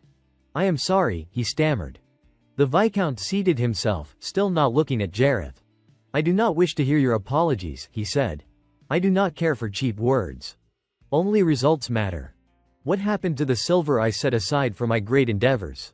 Tell me." Jareth raised his head and reported respectfully, "I believe it was taken by tomb raiders. It seems they dug it up, though I suspect the mistaken path was merely part of an ordinary ruin." He continued recounting the events of their recent expedition. During the process, they must have accidentally triggered the security system. It will take quite some time to dig through all that rubble. Most of the silver is still there. Hearing this, the Viscount paused. "Most of it," he repeated. Sweat streamed down Jareth's face. Still kneeling, he forced himself to answer boldly, "Yes, my lord." Rest assured, those grave robbers could only carry off a few crates through those narrow underground passages. It is not a major loss. Jareth then laid out the plan he had set in motion after the failed mission. "I secretly put out a bounty among merchants dealing in precious metals. And of course, we have prepared additional measures. We will ambush them." Selvion listened quietly as Jareth confidently explained his reasoning. "That silver is not something they can transport easily. Those thieves will definitely return for it." He continued, "If they had the strength to resist temptation after seeing that much silver, they would not have become grave robbers in the first place." The Viscount's hand tightened around the armrest, and it made a long, tense sound as he gripped it. Only then did he rise from his seat and turn toward Jareth, seemingly satisfied. "Then when they return, we will capture them." Jareth held his breath, enduring in silence. "Just a little more," he told himself. Aloud, he said, "I understand, my lord." Viscount Selvion pulled open a drawer, speaking as he did so. "Exactly. We will pressure them thoroughly and wring out every last coin." Jareth bowed deeply. "Thank you, my lord." But then the Viscount said something that froze him on the spot. In his hand was a tightly coiled whip. His expression twisted with cruelty as he snarled, "You will be punished." Jareth's face drained of color. Panic surged through him, though all he could do was beg silently in his mind, "Please spare me." The whip cracked through the air before slamming across his back as he knelt. Each strike was punctuated by the Viscount's furious voice. "Coward!" Jareth cried out in pain, a guttural tearing from his throat. Hearing his pained groans only made the Viscount lash him harder, mercilessly. "Are you mocking me?" he roared. Jareth could only curl into himself on the floor, hands covering his head, tears spilling as he endured the torment. There was no escape from this hell. "I know you have always seen Jareth, the commander of the Dark Army, as your rival," Selvion bellowed. "And now, the Dark Army you trained so painstakingly has been rendered useless because of you, more than half of it gone." He struck again, harder than before, sending blood spraying across the room. Drops of Jareth's blood splattered onto the Viscount's face and hands. Even the hand gripping the whip trembled violently with rage. "Your petty quarrels mean nothing to me," he growled. "But if they endanger my great ambitions," he lifted the whip and slammed it down with even more force than before. "Then that is a different matter entirely," Jareth screamed under the blow. Finally, deciding he had delivered enough punishment, Selvion tossed the whip aside. Jareth struggled to push himself upright on his knees when the Viscount gave his order. "You will withdraw from the Dark Army. If you require my support, you will act only with my permission." He glared down at him. "Is that understood?" Still kneeling, Jareth bowed deeply. "I understand." The Viscount stepped away from him, his footsteps echoing across the room. His mind turned to the tribute payment owed to Marquis Antonio. Then came the memory of Calix informing the Shikan territory that they would begin the formal seizure process. The Viscount lowered his gaze toward Jareth. "If they pay even a small amount, we will use it to cover the deficit in the tribute. And if that is still not enough, we have no choice but to sell the assets of your merchant group." Jareth's face darkened. Bowing his head, his torn clothing soaked with blood, he replied respectfully, "I understand, my lord." But inwardly he seethed, "Damn it. That is wealth I worked tirelessly to acquire." Selvion returned to his chair and issued his final order. "You may go, but remember, I have not forgiven you. You must recover my silver." He sat down and added, his voice cold and sharp, "If you fail, you understand what that means, do not you?" Jareth remained bent low, sweat pouring off his face as he clenched his teeth. "I will obey, my lord." Jareth had returned from Viscount Selvion's mansion. As soon as he entered, a servant, noticing his condition, hurriedly asked, "Sir Jareth, are you all right?" He groaned painfully. Seeing his state, the servant handed him a vial of medicine. "Quick, drink this," he urged. Jareth, struggling from the pain, reached out with trembling hands to take the vial. He hurriedly poured the contents into his mouth, but in his haste some spilled out. The servant covered the gaping wound on his back with a cloth. "I will protect your injury," he said. Jareth winced, wanting treatment for his wound. "I need medicine for my back too." "Where's Jacob?" the servant replied respectfully. "I apologize for the late notice, but I decided he was no longer of use and handled him last night." Jareth nodded in agreement. "Ah, that day I drank too much. Has anyone replaced him?" He moved toward the window and opened it, seeing a carriage waiting in the courtyard below. The servant continued, almost nervously, "We just found a boy from the desert. He has blue eyes and brown hair, very similar to Prince Calix." Jareth painfully leaned out, letting the raindrops fall over him. "From the desert.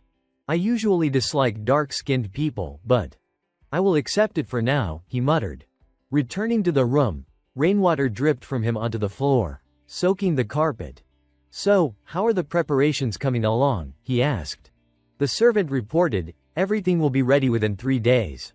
However, the enforcers won't make it easy." "Can they escape safely?" Jareth's face darkened, a cunning glint in his eyes.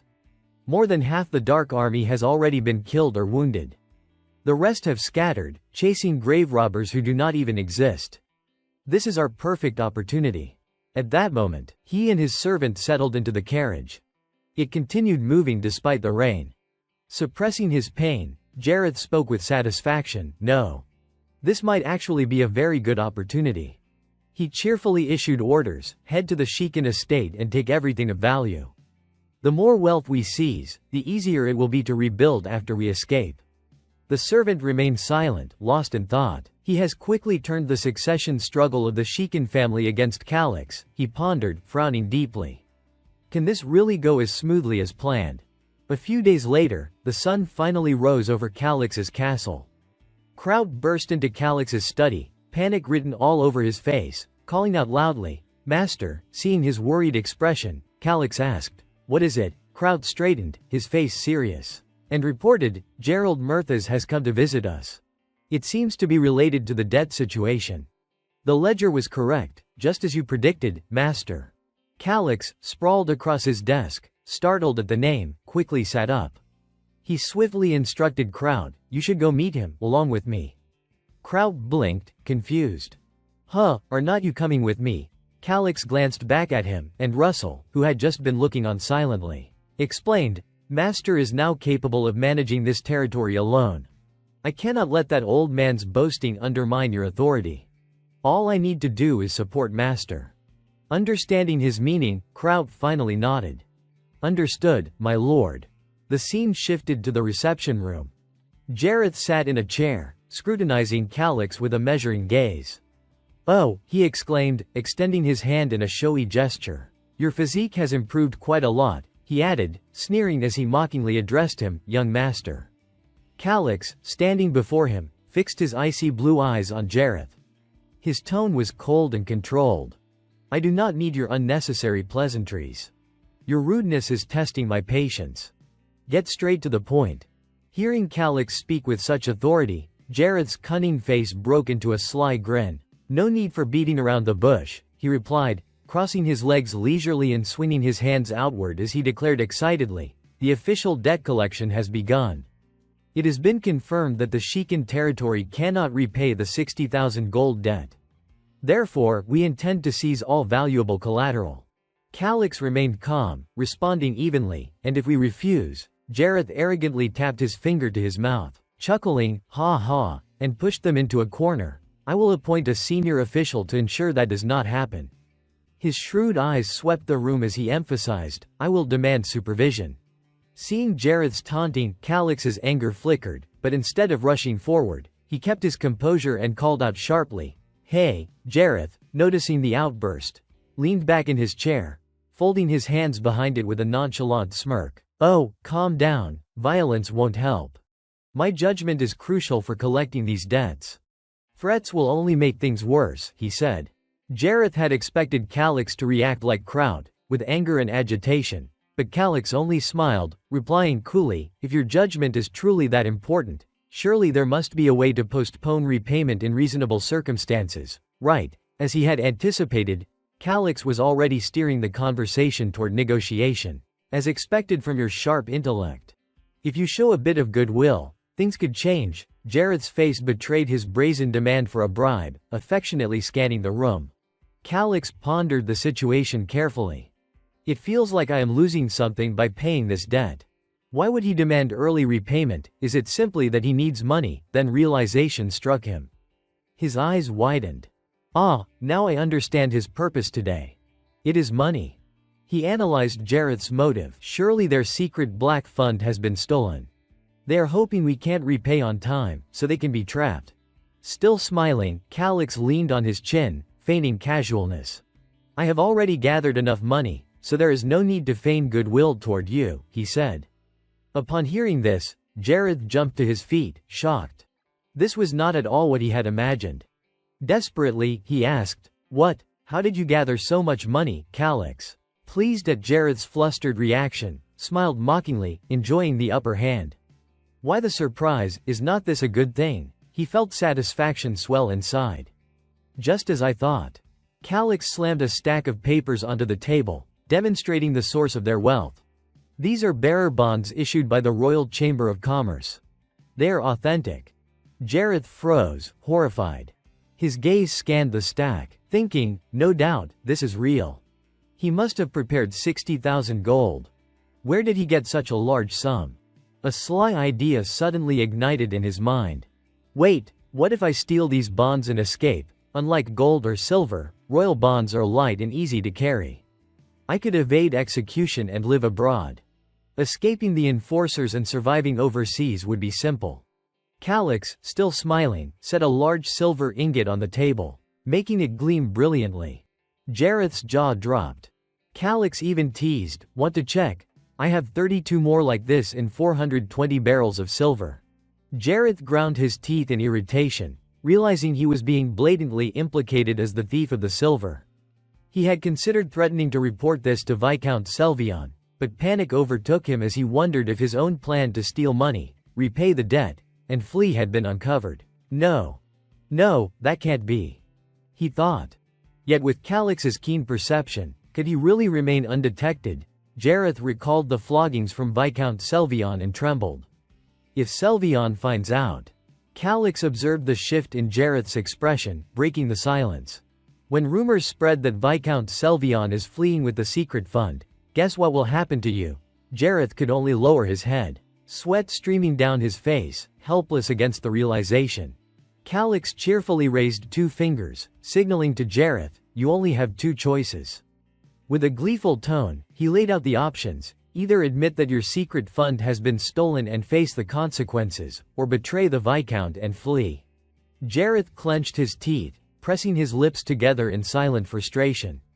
Ultimately, he could only bow his head in resignation. Observing this, Calix thought to himself, he has been cornered completely.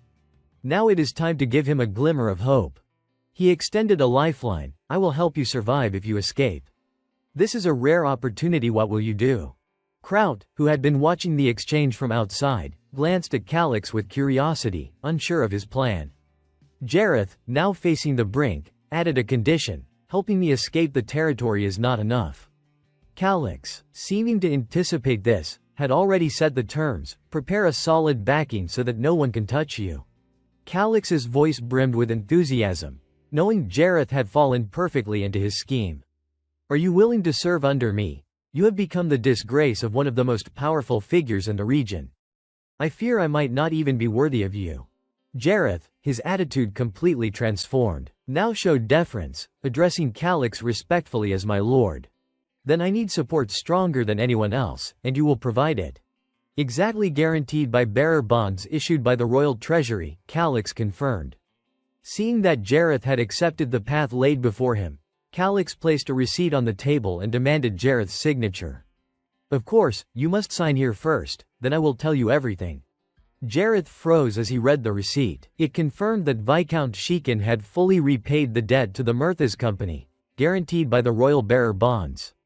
A triumphant smile spread across his face, a smile that grew broader and more carefree. Overcome with admiration, he remarked, you truly are terrifyingly brilliant, my lord. You have deceived the entire world all this time. I will sign, he said, placing his pen to the receipt, regretting his previous foolish actions. I should never have made this person my enemy, he thought.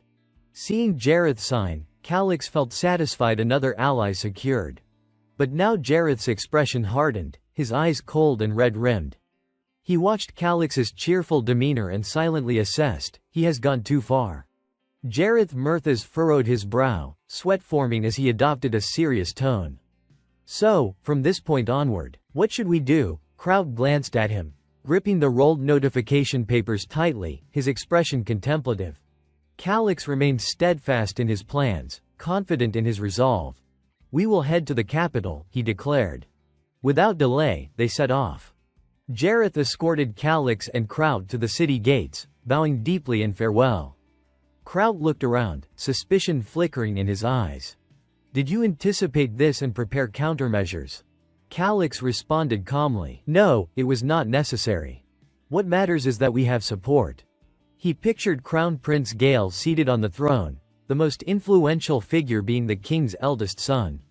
Kraut, still uneasy, asked, is this safe? Have we truly abandoned our shield? Calix remained composed. What do you mean? Abandoning our support does not diminish it in any way, he explained politely. Honestly, I think we have secured a good deal with 60,000 gold. That is more valuable than money itself. The wind stirred, tousling their hair as Kraut, still doubtful, murmured, if you put it that way. With that, both moved forward confidently. Calix did not elaborate on Kraut's lingering uncertainty. You might not understand now, but later you will. Kraut nodded resolutely. Yes, I think so too. But unlike the two of them, inside the mansion a very different storm was unfolding. The chief of staff burst into the room in a panic, practically tripping over his own steps as he rushed in to report. My lord, I have an urgent matter to report. Viscount Selvion, who had been calmly turning the page of a book, paused mid-motion, his brows tightening. What is it? The chief of staff immediately dropped to his knees and delivered his report with trembling reverence. All key members of the Murthas organization have vanished. The company's major assets still appear in the ledgers, but they have all been liquidated. Before Selvion had time to respond, the door flung open again. Another man barged in, his face stricken with alarm. Reporting Murtha's headquarters has been overtaken by creditors, they are causing massive unrest. Even amid their frantic voices, Selvion's hand continued to flip another page with eerie composure. "My lord," the first officer added, "several individuals in the Shadow Division have deserted." "That is not all," said the second messenger, stepping forward again. "Some instructors at the Highland Fortress in Golda have also disappeared. This morning, the ones remaining were found dead." For the first time, Selvion stopped reading. The oppressive aura around him intensified until sweat poured down the faces of both officers. "I can't endure this pressure," they thought in terror. Suddenly the captain of the guard rushed in like a cutting wind, disrupting the suffocating silence. "Forgive the intrusion, my lord, but even those who constantly complained have now jumped ship and fled." Selvion's grip tightened around his book. With a violent motion, he crushed the pages in his hand, warping the spine as rage twisted across his face. "Where did they flee?" "Count Shikin's territory," the captain replied instantly. "A week ago, the Count's security forces raided Jareth and his men. All of them were detained in the underground cells. I searched, but Jareth was not among them. It has been confirmed he was not captured." Selvion's jaw clenched, fury rippling through him. The captain continued grimly, "I attempted to track him further, but given the tense relations with Shikin territory, our agent's movements are heavily restricted." With a sharp slam, Selvion shut the book, his anger now unmistakable. "Shikin territory, is it?" he thought to himself. "Why would Jareth run to Shikin? Does he think he can escape? He is not that stupid." Silence thickened the room until Selvion let out a hollow, bitter laugh. "I have been outplayed." The three subordinates stiffened at once, every muscle locking from fear. None dared speak. Out of nowhere, Selvion called for the chief of staff. The man jolted as though struck by lightning, heart pounding so loudly he could hear it in his ears. "Why yes, my lord." Selvion slammed the mangled book onto the desk. "Send people to the fortress on the Golda Highlands. Have them confirm that the secret remains safe." "The secret, my lord?" the chief asked, confused. Selvion turned to face him directly, his stare sharp enough to cut. "The silver ingot chest, of course." The chief's face drained of color. Sweat beaded across his temples as his eyes went round. "From what I have heard, the quarry collapsed. It was buried beneath the rubble, was not it?" Selvion jabbed a finger at him, voice razor sharp. "That is exactly why you must confirm it yourself. Dig through the debris, do whatever it takes. Make sure the silver is still there. Verify it by any means necessary. Understand?" "Why yes, my lord," the chief stammered. Selvion shifted his gaze to the captain. "Retrieve the operatives from Shikin territory. If our spies are exposed, the loss will be catastrophic. Jareth has likely left the region already." The captain bowed. "Understood. Then, we are ceasing pursuit."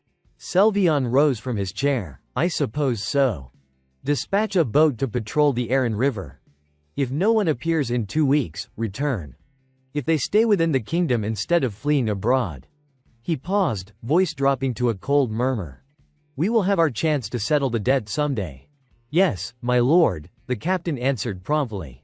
With his orders issued, Selvion prepared to leave the study. As the butler opened the door for him, he spoke in his usual composed, chilling tone, "We will pay a visit to Marquis Antonio." The scene shifted to the massive, resplendent castle of Marquis Antonio. From within, voices echoed across the high-ceilinged halls. "Even someone as perfect as you can fail, it seems." Inside the castle, Viscount Selvion sat in a meeting room, directly opposite Marquis Antonio. Selvion continued, his tone measured, "That is not the issue. It is simply that the foundation I built has vanished with a single event." Marquis Antonio leaned back, resting his hands on the desk, recounting the situation with calm detachment. "Since that incident, nothing has gone smoothly. Perhaps we acted too hastily." Selvion explained with deliberate gravity, "But this is a golden opportunity to eliminate the promising Count Colin Shikin. He is on the verge of reaching rank 7. If someone like him aligns with the king, the balance between the new royal supporters and the nobility will collapse." Antonio sighed, drumming his fingers on the table. "Even now, regrets cannot reverse what has been done. Those enforcers will certainly catch the one who stole the funds." Then, his gaze shifted, catching sight of a mysterious figure's silhouette, none other than Calix. Adjusting his focus, he posed the next question, and what of the arrogant Count Shikin and the one who helped him escape? His eyes narrowed with contemplation. Should we fabricate a reason and declare war? Selvion's gaze darkened, a deadly glint flashing in his eyes. Declare war. He spoke slowly, letting the words hang in the air. Marquis, why not try applying diplomatic pressure instead? Antonio blinked, surprised. Diplomacy, Selvion continued, I have checked. It seems the Shikin family has yet to appoint a new representative in their noble council. Orsul Tigrim is still under our influence. We can leverage him before they install a replacement. Antonio's interest peaked immediately. Explain the details to me, he said, silently hoping to avoid war, thinking to himself, it would be too costly. The scene shifted again to a different setting. A hand moved over a cluttered desk, organizing scattered documents. I think Viscount Selvion will likely pursue diplomatic measures, said Calix, lying exhausted across the table. By now, he must know that Jareth betrayed him. He may also realize we helped Jareth escape. Kraut responded, I understand. To retaliate, they will choose diplomacy over war. Calix raised his pen, nodding. Exactly. War is far too costly. Kraut's expression shifted as understanding dawned. I see. So how will they approach diplomacy? Calix explained meticulously, lords rarely leave their castles except for war. Even when they are far from their lands, they must participate in the political arena at the capital to represent their territory's interests. Kraut immediately responded, that is why the Noble Council exists. We should send a representative, right? Lying back on the table. He looked up with keen curiosity. But who is our representative? Of course, it is Orsul Tigrim, Calix answered. Kraut suddenly remembered something, his face paling in shock. Ah. Is not he Lady Stella's closest aide? He could hardly believe it, whispering to himself in disbelief. This is serious, is not it? Calix remained calm, thinking quietly, could it be that he planned this all along? A small smile tugged at his lips. Remember, it is better to leave a few openings for the enemy. Kraut froze as Calix continued, voice brimming with enthusiasm. If we appear too perfect, they will risk everything searching for weaknesses, and then we can strike them with a surprise. Meanwhile, the morning dawned over Elsenia, the royal capital of the Rock Kingdom. A city steeped in nearly 5 centuries of history, home to 250,000 residents. At the heart of the capital stood the royal palace, where King Clivio Kokarov ruled. Seated on the throne, the king's expression was unreadable as he spoke. Very well, let us begin today's morning session. Those assembled waited, then collectively spoke. Yes, Your Majesty. The first topic concerns the succession rights of Count Shikin. At that moment, King Clivio sat upon the throne, his expression stern as he spoke. Shikin, the death of Count Korin is truly unfortunate, a great loss. Who will inherit the countship? Is the count's representative present? Below him, Orsul clenched his hands tightly and replied, Yes, Your Majesty, the representative of Count Shikin is here. He assumed a solemn demeanor and smiled, continuing the announcement. Orsul is present. Clivio cast a sharp glance before ordering, inform me of the situation. Orsul's voice was steady yet measured. Yes, Your Majesty. At present, the territory of Count Shikin is facing a significant upheaval, causing me great concern and distress. King Clivio raised an eyebrow. An upheaval, Orsul continued. I regret to report that the eldest son of Count Calix Shikin has seized power by force. As he spoke, images materialized in the court. Calix's sly smile, pressing pins into 2 effigies as Orsul recounted the events. He had falsely accused Countess Stella of assassination and imprisoned her. He also sealed the energy pit of his half-brother. At this, Marquis Antonio, watching the performance closely, nodded subtly, a satisfied smile tugging at his lips. Curious, the king asked, did this truly occur? This is highly irregular. From what I have heard, he is not supposed to be a madman. Orsul lowered his head, smiling lightly. It is said that he once attempted suicide but failed. Perhaps he has some mental or physical instability. King Clivio rested his chin on his hand, studying Orsul thoughtfully. Are you mocking me? Have you spent 30 years engaged in legal disputes at court? Yet the sudden death of my trusted and loyal right hand, Korin Shikin, seems suspicious. He stared intently at Orsul, seeking any sign of deception. He then recalled Grunbein and speculated that the Shikan territory might now be inherited by Viscount Hoshiran, a member of the noble faction. Surely, he was attempting to claim the title by force. The king pressed his lips together, showing no emotion, but internally he allowed a slight smile to tug at the corner of his mouth. I quite like this Calix. He spoke aloud. If he has seized power by force, there must be local knights or someone within the territory supporting him. Clivio paused briefly, then asked again, "Do you mean that all these knights follow a madman?" Orsul, beads of sweat forming on his forehead, answered hesitantly, That is difficult to determine." Suddenly, a voice rang out. "Your Majesty." King Clivio's gaze narrowed toward the source. It was Marquis Antonio, who interjected to support Orsul. Even if that is true, falsely accusing someone of assassination without allowing a fair trial, and sealing the energy pit of a potential heir, are serious abuses of power. The king's hand gripped the armrest tightly as he demanded, "Are you implying that?"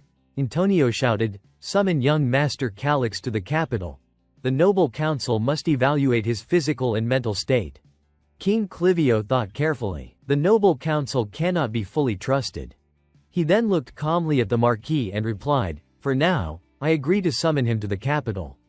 However, the investigation will be handled by the Royal Administration Bureau." The shocked expressions of the Viscount and the Marquis were evident. Antonio, startled, exclaimed loudly, "Your Majesty." To reassure him, the king continued, "The noble council may appoint a witness." After regaining his composure, Antonio spoke with respect. "You have made a wise decision, Your Majesty." After the audience with the king concluded, he departed step by step. As he exited the palace, he turned to the Viscount. "Selvion is waiting. Do you have anything to say?" The Viscount replied, "Yes, Your Grace." From within the carriage, a voice echoed, grave and serious. "The most pressing issue here is." Marquis Antonio crossed his arms, analyzing intently. "Your Majesty seems to be siding with that bastard, Calix. He appears displeased that the Shikan territory has fallen under our influence." Selvion looked directly at Antonio and slowly responded, "But I do not see this as an unsolvable problem." Antonio asked, commanding, "Do you have a proposal?" Selvion's gaze gleamed with cunning as he answered, "Become the king's father-in-law." Antonio's face twisted with both anger and horror. "Do you mean to marry my daughter off to an old man on the verge of death?" Seeing his shock, Selvion considered, why waste such an important card when it could bring far greater benefit? Selvion, seated comfortably in the carriage, continued his explanation. "The king I refer to is not necessarily the current one. It could be 10 years from now, or even 5. Antonio, uncertain, asked again, "You mean to suggest a replacement of the king?" With a triumphant smile. Selvion added, "If that is what you mean." A loud proclamation rang out. A few days later, at Count Shikan's castle, young Master Calix received the royal edict. Calix propped his chin on his hand and asked Thomas, "So, what does it say?" Thomas hesitated, unable to speak. "Your Grace." Calix, appearing unconcerned, interrupted lightly, "I can guess." "Stop stammering." Thomas explained, worried, "The Count must report to the Royal Administration Bureau immediately. You will have to respond to the accusations." Calix, calm as ever, inquired, "Accusations?" Thomas replied, "Your Grace, whether attempting suicide could have harmed your soul, they need to verify this." Upon hearing this, Calix laughed gleefully. "In short, they mean I failed to die and did not go mad, right? That is what they want to verify." He continued his mocking laughter, clearly amused. "No need to entertain such nonsense, just come up with an excuse to deflect." Hearing this, Thomas and Kraut simultaneously froze in astonishment, Kraut even dropping an item from his hands without realizing. Widening his eyes, he asked, "Are you planning to defy the king's order?" Calix sighed and responded with knowing calm, "If the king summons me, must I ride like an arrow and comply?" He then explained, surprised Thomas and Kraut, "They want to check if I am insane. By now, Viscount Selvion surely knows I am acting under royal orders. He must be eagerly awaiting me." Calix audaciously teased, "This is exactly what he wants from me." "Well, if I die and Grunbein survives, their initial plan will succeed." Thomas clenched his teeth, trembling with rage. How insolent, they intend to assassinate a direct heir of the great Shikan family in broad daylight. Kraut's anger mirrored his own. I will risk my life to stop this. Calix leaned back, hands behind his head, and said casually, "You do not need to protect me, I won't go anywhere." Observing their confusion, he added, "Do not worry, we have already sent someone to the capital to fight on our behalf the day before, right?" Kraut, still puzzled, asked, "Who are you talking about?" Suddenly, realization dawned on them from Calix's knowing expression. They exclaimed in unison, "It can't be. You mean Jareth." 2 weeks later, in the royal capital Elsenia, Marquis Antonio slammed his hand onto the table in anger. Respectfully, he reported, "Your Majesty, over 2 weeks have passed, yet Count Shikan continues to evade your summons. I suspect he is plotting something." King Clivio, however, seemed amused. "Ha ha, a plot, what could it possibly be?" Unlike the king's demeanor, Antonio's tone dropped, a mixture of cunning and satisfaction. He recklessly destroyed the energy pit of the lawful heir without evidence. Now, with retribution approaching, he is likely frightened and seeking a way to avoid it. Amid the murmurs of the council, the nobles emphasized the gravity of the matter. King Clivio chuckled and asked, "So what shall we do?" Marquis Antonio smiled, both sly and pleased. The steward, observing the exchange, noted the king's gaze toward Antonio and thought, "The king is consulting Marquis Antonio, the leader of the noble faction, and he remains courteous." The old man smiled in satisfaction and replied, "Yes, Your Majesty. I will personally travel to the Count's territory to investigate the matter. Please rest assured." The king, with deliberate poise, responded lightly, "I greatly appreciate your initiative and diligence, Marquis." The man chuckled softly, "It is simply my duty, Your Majesty." Meanwhile, the steward trembled, realizing in alarm, "The king is siding with our political rivals. What will become of us? The supporters of the new regime have arrived." King Clivio interrupted sharply, cutting off the steward's train of thought. "Let us move on to the next topic." At that moment, the king's attendant, the steward, held the announcement board with shaking hands. The next topic for discussion concerns the engagement of the fifth prince. The words immediately sent waves of shock across the room.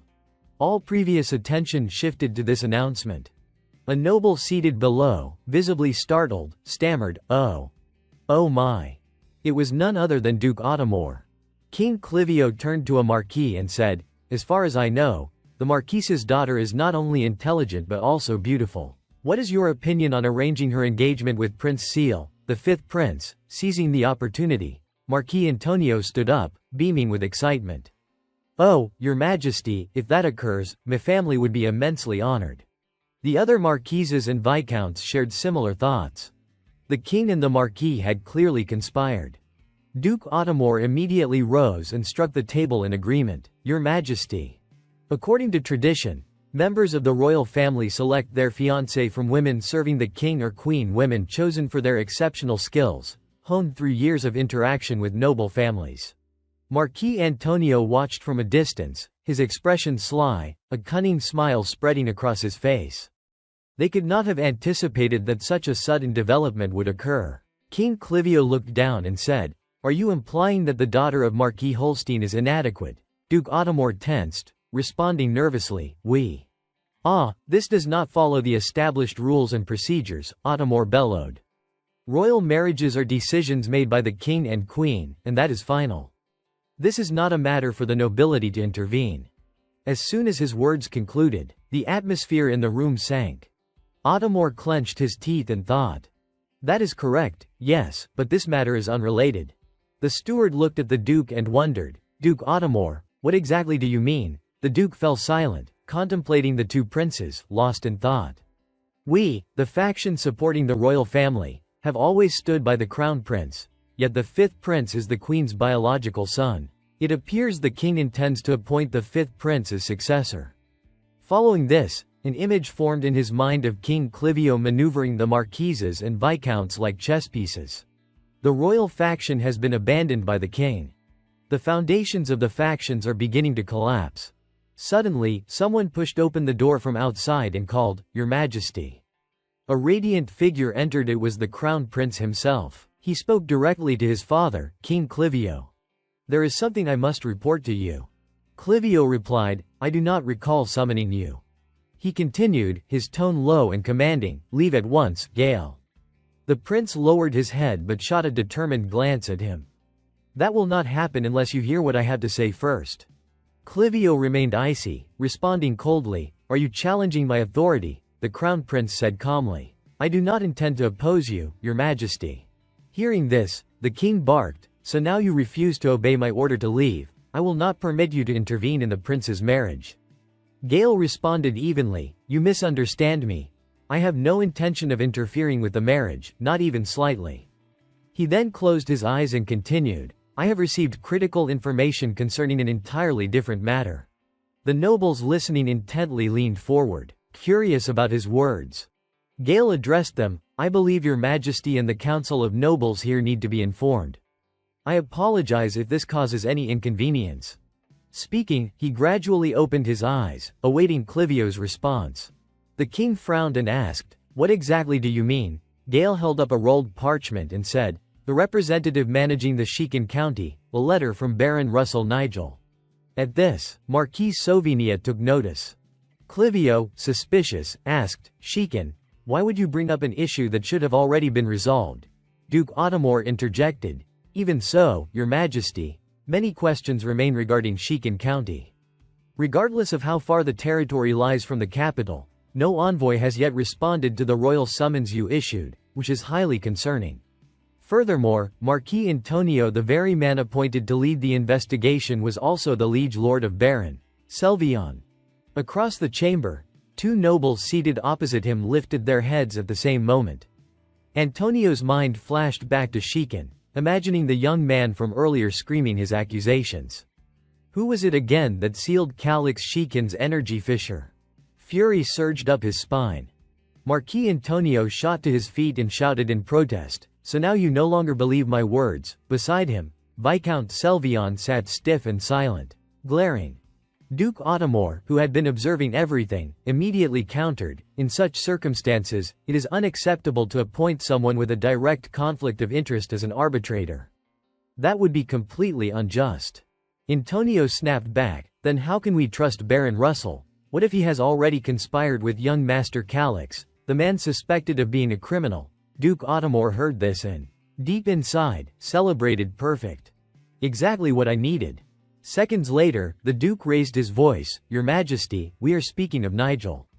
He once served as the commander of the Blue Lions. He is an honorable swordsman, known for a knightly spirit that never compromises with injustice. He was even awarded a Royal Medal of Honor. I cannot imagine that a report submitted by such a national hero could be anything less than trustworthy. Hearing those words, the Crown Prince lowered his head with a faint smile. After all, this country is known as the Nation of Knights. Marquis Antonio gritted his teeth in helpless frustration. He had no rebuttal left, and inwardly cursed, I have walked straight into their trap.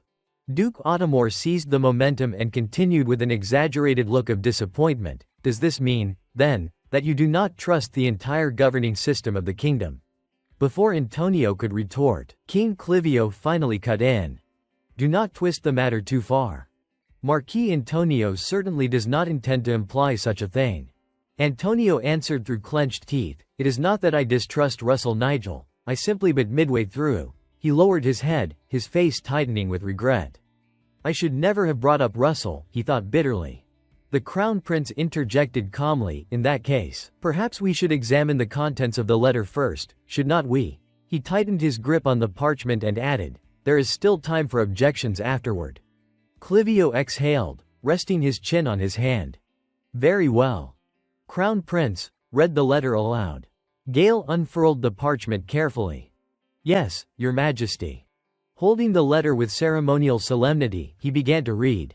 It is true that an attempted assassination occurred at the Count's estate. Young Master Grunbein, in order to avoid execution, sealed his own energy. All punishments were carried out under my authority. I, Russell Nigel, acting as representative of the county, with the agreement of the other knights. At that moment, a noble stood up quietly behind the prince and addressed Gale. Hearing him, Gale turned. The noble asked, may I verify the signature?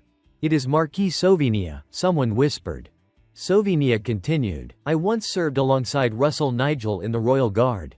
I am very familiar with his handwriting. Here you are, Gale said, offering the parchment. Marquis Sovinia took the letter and read. As the kingdom's preeminent military representative, Sovinia, known by the moniker the Sword of the Kingdom, was fiercely proud of his knighthood. Russell Nigel was one of the few knights he considered to be the real thing. A man who fought only for righteous causes, never for politics. The Marquis's expression hardened with righteous fury. To dare question Russell. Finally, he looked up and declared, there is no doubt. This letter is unmistakably written by Russell Nigel. Sovinia's thoughts deepened. Antonio. You have done something unforgivable. Even I have now been dragged into this mess. The balance has completely shifted. Marquis Antonio, overwhelmed, thought in despair, dear God. This is not even the main issue. The true purpose of this scheme was to fracture the royalist faction, which suddenly lost its leader. But then the Crown Prince arrived at the perfect moment. He has become the new center of gravity. The entire landscape of power between the Crown Prince and the Fifth Prince had been overturned. A new succession battle had begun. Antonio looked around, evaluating the shifting currents. Either way, we need to resolve that damned Shikan territory immediately. Clenching his fists, he muttered, to doubt a knight like Russell Nigel. I had no such intention. I only wanted.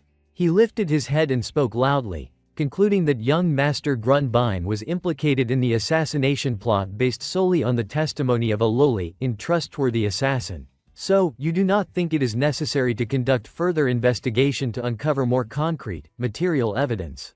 Ottomore sneered inwardly. Not worth commenting on, he thought. Out loud, he added, however, allowing the title of Baron to remain vacant indefinitely is simply unacceptable. Orsul Tigrim, standing nearby, turned to him with a mixture of apprehension and concern in his eyes. Marquis Antonio's thoughts drifted to young Master Calix, who was barely 15. I have heard he is not even capable of becoming a knight yet, in a nation proud of its knights. At the very least, he should be a sword mage. Hearing this, Ottomore let out a derisive laugh. Ah, a sword mage at 15, you say? He crossed his arms, a smug smile spreading across his face. Marquis Antonio, if I recall correctly, you yourself only reached that rank well past such an age. Am I mistaken? Antonio bristled but responded measuredly, it is unreasonable to impose such requirements on a young master. Yet, to inherit a high-ranking noble title, he must at least reach the level of a capable practitioner. Ottomore's mind conjured an image of Calix manipulating magic with precise control, and he mused aloud. I suppose he must demonstrate potential for the future, then. Calix had just turned 15, and reaching 4th level as a user would take at least 3 to 4 years. Duke Ottomore frowned, thinking, that sounds like a long time. And right now, they have no intention of starting a war. With preparations for the wedding underway, they will likely delay it even further. Is not that perfect? King Clivio spoke with stern authority. Very well, this is our conclusion. The Noble Council will assemble a special investigative unit to continue looking into the attempted assassination. If legitimate evidence is found, a new disciplinary ruling will be issued at tomorrow's morning session. However, this arrangement will only remain in effect until Count Calix becomes an official user. Should Calix Shikan reach 4th level, the investigative unit will immediately disband and the succession process will proceed. The king swept his gaze across the chamber. Does anyone object? Marquis Antonio lowered his head, closing his eyes with a faint, satisfied smile. A wise decision. Then he thought smugly, Duke Ottomore, you know nothing about Calix. To you, he is merely the son of a renowned swordsman who died young. But I know the truth, this boy called Calix is a fool. There is no way he will ever reach 4th level. His Highness's decision may sound fair, but in reality it benefits us tremendously. You will be stomping your feet once you realize you have been tricked, Duke Ottomore. As for the Shikan bloodline, they have always been a thorn in my side. I must find a way to punish him. Scene shift later that night. A voice called out in the dim corridor, is anyone there? A servant answered immediately, yes, I am here. Hearing a response, Marquis Antonio gave an order without hesitation. Selvion no, summon Lanciano instead. Yes, my lord, the servant replied clearly. After giving the command, the Marquis stood by the window, gazing out at the night sky. It is better to leave this matter to the Varigata Intelligence Bureau. A moment later, a stranger appeared in the room. Upon hearing the Marquis's voice, he turned. It was Lanciano. He offered a courteous smile, placing one hand over his chest. "You called for me, my lord." Marquis Antonio narrowed his eyes at him. "I have a task for you and you must carry it out without Baron Selvion discovering anything." Lanciano's expression turned sly. "Ah, he is exceptionally perceptive. Hiding it from him won't be easy." He stroked his chin with a smug grin. "However, he probably would not notice if you slipped it into a bundle of documents." The Marquis pulled out a chair and sat, speaking as he did. "I will leave it to you. As long as it causes him trouble, that is enough." Lanciano let out a low, mocking chuckle. "It seems my lord is in quite a foul mood. Then why not use a dark night like last time? I rather like the one you employed before." Marquis Antonio was clearly pleased by the suggestion. It would indeed be ideal if we could handle troublesome matters without dirtying our hands. Lanciano bowed deeply. "I will make the arrangements. And I will assign the mission to you," the Marquis added. Scene shift later that night, at Prince Gale's castle. In a dim chamber, a mysterious figure folded his arms respectfully. "Everything has gone according to your will, my prince." Gerald Murthas knelt in front of him, answering with careful humility, "Your words honor me greatly." In the darkened room, the first Prince Gale let out a sinister laugh. "Not at all. This is the perfect moment when the king abandons the royal loyalists. I will step in and unify them. No one else could devise such an unconventional plan." Gerald smiled outwardly, but in his heart he thought, "Even I can hardly believe this. Normally it would take more than a week before we would even hear of such things. Why does young Master Calix know about this?" The thought crossed his mind as he lowered his head. Scheming with a sharp, cunning edge. No matter what, I must ensure the prince doesn't care about Calix. I need to prove my own worth immediately. Without hesitation, he spoke aloud. "I anticipated this because I know their methods."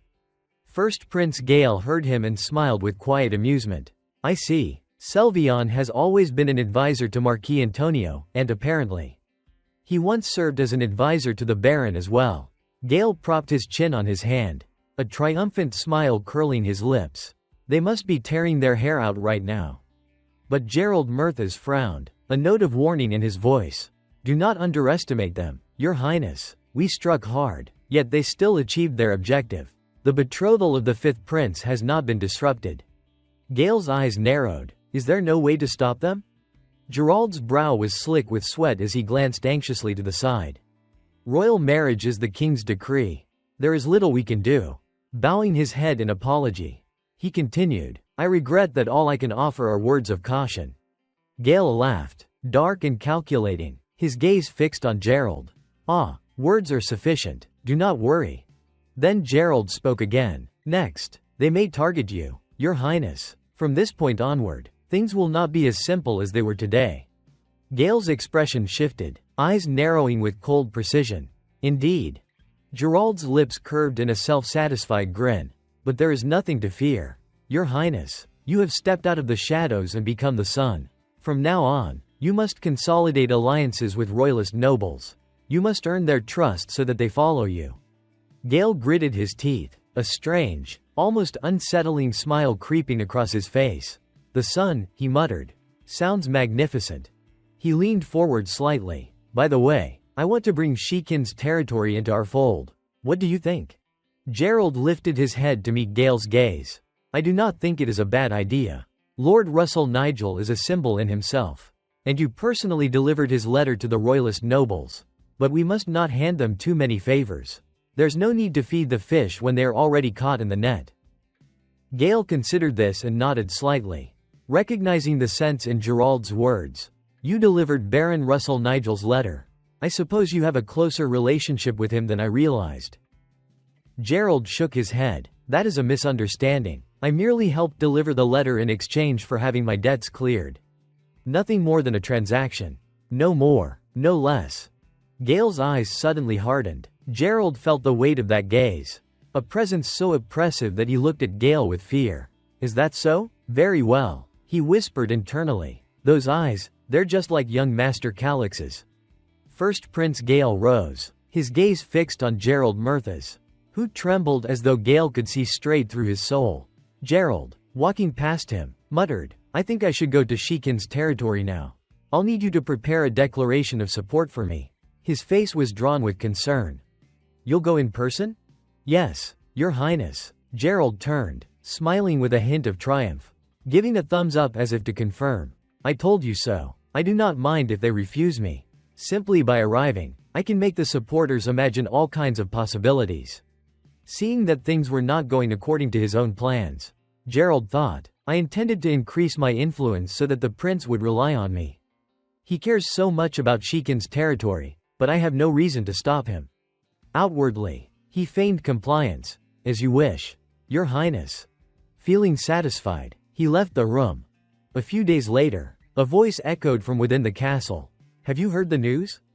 Young Master Calix, leaning on his hand as he wrote on paper, glanced up. "Heard what?" Russell Nigel stood stiffly before him and announced, "The information says you need to reach 4th rank user, as soon as possible." On the surface, Calix looked calm, almost indifferent. "Don't worry, I have an idea," he replied casually, but inwardly he was thinking, "I just need to locate a suitable hell dungeon or ruin on the minimap." Russell Nigel did not take that well. His eyes flashed dangerously. "You don't need to overthink how to get stronger. Just take it one step at a time. That's the fastest path. I guarantee I'll make you a 4th rank user as quickly as possible." Calix blinked in confusion, staring timidly at Russell Nigel, right before the man scooped him up under his arm like a sack of potatoes. "Wait, no, hold on." Calix flailed helplessly in midair while Russell Nigel calmly reassured him. "Come now, let's go, young master." "No, absolutely not." Calix kicked and twisted, refusing to cooperate.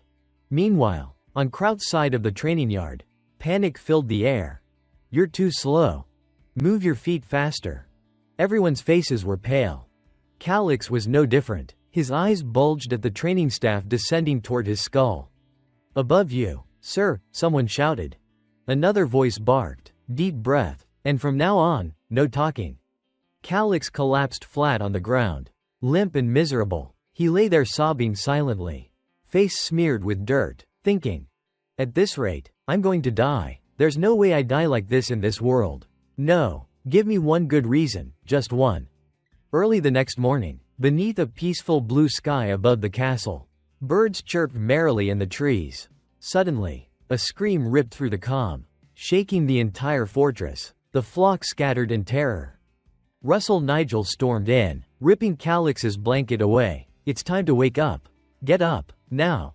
Calix shot upright, trembling, his left cheek grotesquely swollen. Wait, I don't have the talent. I'm serious. I'll die if this keeps up." Russell's intimidating presence seemed to thicken the air itself. His voice was firm, uncompromising. "What do you mean you don't have talent? You don't need talent to master a sword." He continued bluntly, speaking from long, hard experience. "Anyone can reach 5th rank with consistent training. I'm living proof. Trust me." Calix sat on the bed with a tortured expression. "You don't think overtraining will damage my body?" Still panicking, he yanked his shirt up, revealing bruises, purple blotches, and swollen welts across his torso. "Look at me. My body can't take this insane training." Russell remained perfectly calm. "Injuries like that can be healed with the lowest grade recovery potion." Calix protested weakly. I need to save money. The territory is prospering because of you, young master." Russell reminded him matter-of-factly. Calix could only sputter in outrage, unable to form a proper rebuttal. Then Russell's expression hardened again. The atmosphere turned oppressive, making Calix break into cold sweat. "You've rested long enough," Russell declared, his hand extended toward the boy like death's summons. "Time for training." "I hate this," Calix whispered in terror. But he had no power to resist. He soon found himself standing in a defensive stance, gripping the wooden sword with both hands. Russell swung at him. Calix reacted on instinct. "It's coming." The wooden blade cut through the air like a gust of wind. But in Calix's eyes, it looked different, slower. Clearer. I can see it? That's impossible. His eyes widened. Look at that. Then the wooden sword smashed straight into his head and sent him tumbling unconscious. Hours later, Calyx slowly opened his eyes. He was sprawled across the training ground, body battered and bruised, a massive lump throbbing on his skull. Yet he muttered faintly, "The sky looks beautiful today." Then reality hit him. "No, this is not the time for that. I need to escape this situation immediately." He squeezed his eyes shut, forcing his mind to focus. There has to be something. Think. And then, a girl's face appeared vividly in his mind. Celestina Urin. The moment the thought crossed his mind, Calyx's eyes flew open in realization. Right, her. She's the one, the strongest ally of the Crown Prince. In the game, no one managed money better than she did. But she and the Crown Prince haven't met yet, which means I might be able to claim her first. Right? Before the idea could develop any further, Russell Nigel appeared out of nowhere, slicing straight into his train of thought. Are you being lazy again, young master? He hauled Calyx to his feet. Now then, again. Wait a moment, Calyx resisted, which immediately triggered suspicion. Russell narrowed his eyes. Calyx straightened up, determined. I have something important to say. If this is another excuse to slack off, Russell warned, his tone severe, your training time will increase by 10 minutes. Calyx immediately launched into his explanation. Russell Nigel, you know we have 100,000 gold worth of silver ingots, yet I haven't been using any of it. That silver is practically stolen goods, Russell replied, and there's so much of it that I don't even know what to do with it. He continued, we can't melt it down without drawing attention. Which, Calyx said, is why we need a partner who can launder money for us. Russell's face tightened with skepticism. His eyes narrowed thoughtfully but warily. It seems you've found yet another reason to avoid training. Still, he couldn't deny the truth. Those silver ingots did need to be handled. Do we really need to deal with this right now? He asked. If we lend out the silver, Calyx argued, the interest will bring back 200,000 gold. Every day we delay is a waste. Have you never heard of the miracle of compound interest? Russell stood still, supporting his chin with one hand, appearing to ponder deeply. Is there a spell called Fukuri? This is the first time I've heard of it. Calyx stared at him, horrified. Be serious. We need to stabilize the territory's finances. Don't we? Russell nodded solemnly. I understand. How long will this take? Calyx hesitated, nervous about the reaction. Not long, but not short either. I need to travel to the capital for 3 months. Inside, he was screaming. It absolutely has to be 3 months. Not a day less. Meanwhile, Russell continued thinking aloud. I feel like I'm being dragged all over the place. But eventually, he accepted it. I'll inform Kraut that you'll have new daily assignments. Calyx panicked. Wait, no, Russell Nigel, you really don't have to go that far. I must, Russell declared with fiery conviction. No, Calyx whimpered. The next morning, someone called out urgently. Calyx turned his head. Huh? Kraut announced. It seems the Crown Prince is heading here. Calyx froze. Why is he suddenly coming? Kraut answered honestly. I heard during the meeting this afternoon that the succession war between the Crown Prince and the 5th Prince has officially begun. It appears he's coming to take over our territory. Calyx's face drained of color. His jaw tightened, panic surging through him. He rushed to shove clothes into his suitcase. Kraut watched, baffled. What are you doing? While packing frantically, Calyx replied, Kraut, we didn't receive any news about the Crown Prince coming here. He snapped his suitcase shut and barked orders while preparing a horse, not a carriage. We're leaving in 2 hours. Kraut gasped, but you don't even know how to ride a horse.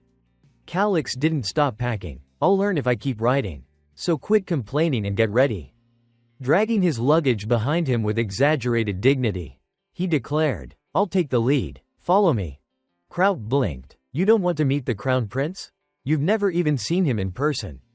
Calyx said nothing. He gritted his teeth and marched forward, thoughts swirling. Of course I've never met him in real life. But anyone who's ever played Heroic Fate knows the name Gale Roche Leclivio Krakow. He's one of the few hero-ranked characters in the entire game. A character information panel appeared. Character name: Gel Roche Le Clevio Krakow. Age: 29. Royalty: affiliation: Krakow royal family. Position: Crown Prince. Personality: adaptive conqueror. Combat strength: level 6. Fame: high. Support: 39%. Administrative skill: E-finance, C military, SSS. Diplomacy: A development, A. Calix sank into thought, staring at the details of this crown prince. The crown prince is known for recruiting talented individuals. He will force me to serve under him. There are only two choices: comply, or die in an accident. I'll be assassinated or worked to death otherwise. I am not going to die. Panicked, Calix shouted, quickly, Kraut, pack up, I'll leave you behind if you're late. With that, he bolted. Kraut froze in shock at those words. Left behind, he flinched as Russell Nigel appeared, his eyes blazing with fury. What the hell do you think you're doing letting the young master go alone? Kraut clutched his head in fear. Master, S sir, his face drained of color. This is bad. Young master, please wait for me. The scene shifted to a clear, blue sky. Kraut's shouts of, young master, echoed relentlessly. 2 hours later, in front of the castle gates, Calix had paced countless circles, his anger simmering. I told him to hurry. And yet he's still so slow. Calix muttered to himself, impatient. When he turned, his eyes widened in surprise. HMPH, he called out loudly to Lila. What are you doing here? She startled slightly. Thanks to your efforts, young master. It seems those pursuing me no longer have the time to bother. The dark forces have collapsed, and many deserters, like me, are scattered. Calix's voice hardened. Where are you planning to go? Lila replied softly, I haven't decided yet. I once dreamed of this freedom. But now that I have it, I feel empty. I'll just go wherever I please for a while. Calix remained silent, his expression unreadable. After a pause, he finally spoke, causing her to look at him with curiosity. Lila? Calix said quietly, if I ever get the chance, I will go to the Holy Empire of Granada. Lila stood before him in silence, listening as he spoke about something that clearly carried weight. Her brows knit slightly in confusion. Does that place really have ancient relics and techniques for molding internal energy specifically for women? Calix lowered his gaze, thoughtful. If you do not believe it, that is fine. Boil it, fry it, do whatever you want with the information. I do not need you to accept it. Lila's expression softened into a grateful smile. Either way. Thank you. And if the chance ever comes, she hesitated, her voice thinning with emotion, let us meet again. Her eyes narrowed, carrying a faint trace of sadness as she looked at him. A gentle breeze brushed past Calix, and he returned a quiet smile. All right. But deep down, he felt a pang of regret. It is a shame. But there is nothing more I can do. And no reason to keep her here. Lila mounted a horse facing the opposite direction. Calix watched her, evaluating her one last time. Lila was not the most gifted person, nor was she exceptionally talented. She adjusted the hood of her cloak, then turned to give him a bright, radiant smile. Goodbye. Calix kept that calm smile on his face, his eyes warm as he looked at her. Okay. He watched as she rode farther and farther into the distance. Turning away, Calix thought, well. Like she said, we will meet again if fate allows. He walked forward, his footsteps echoing softly. Passing through a thick patch of trees, he approached the line of tombstones. Calix stopped at the one bearing the name Alb. The young man had died more gloriously than anyone else. He stared at the grave, quietly asking himself, Alb. Was I too detached? Memories resurfaced, Alb standing behind him, shielding him from a blade, Calix whipping around in shock, and Lila riding away on horseback. That young soldier sacrificed his life for me. And yet I let Lila go simply because her status window showed a low-level cap. Calix looked down, his eyes shadowed with somber reflection. Maybe I am still seeing them as game characters. Not people. Suddenly, a voice called out from behind him. Young master. Calix turned toward the sound and began walking. In that moment, he made a promise to himself, next time I meet her, I will act like a real human being. Behind him, at Alb's grave, A small flower had been placed in front of the tombstone. Calix headed toward the gate where the soldiers were waiting for him. He greeted them with a hopeful smile. Sorry to keep everyone waiting. Then his expression hardened with authority. Let us move. Time passed. On a bright morning 3 days later, at the border of the Shikan territory, Russell Nigel stood sternly with a serious expression as an announcement rang out.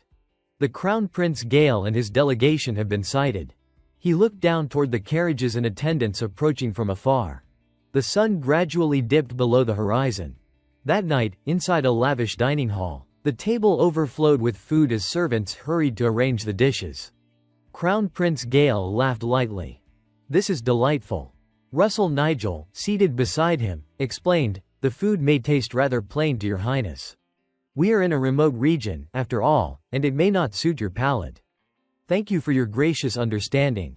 Crown Prince Gale lowered his head slightly, smiling with his eyes closed as he lifted a glass of wine. Is food what matters? I am drinking fine wine in a wonderful place, surrounded by wonderful people. Russell Nigel bowed his head, his voice solemn and full of gratitude. Thank you very much, your highness. Gale opened his eyes and looked at Russell Nigel with a probing gaze.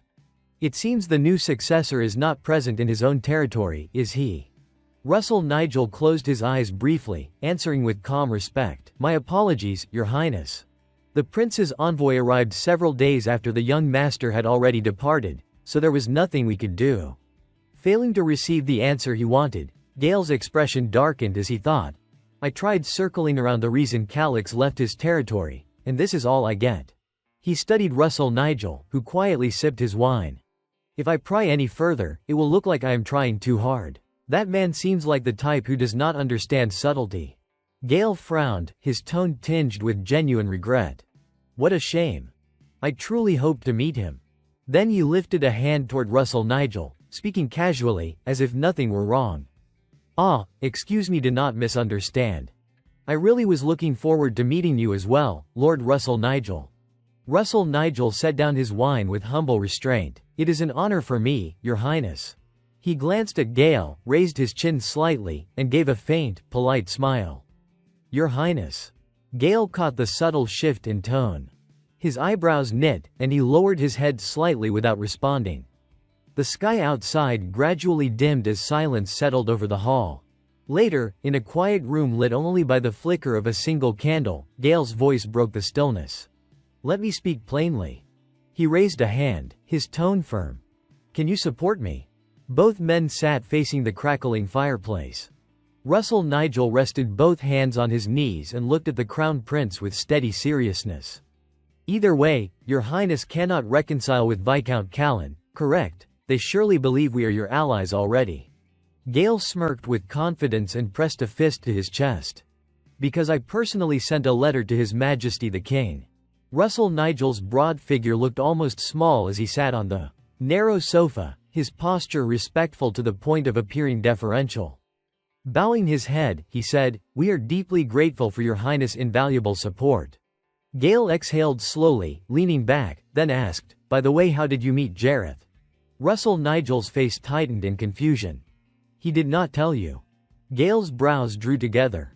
He lifted a hand and coughed lightly, pretending nonchalance. I want to hear it from you. He thought, what a dull viscount. How dare he treat me like someone who has not gotten a report from his own subordinate. Annoyance twisted in his chest as he clenched the sofa's armrest, glaring at Russell Nigel. What infuriates me even more is that I can't read his true intentions. Russell Nigel met his gaze without faltering, his expression calm as still water.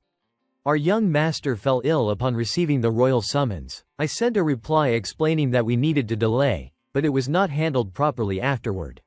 A shadow passed over Gale's face. Is not that strange? His voice chilled. Are you implying that something happened to the royal messenger on the main road? Russell Nigel closed his eyes, utterly unafraid. I discovered that the messenger had indeed departed on horseback, but then he claimed his horse tripped on a rock, and he broke his ankle. He recalled the vivid image of the fallen horse and the envoy sprawled on the ground. Gale closed his eyes, frustrated, his hands clasping together atop his lap. Continue. Russell Nigel spoke steadily. I was troubled, unsure how to explain the situation. At that moment, Jareth came to me with an offer. The scene shifted back to the moment Jareth Murthas knelt before Russell Nigel, voice trembling with desperation. Please. Help me flee Selvion. His face was full of terror, eyes wide and pleading. If you do, I will wipe out all of House Shikin's debt. And I will take care of the undelivered message to the royal capital. Russell Nigel had stared down at the man kneeling before him in heavy silence. Returning to the present, he closed his eyes and said quietly, "At that time, Jareth asked me for a letter. I never imagined it would lead to something like this." Hearing this, Gale's gaze darkened and he let out a long sigh. Russell Nigel said nothing more, simply shutting his eyes as the silence in the room deepened. Neither man spoke. Up to this point. Nothing suspicious at all, Gale thought bitterly. How disappointing. Gale studied Russell Nigel, his eyes narrowing with quiet appraisal. I know Russell Nigel is a respected knight, he thought, but that is all there is to him. He does not possess any particularly remarkable talents. His mind drifted to the terrified expression on Gerald Murtha's face. If Jareth had chosen to flee and Russell Nigel happened to be nearby, then Gale's thoughts shifted to Calix. His brows drew together as he clicked his tongue inwardly. From what I have heard about this Calix, he is frail, sickly, and hardly someone worth worrying about. Gale smirked to himself. In the end, I just need to get what I want. His lips curved into a sudden grin. Then, lowering his head, Gale spoke again, his tone composed. Please, give me your answer, Viscount Russell Nigel. Russell Nigel stared back at him in contemplative silence.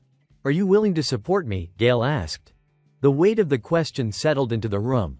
The air around Russell Nigel seemed to grow heavy. He hesitated, then said, I, Russell Nigel of House Shikin. Gale's stern, dangerous gaze pressed into him. Russell Nigel placed a hand over his chest, voice firm and ceremonious. Hereby formally declare my support for your highness. Gale Roche le Clevio Krakow. Gale lifted his head, smiling with narrowed eyes. That is the spirit. But then Russell Nigel spoke again, drawing his attention. However, if we may be a bit bold, our family has a request for your highness. A request, Gale echoed, lowering his head slightly. Russell Nigel's mind drifted back to 3 days earlier. 3 days ago, Calix had called out to him. Lord Russell Nigel. Yes, young master, he answered. Calix walked past him with his hands in his pockets.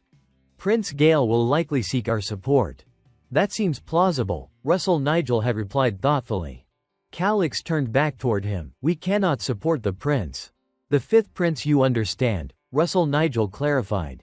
Marquis Antonio is both his stepfather and his legal guardian. Exactly. Calix moved toward his desk. Even if we support the crown prince, we gain little. We do not really have a choice. Russell Nigel had fallen deep into thought. Calix sat on the edge of the desk and continued, still, when we declare our support, make sure we maintain a firm stance. Russell Nigel, cautious, asked, do you have any specific requests? Calix's brows furrowed as he spoke with sharp clarity. I want you to request transit tax exemption for all royal merchant guilds operating in the region. Russell Nigel blinked. But do not we currently have no royal merchant guilds in our territory? Calix looked away, eyes half closed. Of course I know they dissolved due to financial difficulties, but we can't let that situation continue forever, can we? He continued, with the kingdom divided between two factions, even the crown prince cannot exert influence over the fifth prince's camp, right? A faint grin curved Calix's lips as he stood, clasping his hands behind his back.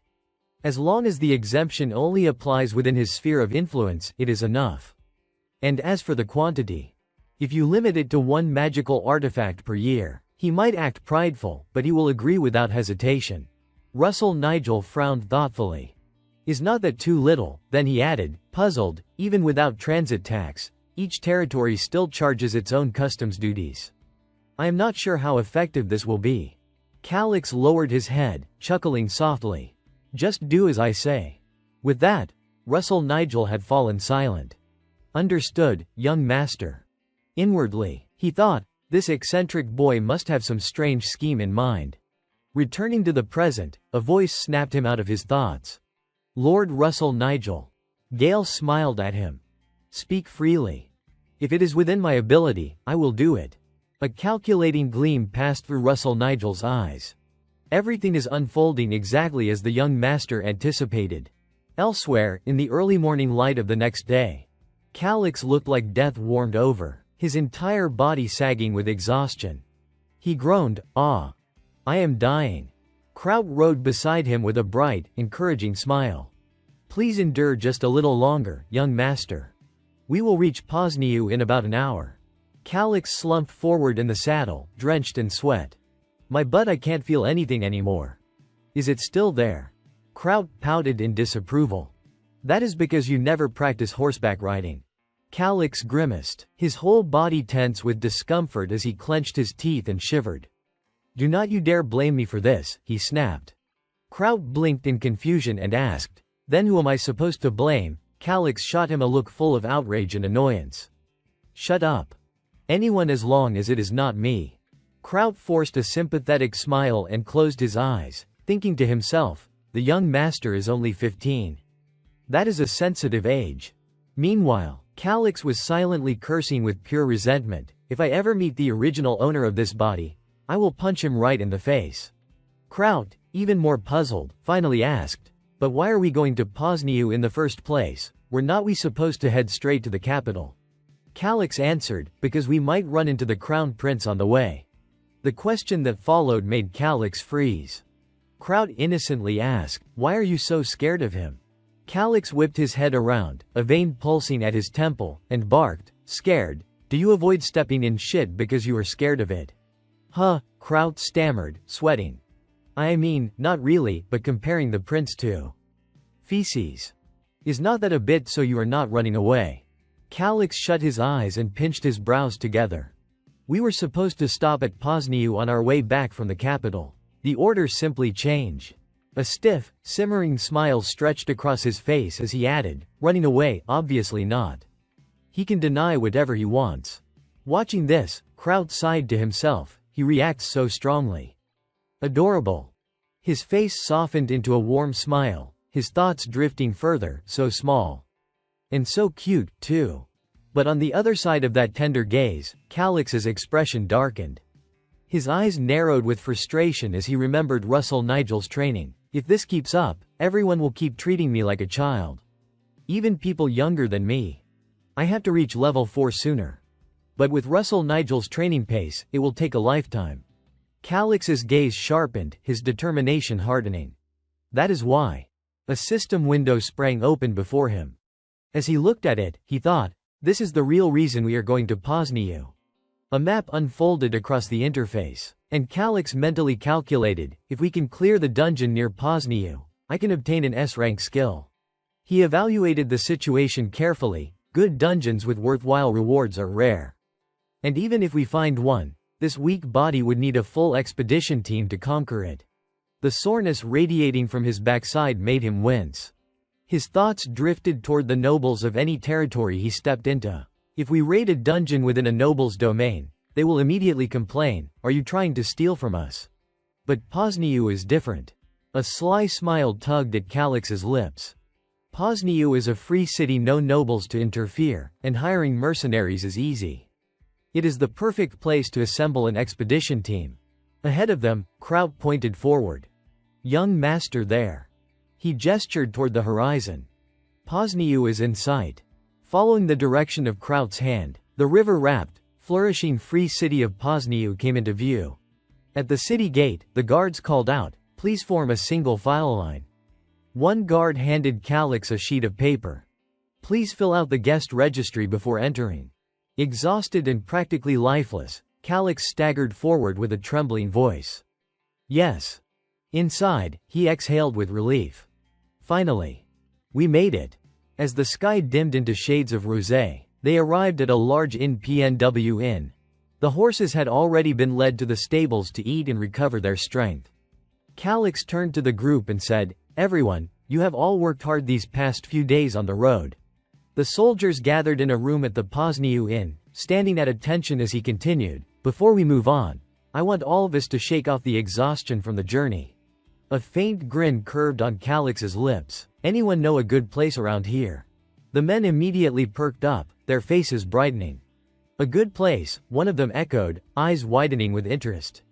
Another asked, what do you mean by that, young master? Calix let out a mischievous little laugh, and Kraut instantly felt a bad premonition. Wait, young master, do not tell me you. But before he could finish, the other soldiers surged forward with excited cheers, pushing the two of them along. Let us go, young master. Even Kraut, clearly exhausted, gave in. Come on, let us just go, he sighed. Calix raised his hand happily. All right, let us get moving then.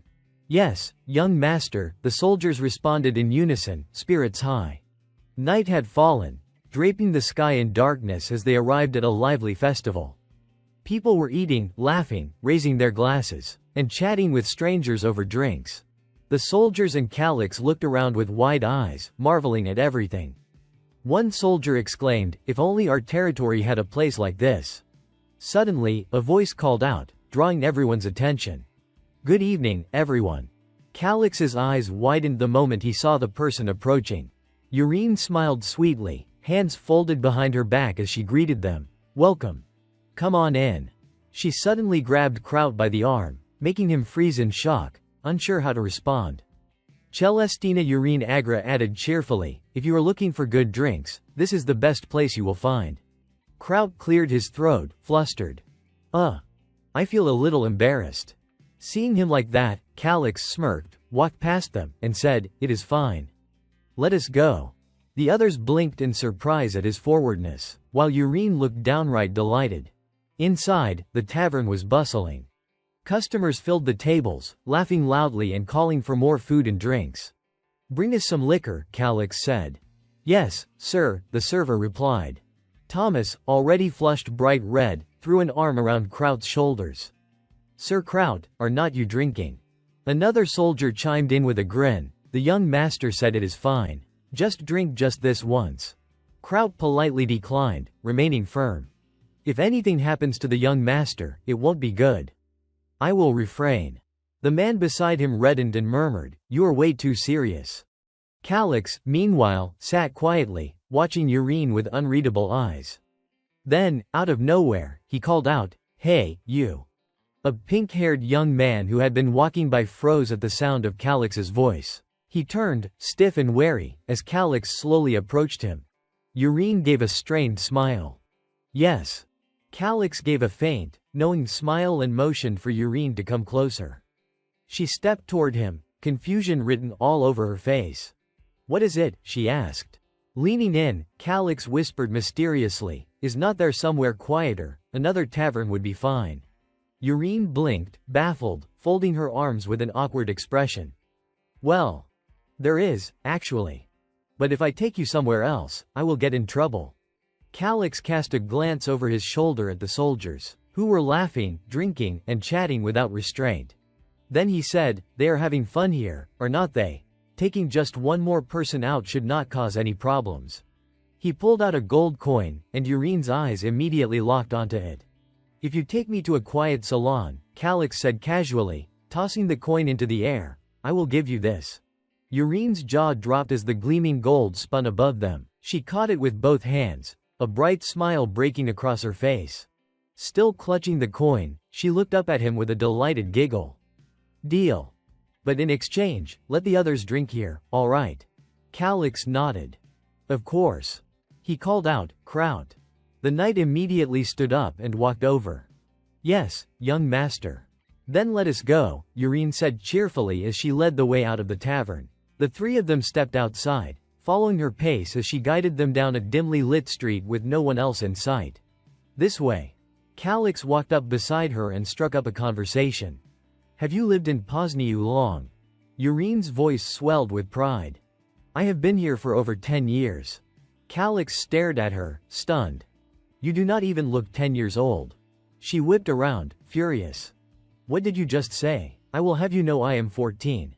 Walking on the right side, Kraut listened to the exchange with a quiet, satisfied smile, amused by the two of them. Calix sighed apologetically. All right, I get it. Sorry. That is right, she muttered. Suddenly, Calix flashed a sly grin. By the way, who is the strongest person in Pozniu? Urine stopped for a moment, surprised by the question. Her expression dimmed slightly. People say the strongest warrior is Lord Omar, the leader of the Steel Shield mercenaries. She forced a smile, brushing away whatever was bothering her. But honestly, he has never fought the leaders of the other 3 big mercenary groups, so it is probably just a rumor. Calix nodded thoughtfully. Lord Omar, huh, so what are the 3 big mercenary groups? Yurine stared at him in disbelief. Seriously, you do not even know that? She then explained, listing them one by one. The Red Wolf group marked by the Red Wolf emblem, the Black Wing group bearing the Black Feather insignia, and the Steel Shield group symbolized by a steel shield. Those 3 together are called the Big 3 Mercenary Corps. Calix absorbed the information, then asked, what about the monster attacks this fall? Yurine answered with pride, well, no matter how busy the tavern gets, things have not gotten too bad. Kraut walked between them, smiling contentedly as if he were listening to 2 children bicker. But the adults are always terrified the supermoon will come early, Yurine added with a sigh. Calix chuckled. Adults always worry too much. They continued walking, talking freely. Yurine glanced at him. You do not look that old yourself. Kraut chimed in, and you are quite mature for your age too, like me. My foster mother used to say the same. Yurine laughed softly. I see. Yurine suddenly came to a stop, glancing sharply to her left before letting out a small gasp. Standing before them was a large building, simple in decoration yet exuding a quiet sense of luxury. We are here, she said. A woman stepped outside just then, murmuring, oh dear. She had long black hair, tired golden eyes, and a voice that carried exhaustion. It does not look like you made a reservation, she said. At the sight of the black-haired woman, Yurine immediately hid behind Kraut's broad back. The woman continued, do you have business here? Kraut raised a hand awkwardly, revealing Yurine's startled, fearful face behind him. Calix tilted his head slightly to the right and said, this kid brought me here. Lisa's tone hardened at once. Yurine, you have caused trouble again, have not you? Yurine could only give a strained smile, too afraid to answer. Then Lisa bowed politely, subtly trying to usher them out. My lord, the salon is closed today. I am sorry, but please leave. When she lifted her head, her eyes met Calix's, and something in his gaze made her pause in confusion. Calix smiled faintly, glancing meaningfully at her. Lisa followed his line of sight downward, puzzled. What is he looking at, she wondered. She finally looked at her own hand, the one wearing a ring, and a warning rang loudly in her mind, impossible. Calix noticed this and immediately shifted his eyes toward Yurine, smiling in a way that made the girl stare wide-eyed in shock. Hey, kid. It looks like you led me to the wrong place, did not you? Calix said lightly. Guess you will have to return the tip. Yurine clasped her hands behind her back, frowning with clear refusal. No way. I brought you exactly where you asked. She hid both hands behind her and huffed. You are not here to look for women, you are looking for information, right? I can't return it. Before she could say more, Lisa's stern voice cut through the air like a blade. Yurine. The tone alone made Yurine freeze, her face draining of color as her eyes widened in fear. Lisa's expression darkened completely, the atmosphere around her becoming sharp and oppressive as she glared at the trembling girl without saying another word. Yurine shook, tears threatening to spill, yet still tried to form an explanation. But Calix only watched her with an unreadable, almost amused glint in his eyes. Just then, a translucent system window materialized in front of Yurine, displaying her information, Celestina Yurine Agrodotna. Age 14, a displaced member of the royal bloodline. Affiliation, Arizona Children's Organization. Position, senior member. Personality, cunning money hunter. Combat condition, normal. Combat rank, level 16/81. Reputation, 5 stars. Trust level, 7%. Administration, A. Finance, SS. Military, D. Diplomacy, S. Development, A. Seeing the panel, Calix narrowed his eyes in satisfaction. Found her, he thought. He looked at Yurine, comparing the trembling girl before him to the woman she would become in the future, the shadowy mastermind, the dark witch behind the curtain, Celestina Yurine. His hands tightened at his sides, overwhelmed with joy. The entire reason I traveled to the capital was to find this future top-tier merchant. I even planned to invest the stolen secret fund with her. And now I have stumbled right into her. Calix lowered his head slightly and smiled. So this is the place to get information. Huh, then my objective is already accomplished. You do not have to return the money. Urine lit up, beaming. Really? Lisa's voice, however, grew sharper. EU. Before she could finish, several women appeared behind her, armed with bows drawn and aimed straight at Calix and Kraut. Lisa issued a cold order, come here. Urine immediately hurried to her side. Seeing the sudden hostility, Kraut stepped forward, posture shifting into battle-ready stance, fury radiating from him like murderous heat. Do you have any idea who you are pointing those arrows at? He demanded. Lisa did not flinch.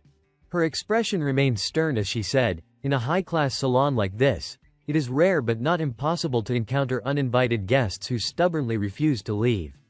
Some of them possess combat abilities far beyond even trained knights. She glanced at her subordinates but kept her focus sharp.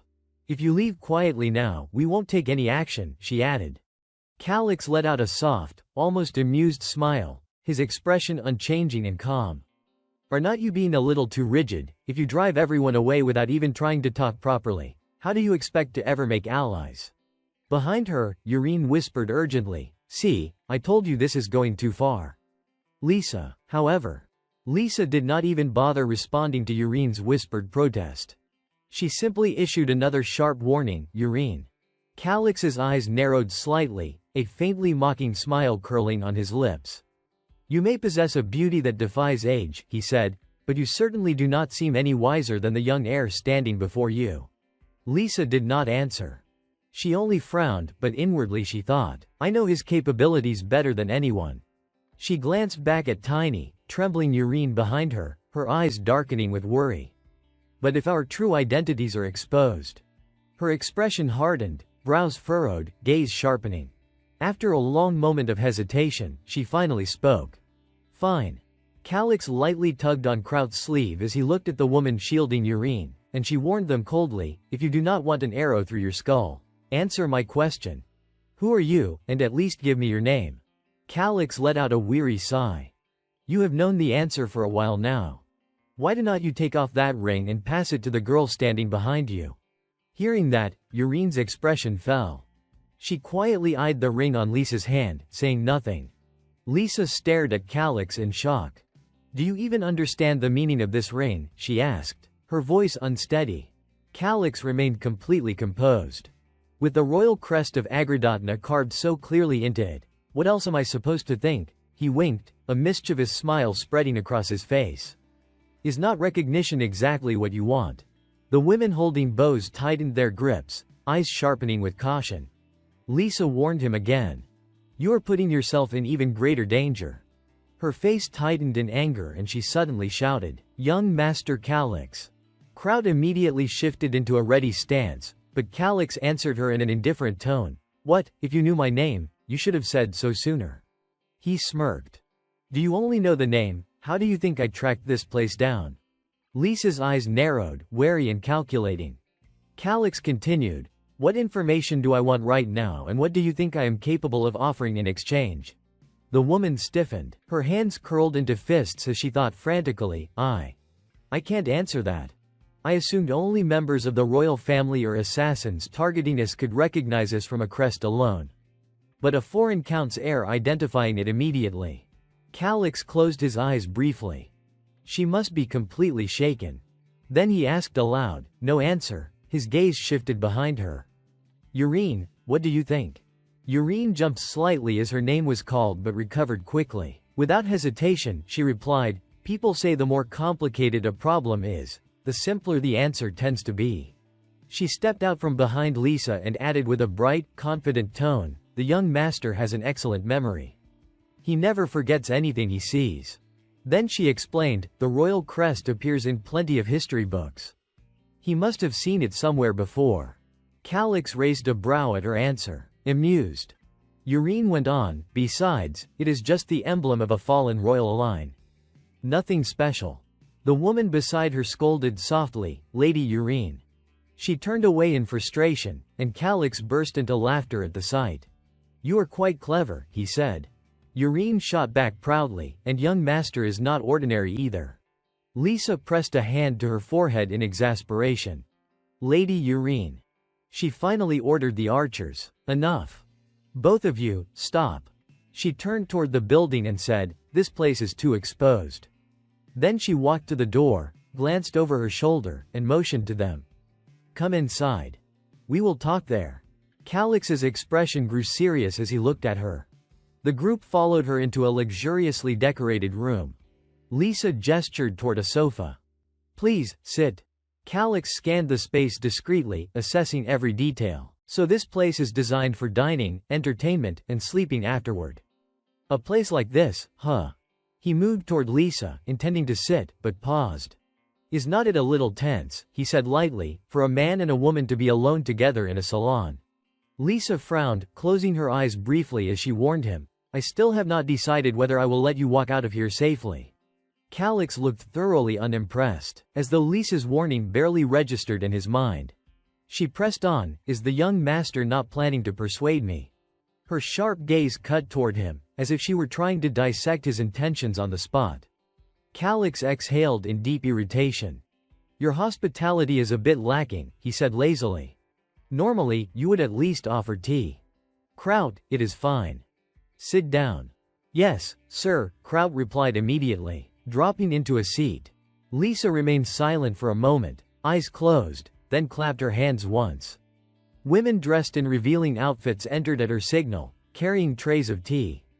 They moved with practiced, elegant motions as they served. Calix's thoughts drifted back to the game's storyline. Celestina Urine. A core member of the Children of Aridona, an underground organization. She later becomes the strongest financial backer of the Dark Prince Gale. No one can surpass her when it comes to making money. A blonde woman set down the tray and poured tea for them. Calix continued calculating. "My plan is to invest every coin from that stolen fund into her. She understands better than anyone that trust is a merchant's greatest asset." He remembered how, in the game, Urine disguised herself as a boy. Seeing her now still a child felt almost surreal. He lifted the teacup, examining its clarity. "I should wait until she is older." He sipped thoughtfully. "Or perhaps I should train her myself." Lisa watched his expression carefully before asking, "Are not you afraid the tea might be poisoned?" Calix let out a soft hum, completely unfazed. His face did not shift at all as he replied casually, "Ah, do not worry. I would know immediately if it were." Lisa said nothing. She rubbed her fingers together, her expression turning serious. "Let us return to the main issue. We cannot continue negotiations unless we have absolute certainty that you will keep our secret." And then Calix suddenly said, 100,000 gold. Lisa's eyes flew open. She stared at him in disbelief. What? What did you just say?" Calix raised both hands with an innocent smile. "I will invest 100,000 gold." As if struck speechless, Lisa's face darkened. "What, are you?" "I am simply responding to your terms," Calix said calmly. Then, with a sharper tone, he went straight to the point. "Can you guarantee you won't take my money and disappear?" Lisa hesitated, unable to answer. Before she could form a response, Urine's voice came from behind her. "That amount is far too large to turn down." Lisa jolted at the sound, whipping around to scold her. "My lady, you are not permitted to come out here." But Urine, now dressed in a formal deep red dress, paid the warning no mind. She stepped forward with surprisingly regal poise and spoke clearly, "Allow me to introduce myself properly. Once a member of the Agridatna royal family under the Japura alliance, I am Celestina Urine." She lifted her chin slightly, offering a soft, composed smile. "Of course, I am merely a fugitive now, so you may call me Urine." Calix and Kraut stared at her, stunned by how rapidly she had changed demeanor.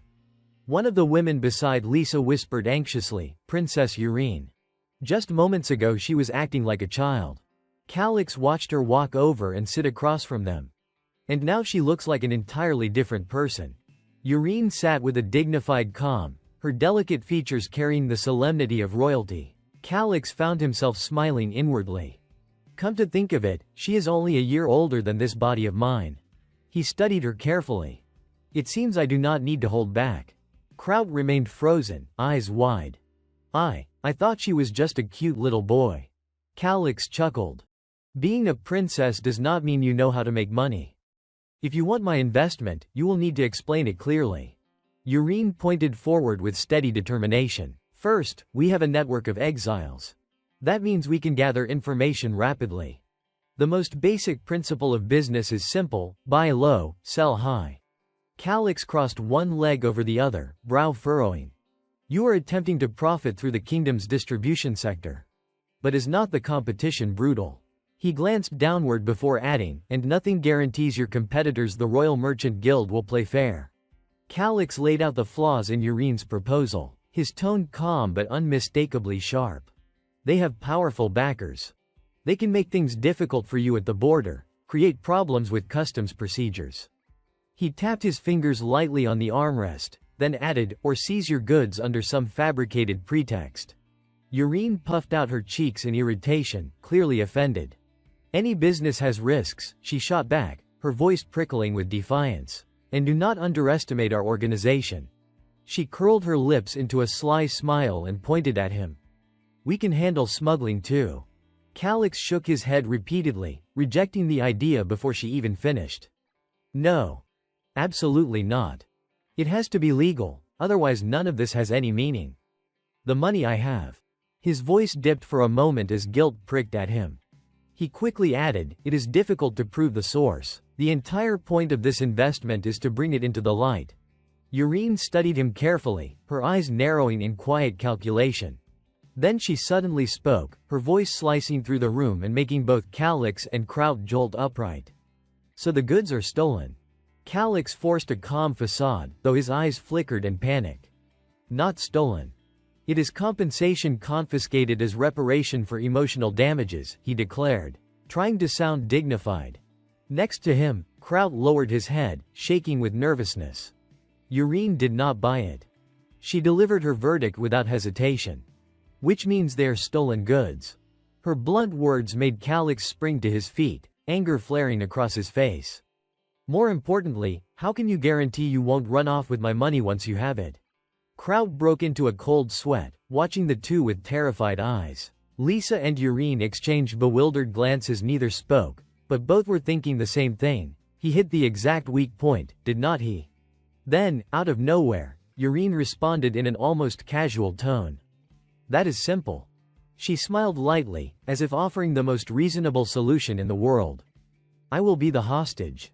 Lisa screamed in terror. Yurine-sama, a hostage? Yurine lowered her voice, her tone calm yet tinged with gravity. Aunt, it has been 10 years. Her eyes glistened with unshed tears. Ever since our people began wandering in foreign lands, if this continues, the organization will either collapse or degenerate into nothing more than a criminal gang. You understand that, do not you? Lisa hung her head, sadness etching her face as she whispered, but... Yurine pressed on, her words deliberate and persuasive. We are talking about 100,000 gold coins, a colossal sum. I am not concerned with reclaiming status. What I care about is ensuring our people no longer suffer. Hearing this, Lisa's eyes reddened, and she addressed the princess in a trembling voice. Before she could continue, a cold, commanding voice cut through the room. Stop the theatrics. Lisa flared with rage. Foolish, insolent girl. Calix ran a hand through his hair in exasperation. Listen, I do not care about your past. If you want to be treated like a princess, you should return to the kingdom of Jaipur Linyan immediately. Lisa trembled with anger, almost unable to stand. Exactly, Yurine confirmed firmly, drawing a dagger with resolute grace. From this moment, I will discard the name Agridatna and sever my hair with it. She repeated for emphasis, I will discard it. Lisa broke into a cold sweat. Princess Yurine. She gripped the hilt of her sword, realizing that the young princess already had a clear vision of the path she intended to pursue. Yurine's gaze fixed on Calix, her determination unwavering. Is that right? She asked. He nodded without hesitation. Yes, that is correct, Calix said, sharing his plan. Initially, I intended to entrust everything to you, but you are still too young for me to trust completely. Until that trust is established, I will have to guide you personally. Yurine clenched her teeth at his words, her voice rising in challenge. And you, how old are you anyway? You do not seem much older than me. Calix allowed himself a private thought. She is more mature than I expected, but I have no intention of treating her as an adult. Compared to my own age back on Earth, she is still just a child. With that in mind, he said aloud, I only provide the capital. You will run this business with someone else's money. Age difference is not that important. Yurine sank into the long chair behind her, her expression steady as she replied, I understand. For now, tell me your plan. Calix remained calm. First, we need to clarify our primary objective. Information comes first. She nodded immediately. Understood. Then let us proceed. Yurine commanded, provide the Lord with all the information we have. Especially regarding the 3 factions controlling Pozniu and the current situation there. Lisa quickly stood and bowed deeply. Yes, Princess. Calix was momentarily taken aback. Moments ago, Yurine had treated Lisa like a real mother, yet now she was issuing commands with the poise of a seasoned leader. Unexpected, he mused silently. She is remarkably skilled at separating business from personal matters. Lisa moved ahead, calling back, this way, please. The door creaked open, accompanied by an introduction. Everything you need is here. Take your time and review it carefully. Calix surveyed the cluttered room and sighed deeply before stating firmly, very well, let us begin. Night descended over the castle, draping it in silence, and soon an entire night passed.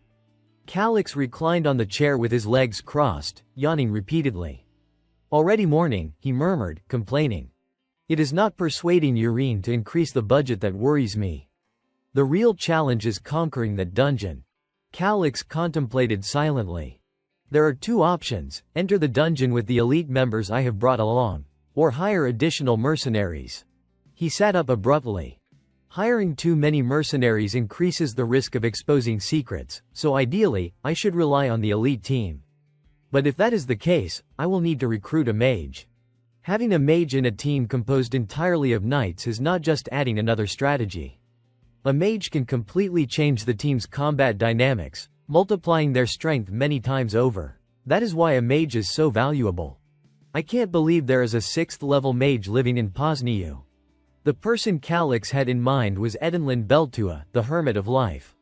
He muttered to himself, I need more information about him. After a moment of thought, he hurried to the door and called for Yurine. Lisa pressed her hands together at her waist and spoke politely. I am sorry, but the young lady is currently in a lesson. Without another word, she entered the room and firmly closed the door. A maid approached and gestured politely. Please follow me to the garden.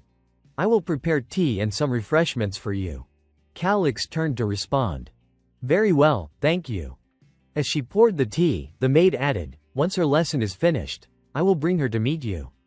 He replied courteously, understood, thank you. Gazing at his reflection in the tea, Calix drifted into thought. Edenlin Beltua, a 6th level mage, much like Russell of the Shikan domain. Back in the previous world, Russell was merely a minor baron until my father, Corin, reached level 7 at a very young age.